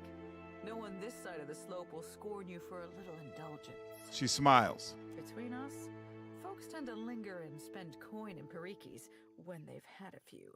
Good for business, I say. Show me what you've got. Okay, so this is where I can go if I need more stuff for my ship. But I don't need to worry about that right now. You had no right to interfere in Rawatai's business. I don't give two pyres for your tribal pride, and I wager that our Khmer cares even less. I feel that's why Skyrim is so dumbed down. I don't think Morrowind is casual friendly, and when games cost so much, you can't do that anymore. That's definitely true. You have to make it more broad. So you feel like Morrowind is less accessible than Skyrim or Oblivion was? Hey, Slandered, I'm doing okay, but YouTube contacted me saying it's fake. So there was a YouTube issue? Hey, yo, Moonlight, what's going on? How are you? The Wamua woman clutches her fist at her side. Her severe features are caught in an unshakable grimace. If this is what passes for Rautai in diplomacy, Razanui has bigger problems. The more calm and composed Wana smiles, turning when she notices you. If you've come to see our Khmer, you're too late. He left the estate on wizard business. So, the Elder Scrolls has been majorly dumbed down for Morrowind. However, Morrowind's gameplay is aged horrendously. I see. So does that mean it needed to be streamlined and dumbed down? It doesn't have to be, Moonlight. I agree. It's not automatically a bad thing, but it can be a bad thing if you streamline something so much that you take out any layers of complexity from it. That's kind of the way I felt like about Dragon Age 2. I understand that the combat in Dragon Age 1, especially the shuffle aspect of it, it had to go. It had to be changed. It needed to be updated. And yet, I think Dragon Age 2 went way too far in the other direction. And they even marketed it as going too far in the other direction. Like, you have this win button you can use. Like, come on, bro. That's not going to get it done. What's going on between you two? Wait, what did you want? Did you say wizard business? Arkemir could be drinking Koiki wine with dead kings. There's no finding him if he doesn't want to be found. What did you want with Arkemir? The wizard got his hands on a Huana tablet, the Harapo epic. I came to reclaim it for Rauatai. In the middle of my negotiations, this little pest showed up with a claim on it. Ooh, she gestures to Natehi. The Harapo epic belongs to the Huana. The queen sent me to remind you both. History.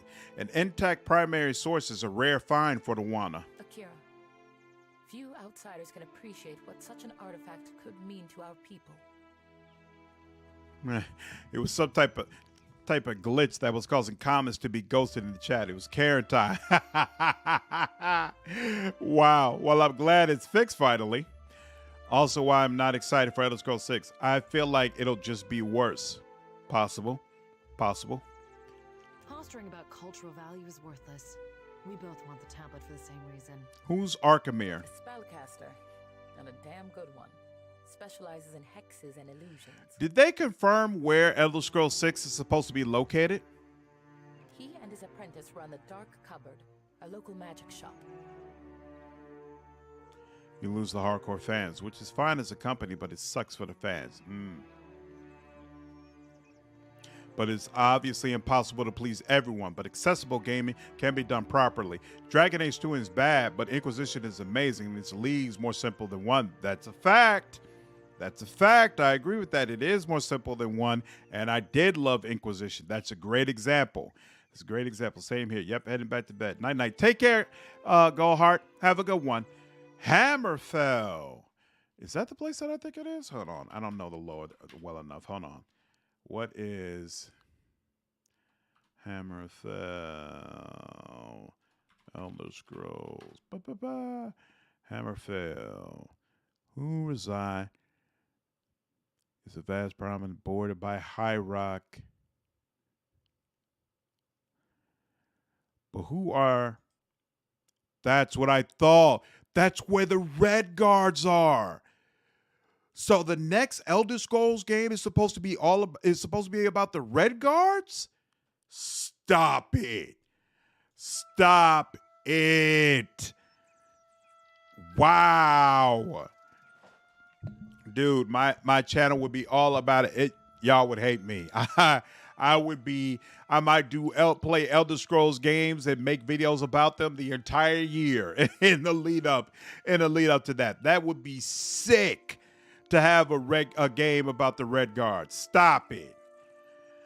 How did Arkemir come to possess the tablet? I believe that he had dealings with black market treasure hunters. Not that the queen will implicate him. She's too preoccupied negotiating with the warmongers at her door. So, back to my previous questions. Wait. Is there another reason you both want the tablet so badly? The pair go silent and awkwardly avoid eye contact, focusing in different directions. Bredens. What are the Bredens? Bredens. Elder Scrolls. Bredens. Oh, yeah, they're like the more regular humans, right? And the human descendants who hail from the province of High Rock, right? According to the third pocket, they are descended from the Nedic and Aldmeri, while other sources claim they are the mix of Admoran and the Aldmeri blood. The Bredens are sometimes called Manmeri because of this. Interesting. There are things better left unsaid. I like calling every Elder Scrolls game Skyrim just to piss off the fans. I would say that Divinity Original Sin 2 is the real good way of streamlining a game because it doesn't take away from make CRPGs so great. 100% agree. That's a game that I feel like was very, very accessible, but at the same time, there was a lot of layers of complexity if you wanted to get all the way into it. Tanner, what's going on? How are you? Slandered, I've been watching you since Wrath of the Righteous release. This is the first time I've spoken up. Thank you for the great content and contagious energy. Thank you. Thank you. Glad you've been enjoying the content and glad you were able to make a stream. Hope you're doing all right. I got to go myself. Thank you for the stream. Love you all. Good night. Take care, Suzanne. Hope you have a good night. Get some rest. The first time I played Deadfire, I raided Archimede's mansion by accident. I plan to do the same thing, but I'm not going to trip the alarm in the process. Half-house, basically. Yep. Okay. Works for me. I just want to see more about the Red Guards. Absolutely. Akira, I don't deny it. Instead of standing here and arguing, why not negotiate with them? Alchemy left the city. Likely for the peace and quiet we didn't grant him. At least I offered to pay him. Your only currency is altruism. Tomorrow grimaces. So what's the plan? I might as well adjourn to the palace in Serpent's Crown and give Arkemir time to think. What a load of... You mean to get your hands on that tablet with or without Arkemir? You island rats can barely write your own names, much less a distinguished epic. Wow. Tehi blinks at her in shock and takes a moment to smooth down the creases in her uniform. That was unnecessary. Scamper back to the Brass Citadel and spin your own plots. I will happily do the same on my side of the island. Tomorrow I'd like to speak with you. I suppose I can spare a moment. She watches Natehi go with an uncertain frown. Any ideas on retrieving the Harapo epic? I heard tell of Ephron, a thief with a penchant for making house calls. Word has it that Ifrin made his way inside of Archimede's manor and later died. Ooh, Black Marsh would have been really, really cool as well. I absolutely agree. Now his soul is bound to the fortune-telling machine in the Dark Cupboard. Strange fate. Tell me about yourself. I help finance expeditions around the Isles, which often means keeping an ear to the ground. Not very romantic from behind a desk, but Rawatai's campaign could use the extra coin. You and Natehi don't seem to get along. All of her pretenses of cultural pride are means to an end. Like the rest of the Huana, she isn't above exploiting any advantage if she can profit from it. You make a point. The Huana have assembled a tidy profit from selling off the islands. As you say? I have questions about the Arapo epic. It's a handsome piece of rock, which some call valuable. I won't dispute that point if the value goes to Rawatai. What does the Royal Deadfire Company want with the Harapo epic? I suppose it's no secret that we're after more than some arbitrary cultural touchstone. Black Marsh is where the lizards are from, right? Black Marsh is just as weird as Morrowind in the lore. We're looking for a route to Ukaizo. Ukaizo is a mythical island rumored to be somewhere in the Deadfire archipelago. Some legends regard Ukaizo as the wellspring of Wana culture. Others tell of riches beyond measure. All agree that Ukaizo vanished after cataclysmic storms of volcanic eruptions blotted out the horizon. But it remains to be seen if these tales possess an echo of merit or simply romanticize an ancient fantasy. Stands to reason that ancient lore would be a key to finding the place. What kind of defenses does Arkemir have inside his manor? Arkemir is a magical savant and a recluse. That makes for a very dangerous combination. I just hope that Skyrim 6 has a better choice of factions. Having to choose between a flimsy empire who tried to kill you for no reason, or basically the Skyrim version of the Maga crew was dreadful. Yeah, we'll see. I'm hoping that they do a better job with the companions. That is something I'm really interested in seeing in Starfield, because I know they have companions, and I hope they're more well-developed than they were in Skyrim. Where the lizard people, the Argonians, yep, the lizard people, yep. Oh, Lennon, have you never played an Elder Scrolls game? Yeah, they've got a whole race of lizard people. They basically look like Reptile from Mortal Kombat. It's pretty awesome. If I remember correctly, they even talk different. Lusty Argonian maid. Yeah. Absolutely. He relies on imps and ironclad constructs to maintain the estate. When you've lived as long as Archimere, I suppose trust becomes a problem. Back to my previous questions. Fine by me. I'm looking forward to the day when the Harapo epic is someone else's concern. She chuckles mirthlessly. Could the Arapo epic really be a path to Ukaizo? When it comes to finding the Lost Island, we can't afford to neglect any lead. The Ranganui seeks to saddle the weather and harness the storm. If there is a place where this can happen, it is Ukaizo. Tomorrow shrugs and wipes off the breast of her uniform. Farewell. All right. Did the queen summon everyone to the palace? Water flowing through this timepiece keeps his mechanism in constant motion. I've never seen Arui run so fast. Do you think the Audra Colossus would come here next? The sea's true home. An engraving at the base of the statue reads, Pariki, first guild master of the Water Shapers Guild. She looks downcast and introspective. Smelly mountain. Do Argonians have boobs? If so, why? Don't they lay eggs? That I don't remember. What you want? The Emperor coils from you with her sharp is. What are you doing out here? Archimere doesn't let worthless idiot outside after worthless idiot sprayed dung on stupid tablet. But Archimere not home. A mischievous grin splits the imp's bony features. So worthless idiot watches the ships come in. Looks at all the tasty gulls. It sighs down at the vista of ocean and docks. Your name is Worthless Idiot? Those Archimere's big words. Gave name, but worthless idiot no understand. Worthless Idiot wriggles a finger in its ear. That name is a title of distinction among wizards. No, that's hilarious. But no, I'm pretty sure he meant it as an insult. That's so? Worthless idiot should ask Stinkfoot or Cat Breath what they say. You want to set sail and eat gulls? You're welcome aboard the Defiant. The imp takes in your words, its eyes widening at the size of moist saucers.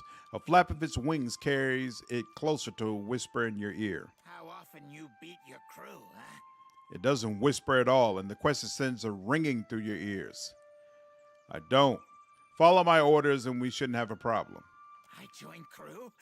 I join crew. The imp flutters in an excited little circle. It points down at the distant shape of Queen's Berth and salivates at the sight of gulls landing on the rigging of the Defiant.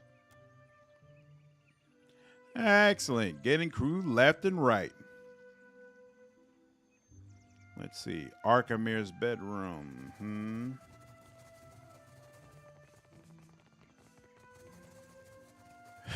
Maybe I shouldn't have mentioned them. It's all good. It's all good. Hey, we all have our preferences.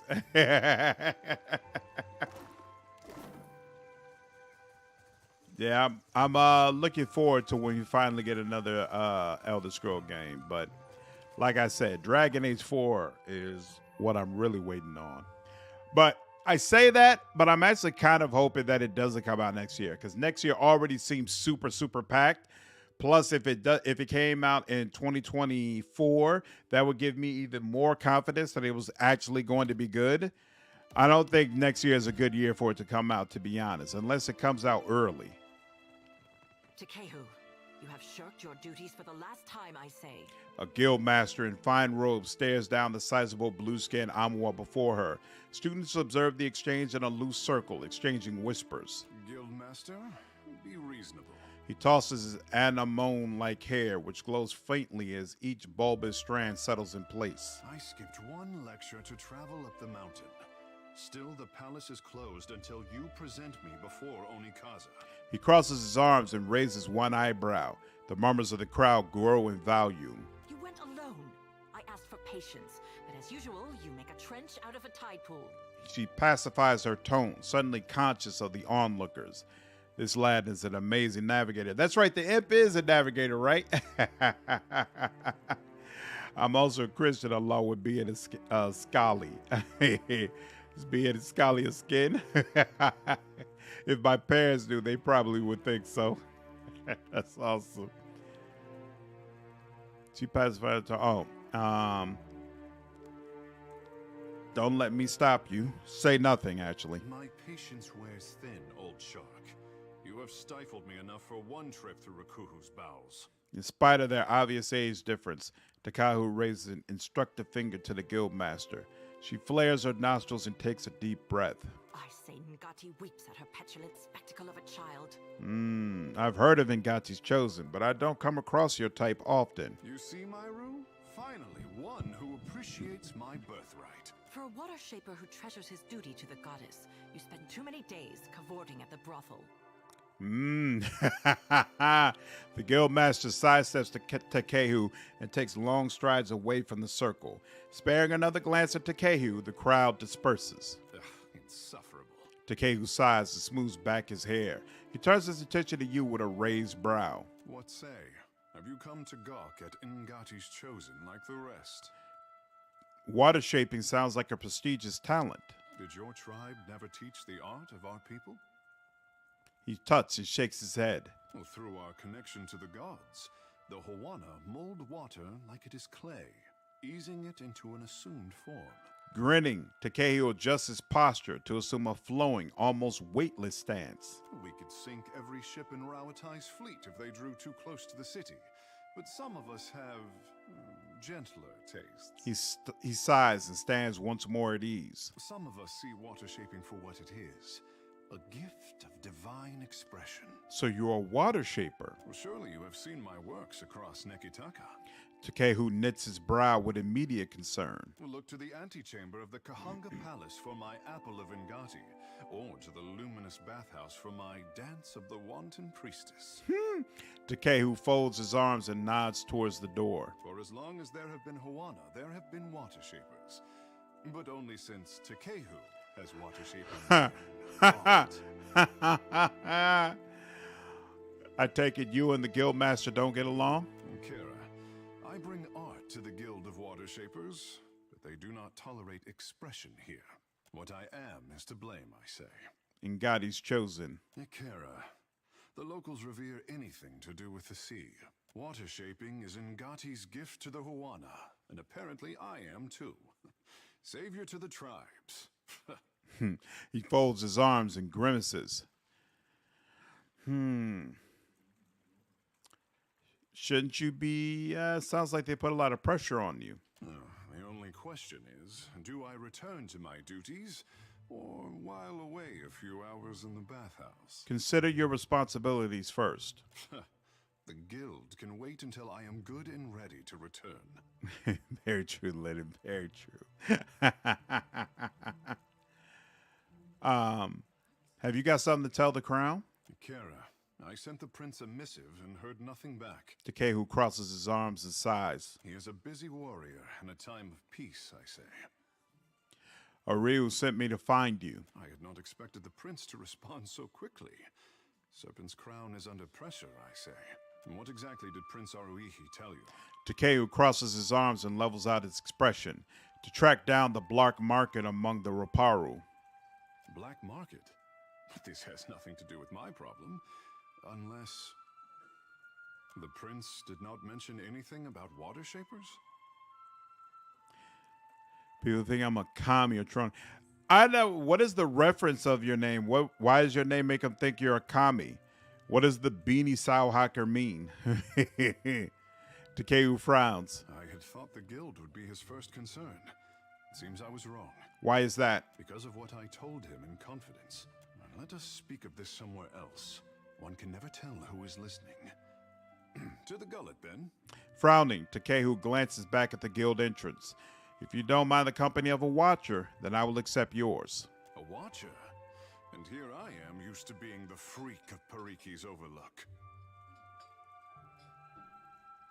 He rests a hand on his hip and grins. Outside of the Mataru priests, we don't get many spirit readers.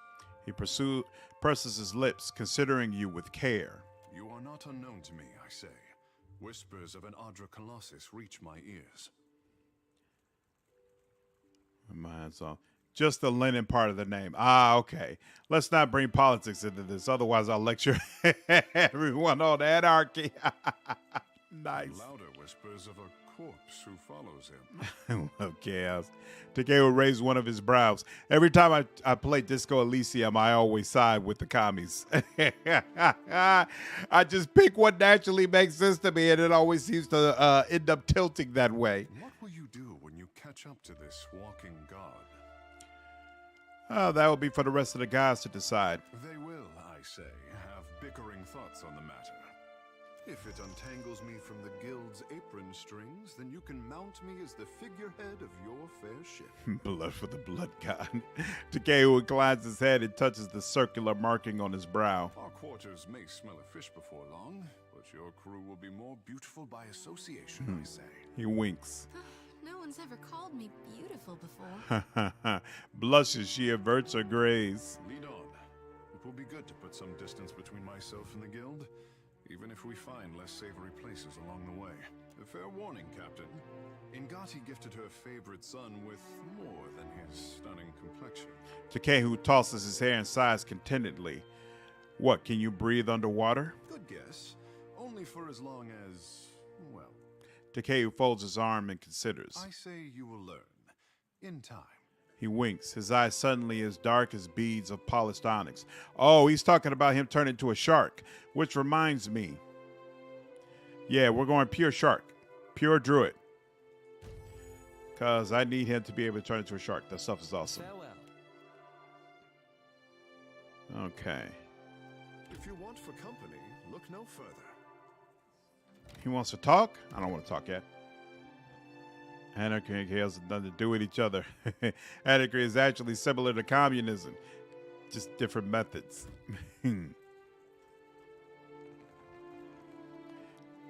Pitied is Ingati, Lady of Lament, as the pearl orb of the heavens crosses her view. The lover's affection is ephemeral as fingers touching, but the moon's skyward journey continues apace. Her eyes well with tears as constant rain.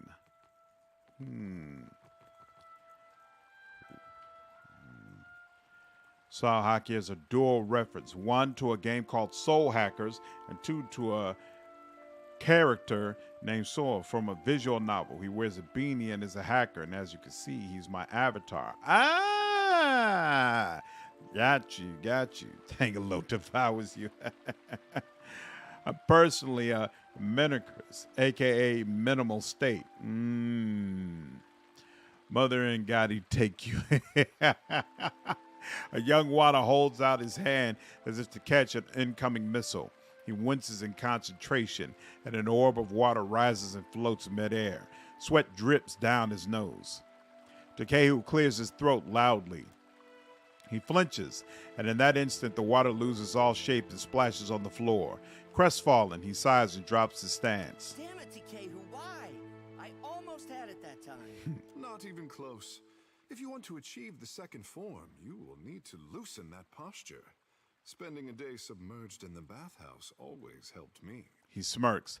Shodi's eyes narrow, dark lashes fusing. Irresponsibility. Oh. Did you need something? He nods to you and shakes out his arm, readying himself for another try. You seem to be having trouble. I can feel the connection to Andra just like Myru taught me. But there's something missing. Maybe it's my form. He frowns to himself. Any advice to help our friend here with his water shaping, Takeo? Remain loose, but not too loose. Confine yourself, but spread out at all times. That's awful. He nods, passing you a secret smile. Like this? Raru shuffles his feet apart and squeezes his shoulders together, looking to Takeo for approval. Perfect. Keep at it, and you'll be teaching me the fourth form in no time. He claps Waru on the shoulder, upsetting his stance. Suppose I'll give anything a try. He nods to you and resumes practice. That's awful. He could have really helped the man. He probably knows what... Oops. Easy now. Probably knows what he's missing. Boom. Boom. Boom. You have questions for me. Speak up, I say. Minimal state was tried before and it did not work out. That was one of the first systems tried at the Industrial Revolution. That pretty much always ends up with slavery. For a minimal state to work, capitalism can't be a thing. Guildmaster Maru folds her arms and nods. I'll be honest, like, I'm political from the standpoint of I try to pay at least some attention to politics. I try to be informed about who I'm voting for and, you know, what their positions are and trying to make sure that they stand in general in the same area that I stand in. But I'm not political from the standpoint of, oh, I believe the country should go towards communism, or I believe, oh, capitalism is the greatest thing and I'm so thankful that we're capitalists. You know, I don't feel like I'm informed enough to really make a decision and say, like, this is the system of government that unquestionably works the best. Plus, I feel like most system of governments that you look at that actually work, it's not a pure one thing. Like, we're not a pure capitalist society. We absolutely have things in our society that would be considered socialist.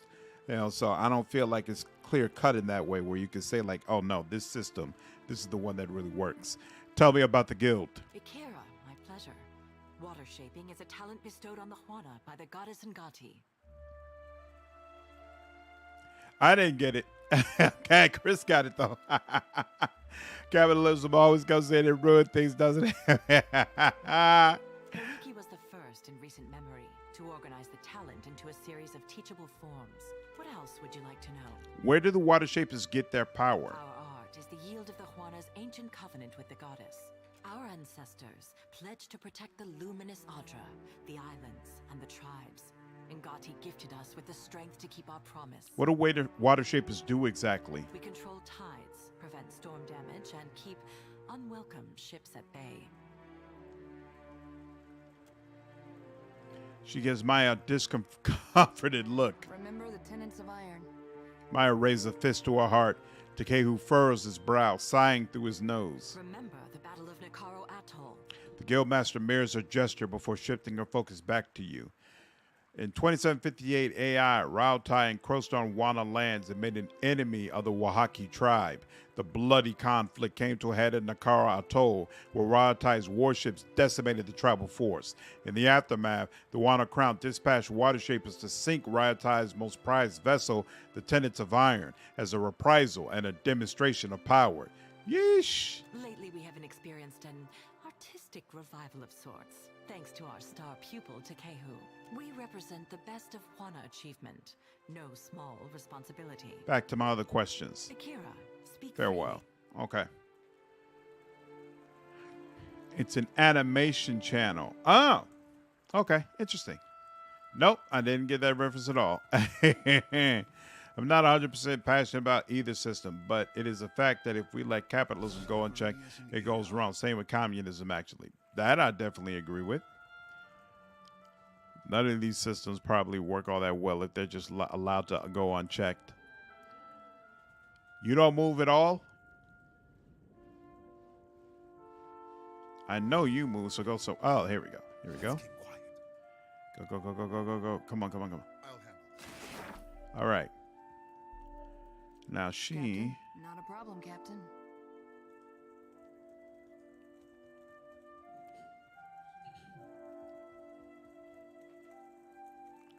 Ooh,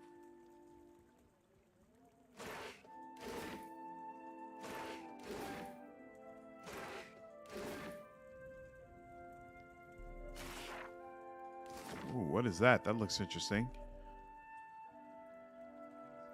My attitude is that it is important to not let ideology lead you around too much, but at the same time, having an ideology helps you keep you on the right track. Yep.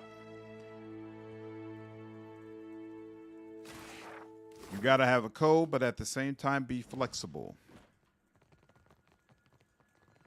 I understand that everything is not always going to go your way. This ornate basin makes a high-pitched ringing sound when pressure is applied around the outer rim. I kind of agree in a way. I think we should limit corporatism and encourage the growth of small companies. That's definitely not what's happening in America right now, especially after COVID. Man, the effect that had on small businesses is kind of wild. This is why you don't neglect your chores.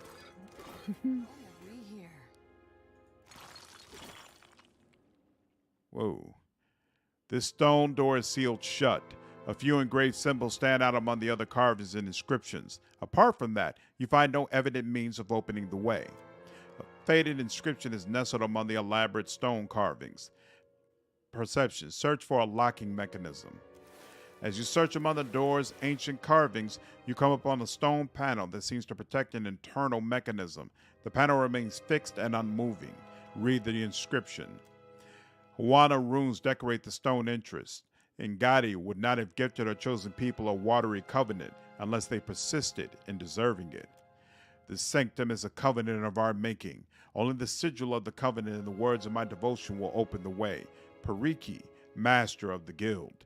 Push against the door.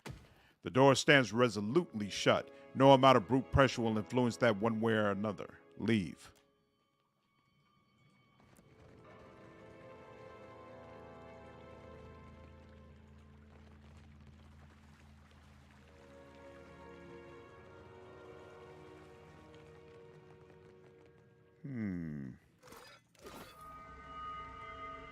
Okay, no. Ooh, oh.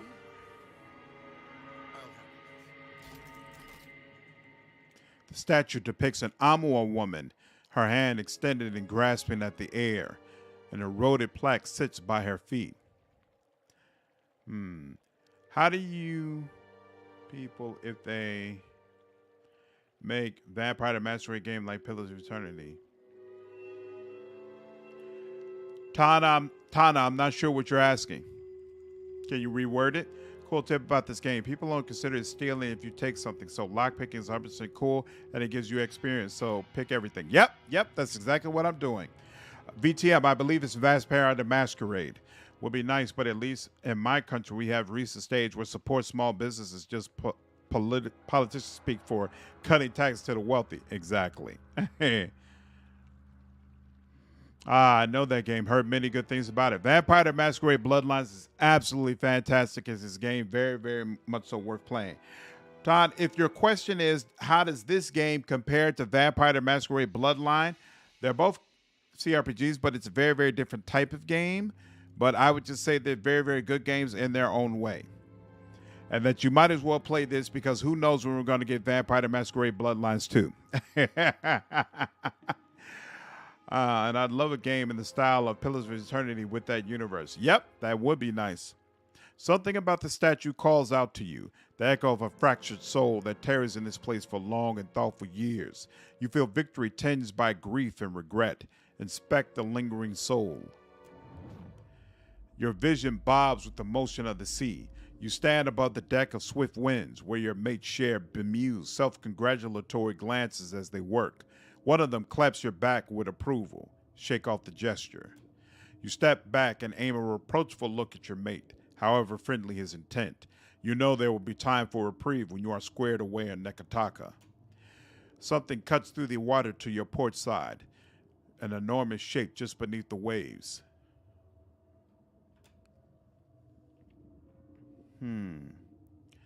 I know that game. Heard many good things about it. How do you like if they made Vampire the Masquerade like Pillars of Eternity, so they could choose from all 13 clans? Yeah, that would be amazing. I would absolutely love that. Unfortunately, the original game's from a long time ago, and we haven't got anything even close to that quality since then. I played Swan Song, and it was okay, but it definitely wasn't nearly the same quality or level of experience. So I'm hoping sooner or later a company like Obsidian is going to take that Vampire the Masquerade license and make a real game out of it. There are a few people on this channel who seem to believe that the guys who made Shadowrun are hopefully in charge of Vampire the Masquerade Bloodlines 2. And I haven't played the Shadowrun games, but supposedly that would be a very, very good thing. So we'll see. If Vampire the Masquerade is a CRPG, is New Vegas a CRPG as well? No. I wouldn't consider New Vegas a CRPG, to be honest with you. That would be good, Tana. Like Pillars, but combine it with Disco Elysium. Yep, it'd be amazing, but I don't know. If Vampire the Masquerade Bloodlines 2 was top-down isometric like this, I would give it a try, but it wouldn't deliver that atmosphere like 1 did. That could be true. I don't know if that's necessarily true, but it would definitely be different. It would be different. The Tana's asking, would you people like a game that plays like Deadfire, but it's in the Vampire universe? And that's a hard question to answer. It's not hard for me. I would love it. Well, actually, wait. That plays like Deadfire, but it's in the, no, I would love that. I would love a CRPG, another CRPG that's based in that Vampire the Masquerade Bloodlines universe. Bloodlines 2 is in development hell. Yep, and Swan Song was mediocre. With fighting mechanics like a wrestling game. Well, I don't know about that. Like a wrestling game? I don't know if I want that in my Vampire the Masquerade Bloodlines game. Considering the studio most likely working on them did the Shadowrun games, which is isometric CRPGs, it isn't impossible that is what they are doing. Right. You should play Shadowrun. Looks like it's up your lane. Yeah, that's what people keep telling me. So next year, I'm hoping I have time and I get a chance to play it. Never played Jagged Alliance 2, Tana. Is that a series you recommend? Eyes to the horizon, I say. You bring home a mighty gift, though it takes an unusual form, one that you pray to in God you are able to keep in check. The vision dissipates and your land legs reassert themselves. Hold her hand. You grasp her hand with tenderness. At first, nothing happens, but then a tiny droplet of water forms at the corner of her eye and rolls down her cheek, dripping on the floor. Wipe away the tear. You reach out and draw your thumb down the statue's cheek, wiping away the trail of moisture. For a moment, the stone feels soft to the touch. Attempt to read the plaque. The words are much eroded and water damaged, but a few choice snippets of phrases stand out with clarity. Pariki, lore and hunter, cross the length of, and back again, membered for, cunning deal, Lafas, Mahir, rest, utility, soul, freedom. Closer scrutiny reveals that the inscription was purposefully marred, an act of sabotage done perhaps years ago. By the thoroughness, you suspect Kith hands. This is the tomb of Pariki. Such disrepair, I say. Decay who tuts and sighs. All right.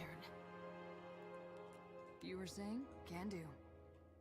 Let's wait until she's got that. And then, can she opens this up? Yes, she can. Excellent.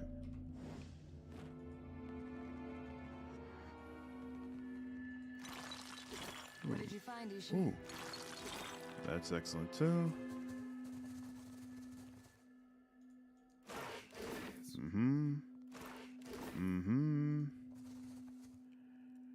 Shadowrun's a cool game series.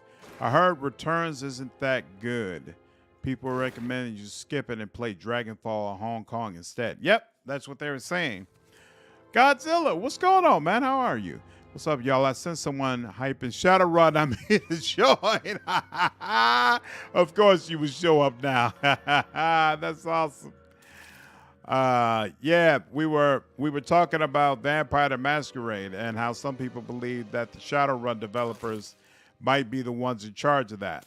So we'll be see. I hope that actually ends up true, and I hope they're able to do with the license what you all seem to believe they would do with the license, because it's hard to have faith in what's going on with that series right now, to be honest with you. I agree. Dragonfall is my fave. Hong Kong is good if you like even more story tech. Returns is kind of beta. Hong Kong was really good. Returns is fine, but Dragonfall and Hong Kong are leagues better, especially with companions. Interesting. I look forward to finally being able to try out the game. Yeah, Returns isn't really worth the money.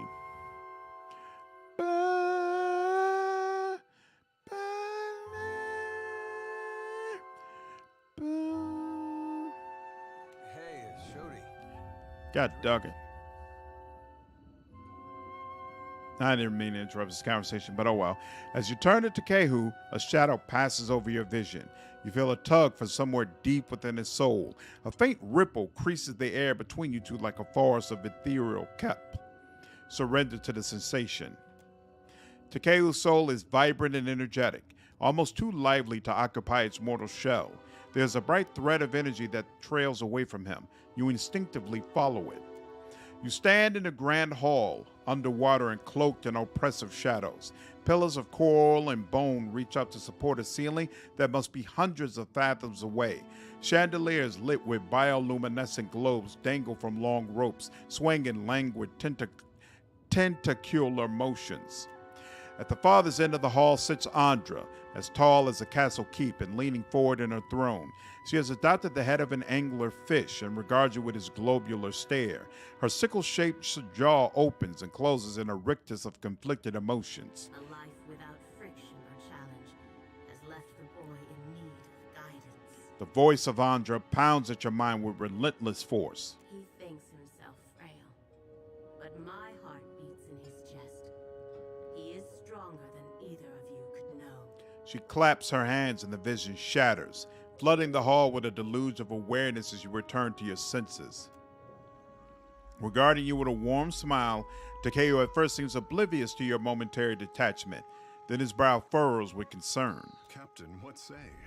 You look a little blue about the gills. Andra just reached out to me. Ngati spoke to you. Skeptical, Takeo cradles his chin and considers. To leave her son guessing. This is my tricksin' mother through and through.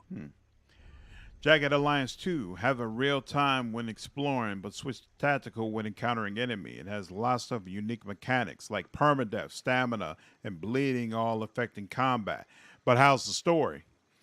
Shadowrun Dragonfall is my favorite CRPG. Really? Well. So, I can't remember, I'm sorry if I asked this before, but is Shadowrun a good series to stream? Returns as a single fixed companion and multiple returning characters that are not very interesting. Dragonfall in Hong Kong have full parties that you get to somehow customize. Much better. My favorite Shadowrun game has to be Shadowrun Hong Kong. That game got me into the series and I absolutely loved it. Interesting. She seems to care about your well-being. What mother doesn't? You must be special indeed for Ngati to speak with words. For her people, she lays out cryptic stepping stones hidden in omens. Akira, but send her my fondest wishes.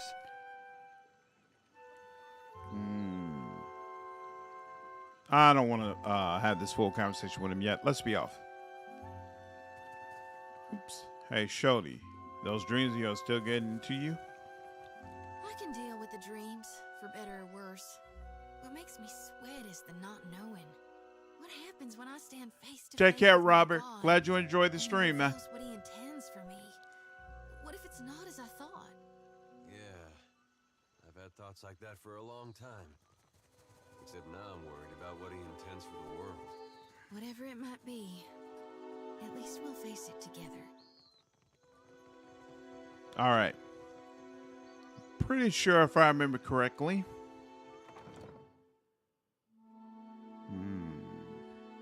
There's no combat in this. Dragonfall is the only game I play that has made me feel like I am a tiny little pebble in the road derailing entities far greater than myself by being lucky and scrappy. I think so, yes. I would watch it. Okay. If you streamed it, people would most likely like it. Okay. Yeah, Dragonfall would definitely benefit from your streaming style. All right. Take you all's word from it. When we finish the currently scheduled slate of games, I am down for it. The window overlooks the streets of Pariki's Overlook. The second floor of Archimere's Manor is just across the way.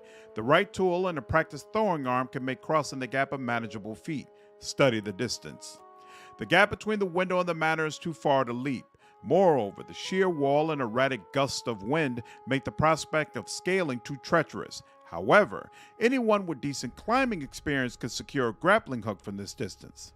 As you observe the manor, you catch the silhouette of a lone ironclad construct patrolling the second floor. Study the distance. Oh, wait. Leave. What the hell? Don't I have a grappling hook? Anyone with decent climbing experience could secure a grappling hook from this distance. Right, and he's got 8 athletics. He should be able to do it. Don't I have a grappling hook? Oh, wait, that's a hammer and chisel. Is that the problem? I don't have a grappling hook? I should. Hammer and chisel, flint and tinder, crowbar. I don't have a grappling hook. Well, that's crazy. How did that happen? That's not good at all. All right. A hammer and chisel. Flint. Damn. That's not cool. All right. I won't spoil it, but you better do show these companion quests sooner or later. Otherwise, things will get murdery. Okay, all right, fine. You know, we'll go do that now. And I gotta go to those vendors now. I gotta find somebody with a grappling hook. Damn. Did you climb anything else? Grappling hooks are single use, sadly. Right, that's true. Let's wait and get to morning. They are single use. All right. So we'll drop off her stuff first. We'll do her quest first, and then clear out that area, and then we'll have to visit the vendors and find somebody who's selling a grappling hook. Maybe that vendor we're supposed to help in the first area is selling it. What's this? A sacred stair, right? That's where we go. Jagged Alliance 2 is about overthrowing a government of a small South American island. It's more or less like the Suicide Squad 2021, but we can recruit up to 40 mercenaries, all with voiceover and animated portraits. Wow, that does sound pretty freaking cool. And I don't think I've played a game before with animated portraits. I can't remember that. For the temple. You used to work a farm. Uni, do you have? Nope, you don't. Man, I'm really annoyed about this. Sacred Stair. I assume. But you can break in through the bathhouse. Yeah, but when you break in that way, it sets off the alarm. Temple of Gone. We will witness a new beginning. Okay, can't talk to you, but man. Looks like it's the Watcher from the docks. That would be me. So kind of you to notice. All right. Oh, that's right. And I think there's vendors by the where the palace is that I didn't talk to either. I could never fight the giant side quest bosses and win in Pillars of Eternity 2. We're going to fight it here. We're going to figure it out. We will absolutely figure out how to deal with them jerk-offs.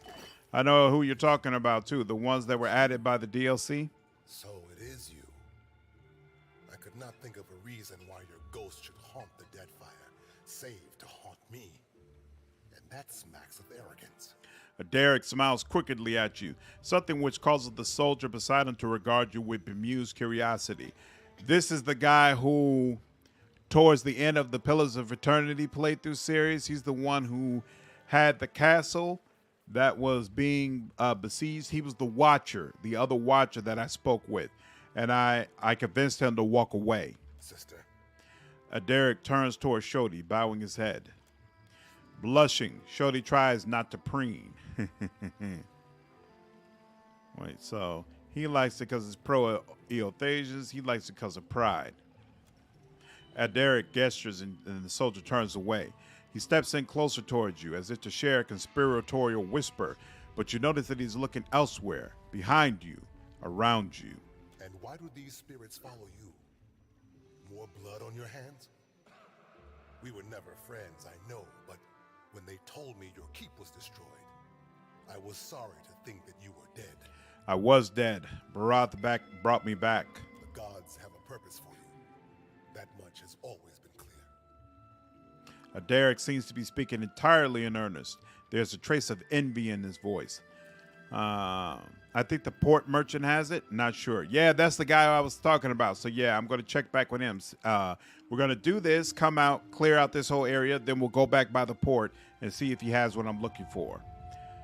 Only fought the big spider and got clapped hard. Really? I don't think I ever fought them, but I'm definitely going to do it this time. I do love clapped spider.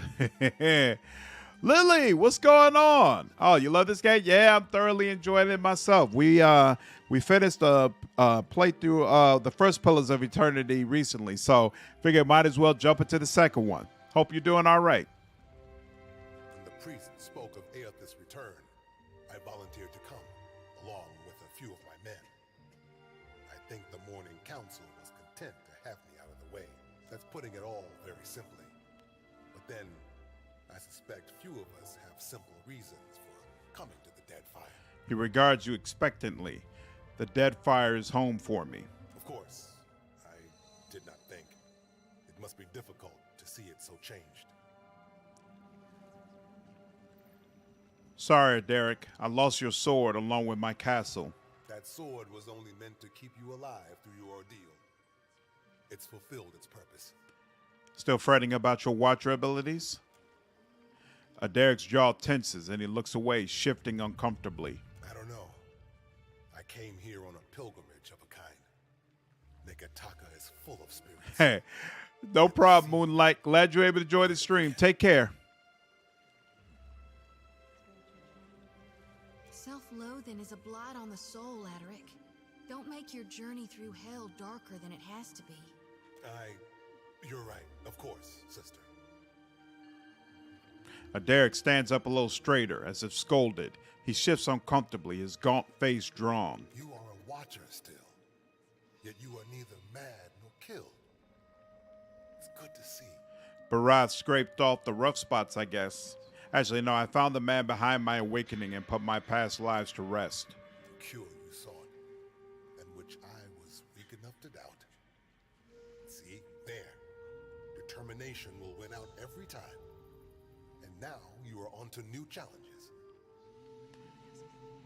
Awesome. Yep, that's what I plan to do. But I think I'm going to end it after this conversation. It's 2:30 in the morning here, and I do have to work in the morning. What news of Red Ceres? Each missive from the Deadfire raises new tumult. Some believe our Lord restored, while others doubt. We've done penance for many long years. None of us know what forgiveness ought to look like. It doesn't seem like Aethys has his mind on forgiveness these days. Sees you around, Aderic. Take care, and may the shining God light your way. I thought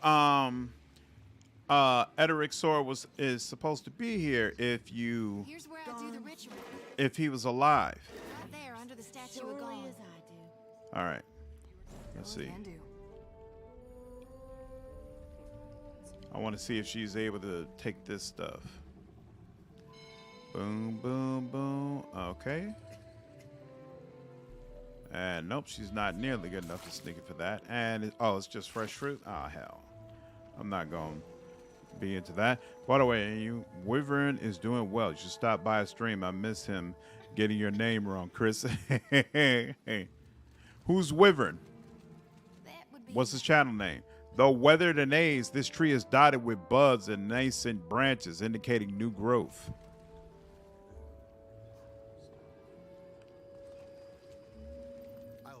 Offerings of fruit, bread, and even wine have been set here for the temple. Ooh, abandoned cat. I need to go through all these pets and figure out which one is actually going to do the most for me. Wertan. Don't we know Wertan? What, isn't he the guy? First of all, hold on. Who are you? Here for a meal. Just get in line, dear. Ain't no trick to it. I miss it as well. I was here earlier, Slander, but I was a ghost in chat. YouTube has been having issues today. Yeah, they chose a great day to have issues. Wolfhard FPS sent me a raid, and I couldn't see any of the people. So there's probably a whole bunch of people who are like, oh, I guess he doesn't respond to people when raided. Man, kind of sucks. Kind of sucks that today of all day, YouTube would be having issues, but it just is what it is, man. Hey, there's a lady I'm looking DM Wyvern. He streams a lot of different games. Interesting. Okay. Etta waves a hand in the old woman's face as though expecting cataracts she does not appear to have. Short, got a bad temper. It goes by a lava Mazzy.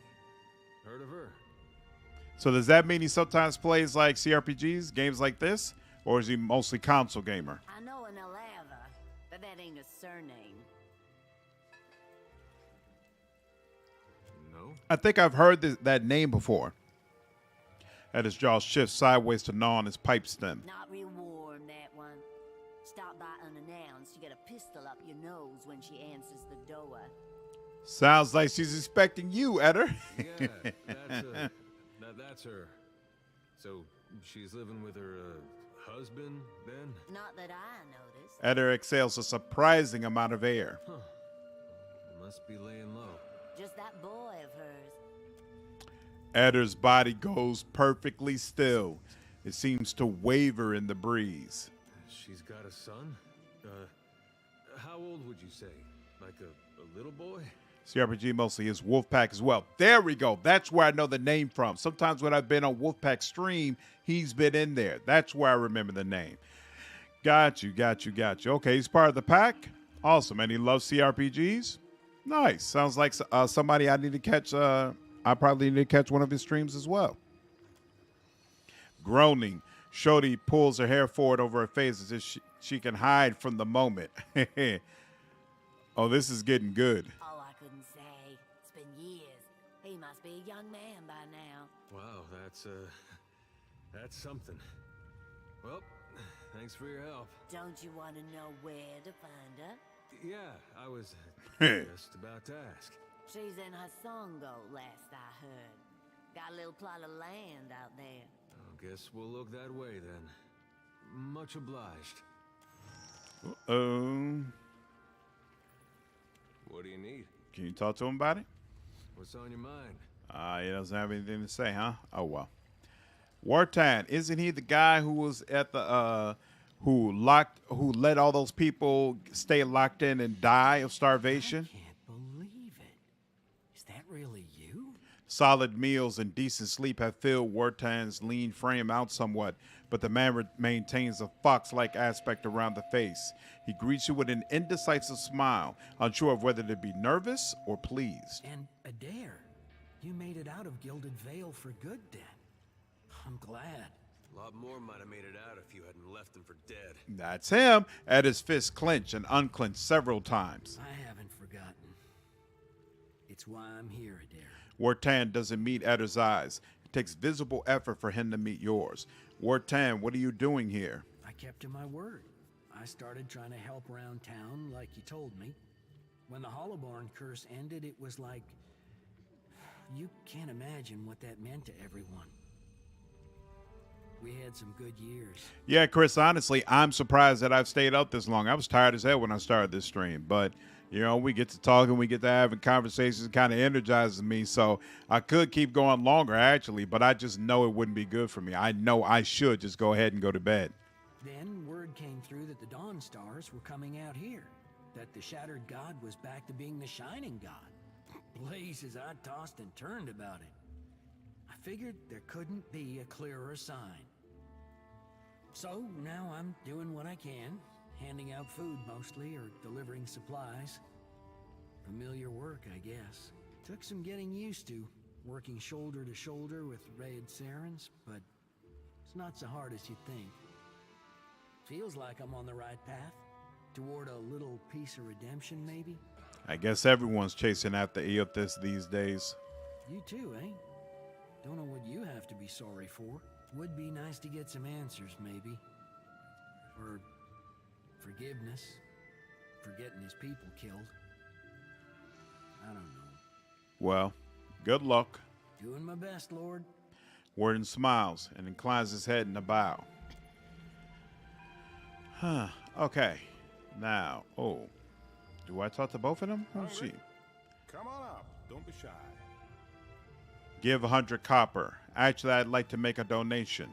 The Shining God will bless you for it, sir. That coin will help those in need. The man bows his head. Have you played the WrestleMania arcade game? I think it could work as a CRPG fighting mechanic. Add environmental damage and clan discipline as special moves fueled by blood meter. It could work. I've played some of the older WWE arcade games before, but I'm not sure which WrestleMania game you're referencing. I mean, a CRPG that allows you to have environmental impacts is definitely something I would love, but I think I prefer the style of like Divinity Original Sin 2, where any spell element you use, it'll leave remnants of like fire or water or lightning behind, and then you could use other things to take advantage of that. I heard that was actually going to be in Baldur's Gate 3, but then they had to get rid of it because people said it made them feel like it was too close to what Divinity Original Sin 2 was. And honestly, I would have preferred that they leave that in because I just feel like the mechanic is fantastic overall, regardless. Oh, that's all you could do? You could donate? Okay, fine. Or I could have gotten some healing potion. All right, so High Priestess, what can you do for me? WrestleMania arcade game is the one that looks like Mortal Kombat. Still don't know which one that is, though. There's been multiple WrestleMania games. As you approach, a wood elf straightens over an altar to Gone. Her robes mark her as a High Priestess. Mortal Kombat! She arches and cracks her back loudly, a satisfied grin spreading across her face soon after. Jody, I do hope you are not getting into trouble now. Who, me? No, I wouldn't dream of it. She smiles at the sight of a stranger. You're the High Priestess of this temple? Do swine stink like shit? She hits you with a toothy smile, eyes glittering with amusement. I'm guessing you're not here to worship. Then what can I do for you? Doesn't this place get a little damp? No more than anywhere else. No sense fighting it. The water sustains our faith, surely as it does these trees. Yeah, Gene, I thought it was absolutely fantastic and would have been fine with it being in Baldur's Gate 3. I don't care if that made it more like DOS 2. Your devotees are gone. What about Aethys's other manifestations? And I feel like it's putting the focus in the wrong area. Like, you took out that brilliant, fantastic mechanic because you don't want the game to be too much like DOS 2. But you had no problems cutting the party member team size, the team size down to 4 party members. Like, come on, man. Gone's the only one that matters. Shorty scoffs.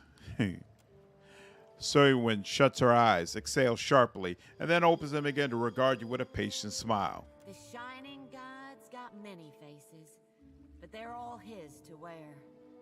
Divine King Widewind, he saw the dawn stars, telling him of things to come. But it's gone with sickle and lantern. Let's come to the Deadfire. Our God's returned, and he's gonna bring balance to the world. He's gonna right all the wrongs we have suffered. Gone will bring a new beginning for all of us when that hour comes. Test your might. You must be getting a lot of people in here these days. Oh, yes. People are afraid, angry. Change can be frightening. But what did any of us come here for, if not a new beginning? Pitley said you may be able to help with the food shortage in the gullet. If Petley sent you, then you've got my ear. But I won't promise what I can't fulfill. We tried. Shipped some shares for charity. God, it's nearly 2 years back. Had the means to do some real good. But the guards wouldn't have it. Sent it all to the palace to be shared out, proper-like. Never did see it again. What if I could ensure it would reach the Raparu? Well, sure. I'd be beside myself for a chance to help the Raparu, but... And I mean no offense. I don't know you, stranger. Some folk don't think twice about taking advantage of us faithful. Maybe you're one of them, and I'd be none the wiser. You need a show of good faith? An offering to Aethys could really help our efforts to restore the temple, if you know what I mean. Of course. Much obliged for your generosity, friend. She smiles radiantly. Of course. We'd be glad to lend a hand. But how'll you see our shares reach the Ruparu this time? What makes you think it'll work now when it didn't then? I'll work to gain an audience with the Queen and petition her to allow your charity. All right. You wind up in the good graces of the Kahanga Royals. You get them to see the light. And I'll get you our food. Awesome. And one more thing. It is the light that has led you here. Wait a minute, what? Oh, you know more than the shining our gods. Isn't this where What can I do you for? she should do her thing? Hoo-wee. About time we took a breather. My feet are blistered something fierce. I still play the old MK games. You've only seen the movie. What? No, the old MK games were fantastic. It was a cheesy mess and a lot of fun with a great soundtrack. The original Mortal Kombat movie was so fantastic. So fantastic. A lot of people put it down back then, but if only they knew of the trash to come. I'm not liking what I'm seeing with Baldur's Gate 2. It gave me Dungeons and Dragons 2000 flashback. Less cheesy Stranger Things, D&D, and more Dark Sun, please. Nah, Baldur's Gate 2 is fantastic, but don't worry, you'll see when I play it on the channel. Hands braced on her knees for support, she leans forward and sucks in a breath of fresh air. Her eyes never leave your face. A rosy flush slowly brightens her cheeks, and she beams you a wide, brash grin. Tell me what's on your mind? How are you feeling? Have you suffered any recent nightmares? They're there in my head when I sleep. And sometimes I can taste them on the back of my tongue like a smear of grit. So wait. Happens when I take in a particularly volatile soul. That's all for now. Time I got about searching for lost. What? Oh. Am I supposed to click that statue? Is that the problem? I don't talk to her. Rubbing the back of her neck, self-consciously, Shodi cast her gaze to the side. Nothing like a homecoming to make a girl remember her roots, even if they are dried up and half dead. Oh, you meant Baldur's Gate 2, Baldur's Gate 3 rather. Got you. Okay, that makes more sense. So you say you're not liking what you say with Baldur's Gate 3. It gave me Dungeons and Dragons 2000 flashback. Less cheesy Stranger Things, D&D, and more Dark Sun, please. Yeah, I can't put my finger on it, but it doesn't feel dark and gritty enough to me. It just it feels like a light, kind of fluffy, kind of, we're all just going to have a bunch of fun type of thing. And maybe that's just because I haven't played enough of it, which is why I've kind of reserved judgment and I don't want to just trash it, But and regardless, I'm not going to trash it because I do think it's going to be a good game. I just don't think it's going to feel like a true Baldur's Gate 2 successor, which maybe that's okay, Like, those games just are what they are. She sighs, nudging a bit of mud from her boots before she lifts her face to settle on you with the big, dark brown eyes. Eder glowers nearby. Anti-euthanasia. How's that anti? Sometimes I wonder if my brethren don't think I got black ichor running in my veins. They just don't know your value. Why are you so fond of me, Watcher? She shakes her head hard. Makes me think untoward things. Gives me notions I don't need to be getting. She is so hot. If it wasn't for Maya, I would definitely be with her. That country drawl and the way she talks about me, fantastic. I can't risk straying when I got a duty to gone. We came here to cleanse your soul. All right. Yeah, I'm ready. I've done this before, but never with such a full lantern. You may want to stand back. The experience can be somewhat intense. He corrected it. I'm waiting till release to play it. I think Larry will get it right. They're 100% committed to it.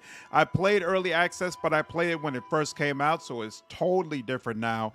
I did play 3 hours at the beginning of it when patch 9 first released, but of course, that's not nearly long enough to get a real gauge of what the game is like, so I'm pretty much also waiting until full release, and I'm looking forward to that experience, most definitely. It's hard to compete with BG2. That's the other thing. Like, it's not like any other game is out here competing with Baldur's Gate. Like, I think the Pillars games probably come closest to it, but I don't think they're on the same level. So, there's really no shame in that. Kneeling before the statue of Gone, Shodi sets her lanterns between her knees.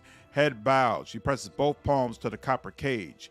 A low chant lits from her lips. As it grows louder, the light from her lantern grows brighter, as does the lantern that the statue of Gone holds in one skeletal hand. The twin lights pulse in rhythm with the chant, resonating with each other, twin heartbeats that pound faster and stronger until the light from Gone's lantern bursts outward in a shower of violet-hued rays. The essence bathes Shodi's bent form, making her jolt upright as a cry escapes her. Don't know if I feel cleaner, but I feel something. Blessed for sure. You cannot romance Palagina. She is not available for romance, unfortunately. Shodi offers you a half smile as she retrieves her lantern, trembling fingers curling against the gleaming metal cage.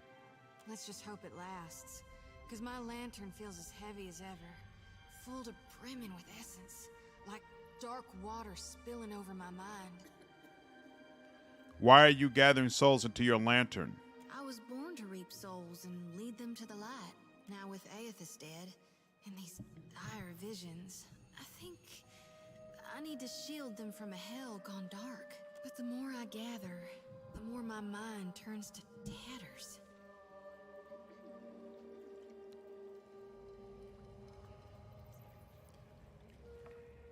What if you didn't collect souls anymore? That ain't gonna happen. Grinding her teeth, she shoots you an incredulous expression. You'd ask me to turn my back on my god? I wasn't asking you to do it. I was just asking what would happen. God dog it, I've probably lost points with her. The Dawnstars are all about goodness and light. Why are you so concerned with death and darkness? Why do you think the god of rebirth held an aspect of death within him? You can't have life without dying. There ain't no beginning without a prior ending. Ain't no day without night. No spring without fall. Yeah. The bar is incredibly high when it comes to Baldur's Gate 2. I absolutely agree. And Rennicus was a superb villain. Superb villain. Absolutely. Agree with both points. You can't without grow crops question. if you never harvest for seeds. Let's be off. All right. I'll be right behind you. Okay, so she should be good now? Question. She's one. Dug it. I hate this system the way it's so hard. Thank you. Know it.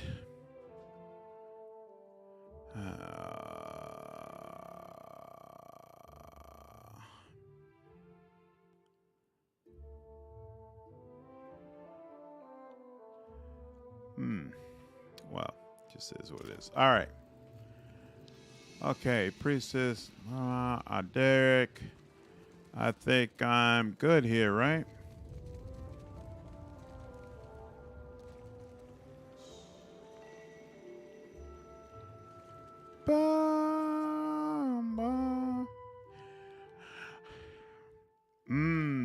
Bodhi too. Yep. The other Valley. Yep, she was awesome as well. You know how I've been saying there's nothing more important to me than us freeing you from Berath's bonds? Well, I meant that. I did. Absolutely. BG2 playing experience is unmatched. I played it late, but even when I did, it was enthralling. I finished it and immediately started a new playthrough. I also played it very late as well. I didn't play it until I think the first Dragon Age game had come out. And other people were mentioning Baldur's Gate and comparing Dragon Age to it. And that's when I think I circled that back and played it. Edda's breath lingers in his chest and his mouth hangs ajar, throwing his statement into immediate doubt. But there's this other thing I need to see about. On the way, like. I was gonna tell you. Why not? I use you for my ends all the time. Exactly. You understand. You, wait. How's that? He shakes it off and continues. This woman, well, love's not the right word, but she was something to me once, back in Gilded Vale. He pauses. I love that Pillars have world age progress with each game, and each game feels like we're in the front seat of changes in the world. D&D, no matter how important the game seems, nothing changes. Yeah, I love the progression of time. Absolutely, I agree. Absolutely. After the legacy ended, all I could think about was Bodhi. how to repair what the gods had done. Yep, Bodhi was nearly as entertaining as Irenicus was. To me, that meant seeing about making Aethasians feel safe in their own homes.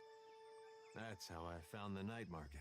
After a while of that, I got to thinking about the days just after the war, when we all stopped feeling safe in the first place. Mostly I thought of the woman I couldn't help, who had to leave her home in the dead of night carrying a little baby that had no soul. Last I saw her, she was going to New Hayamar.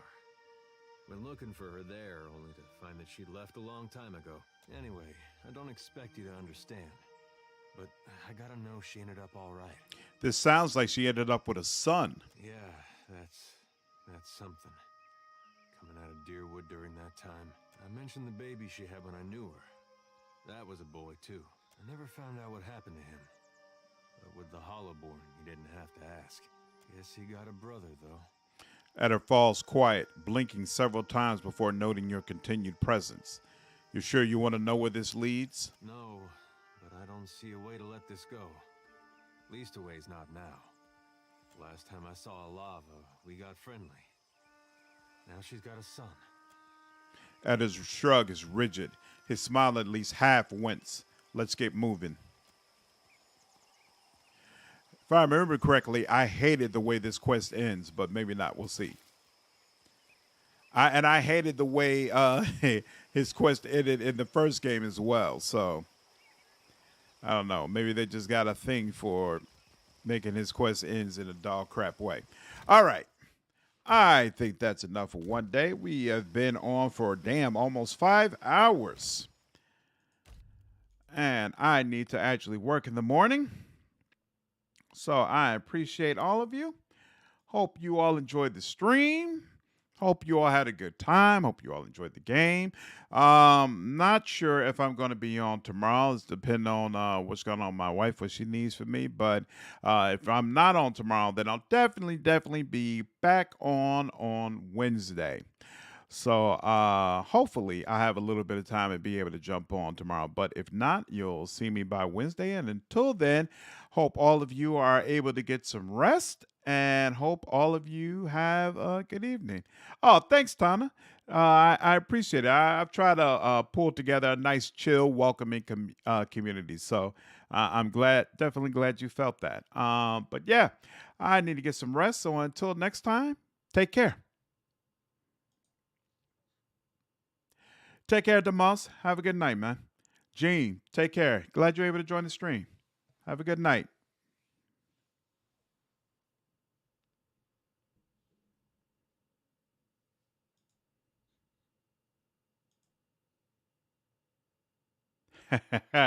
Good to hear, Tana.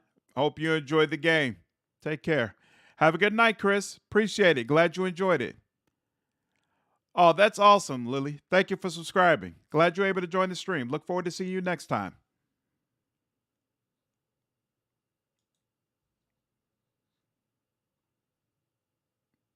Yep, my pleasure, Tana. Take care.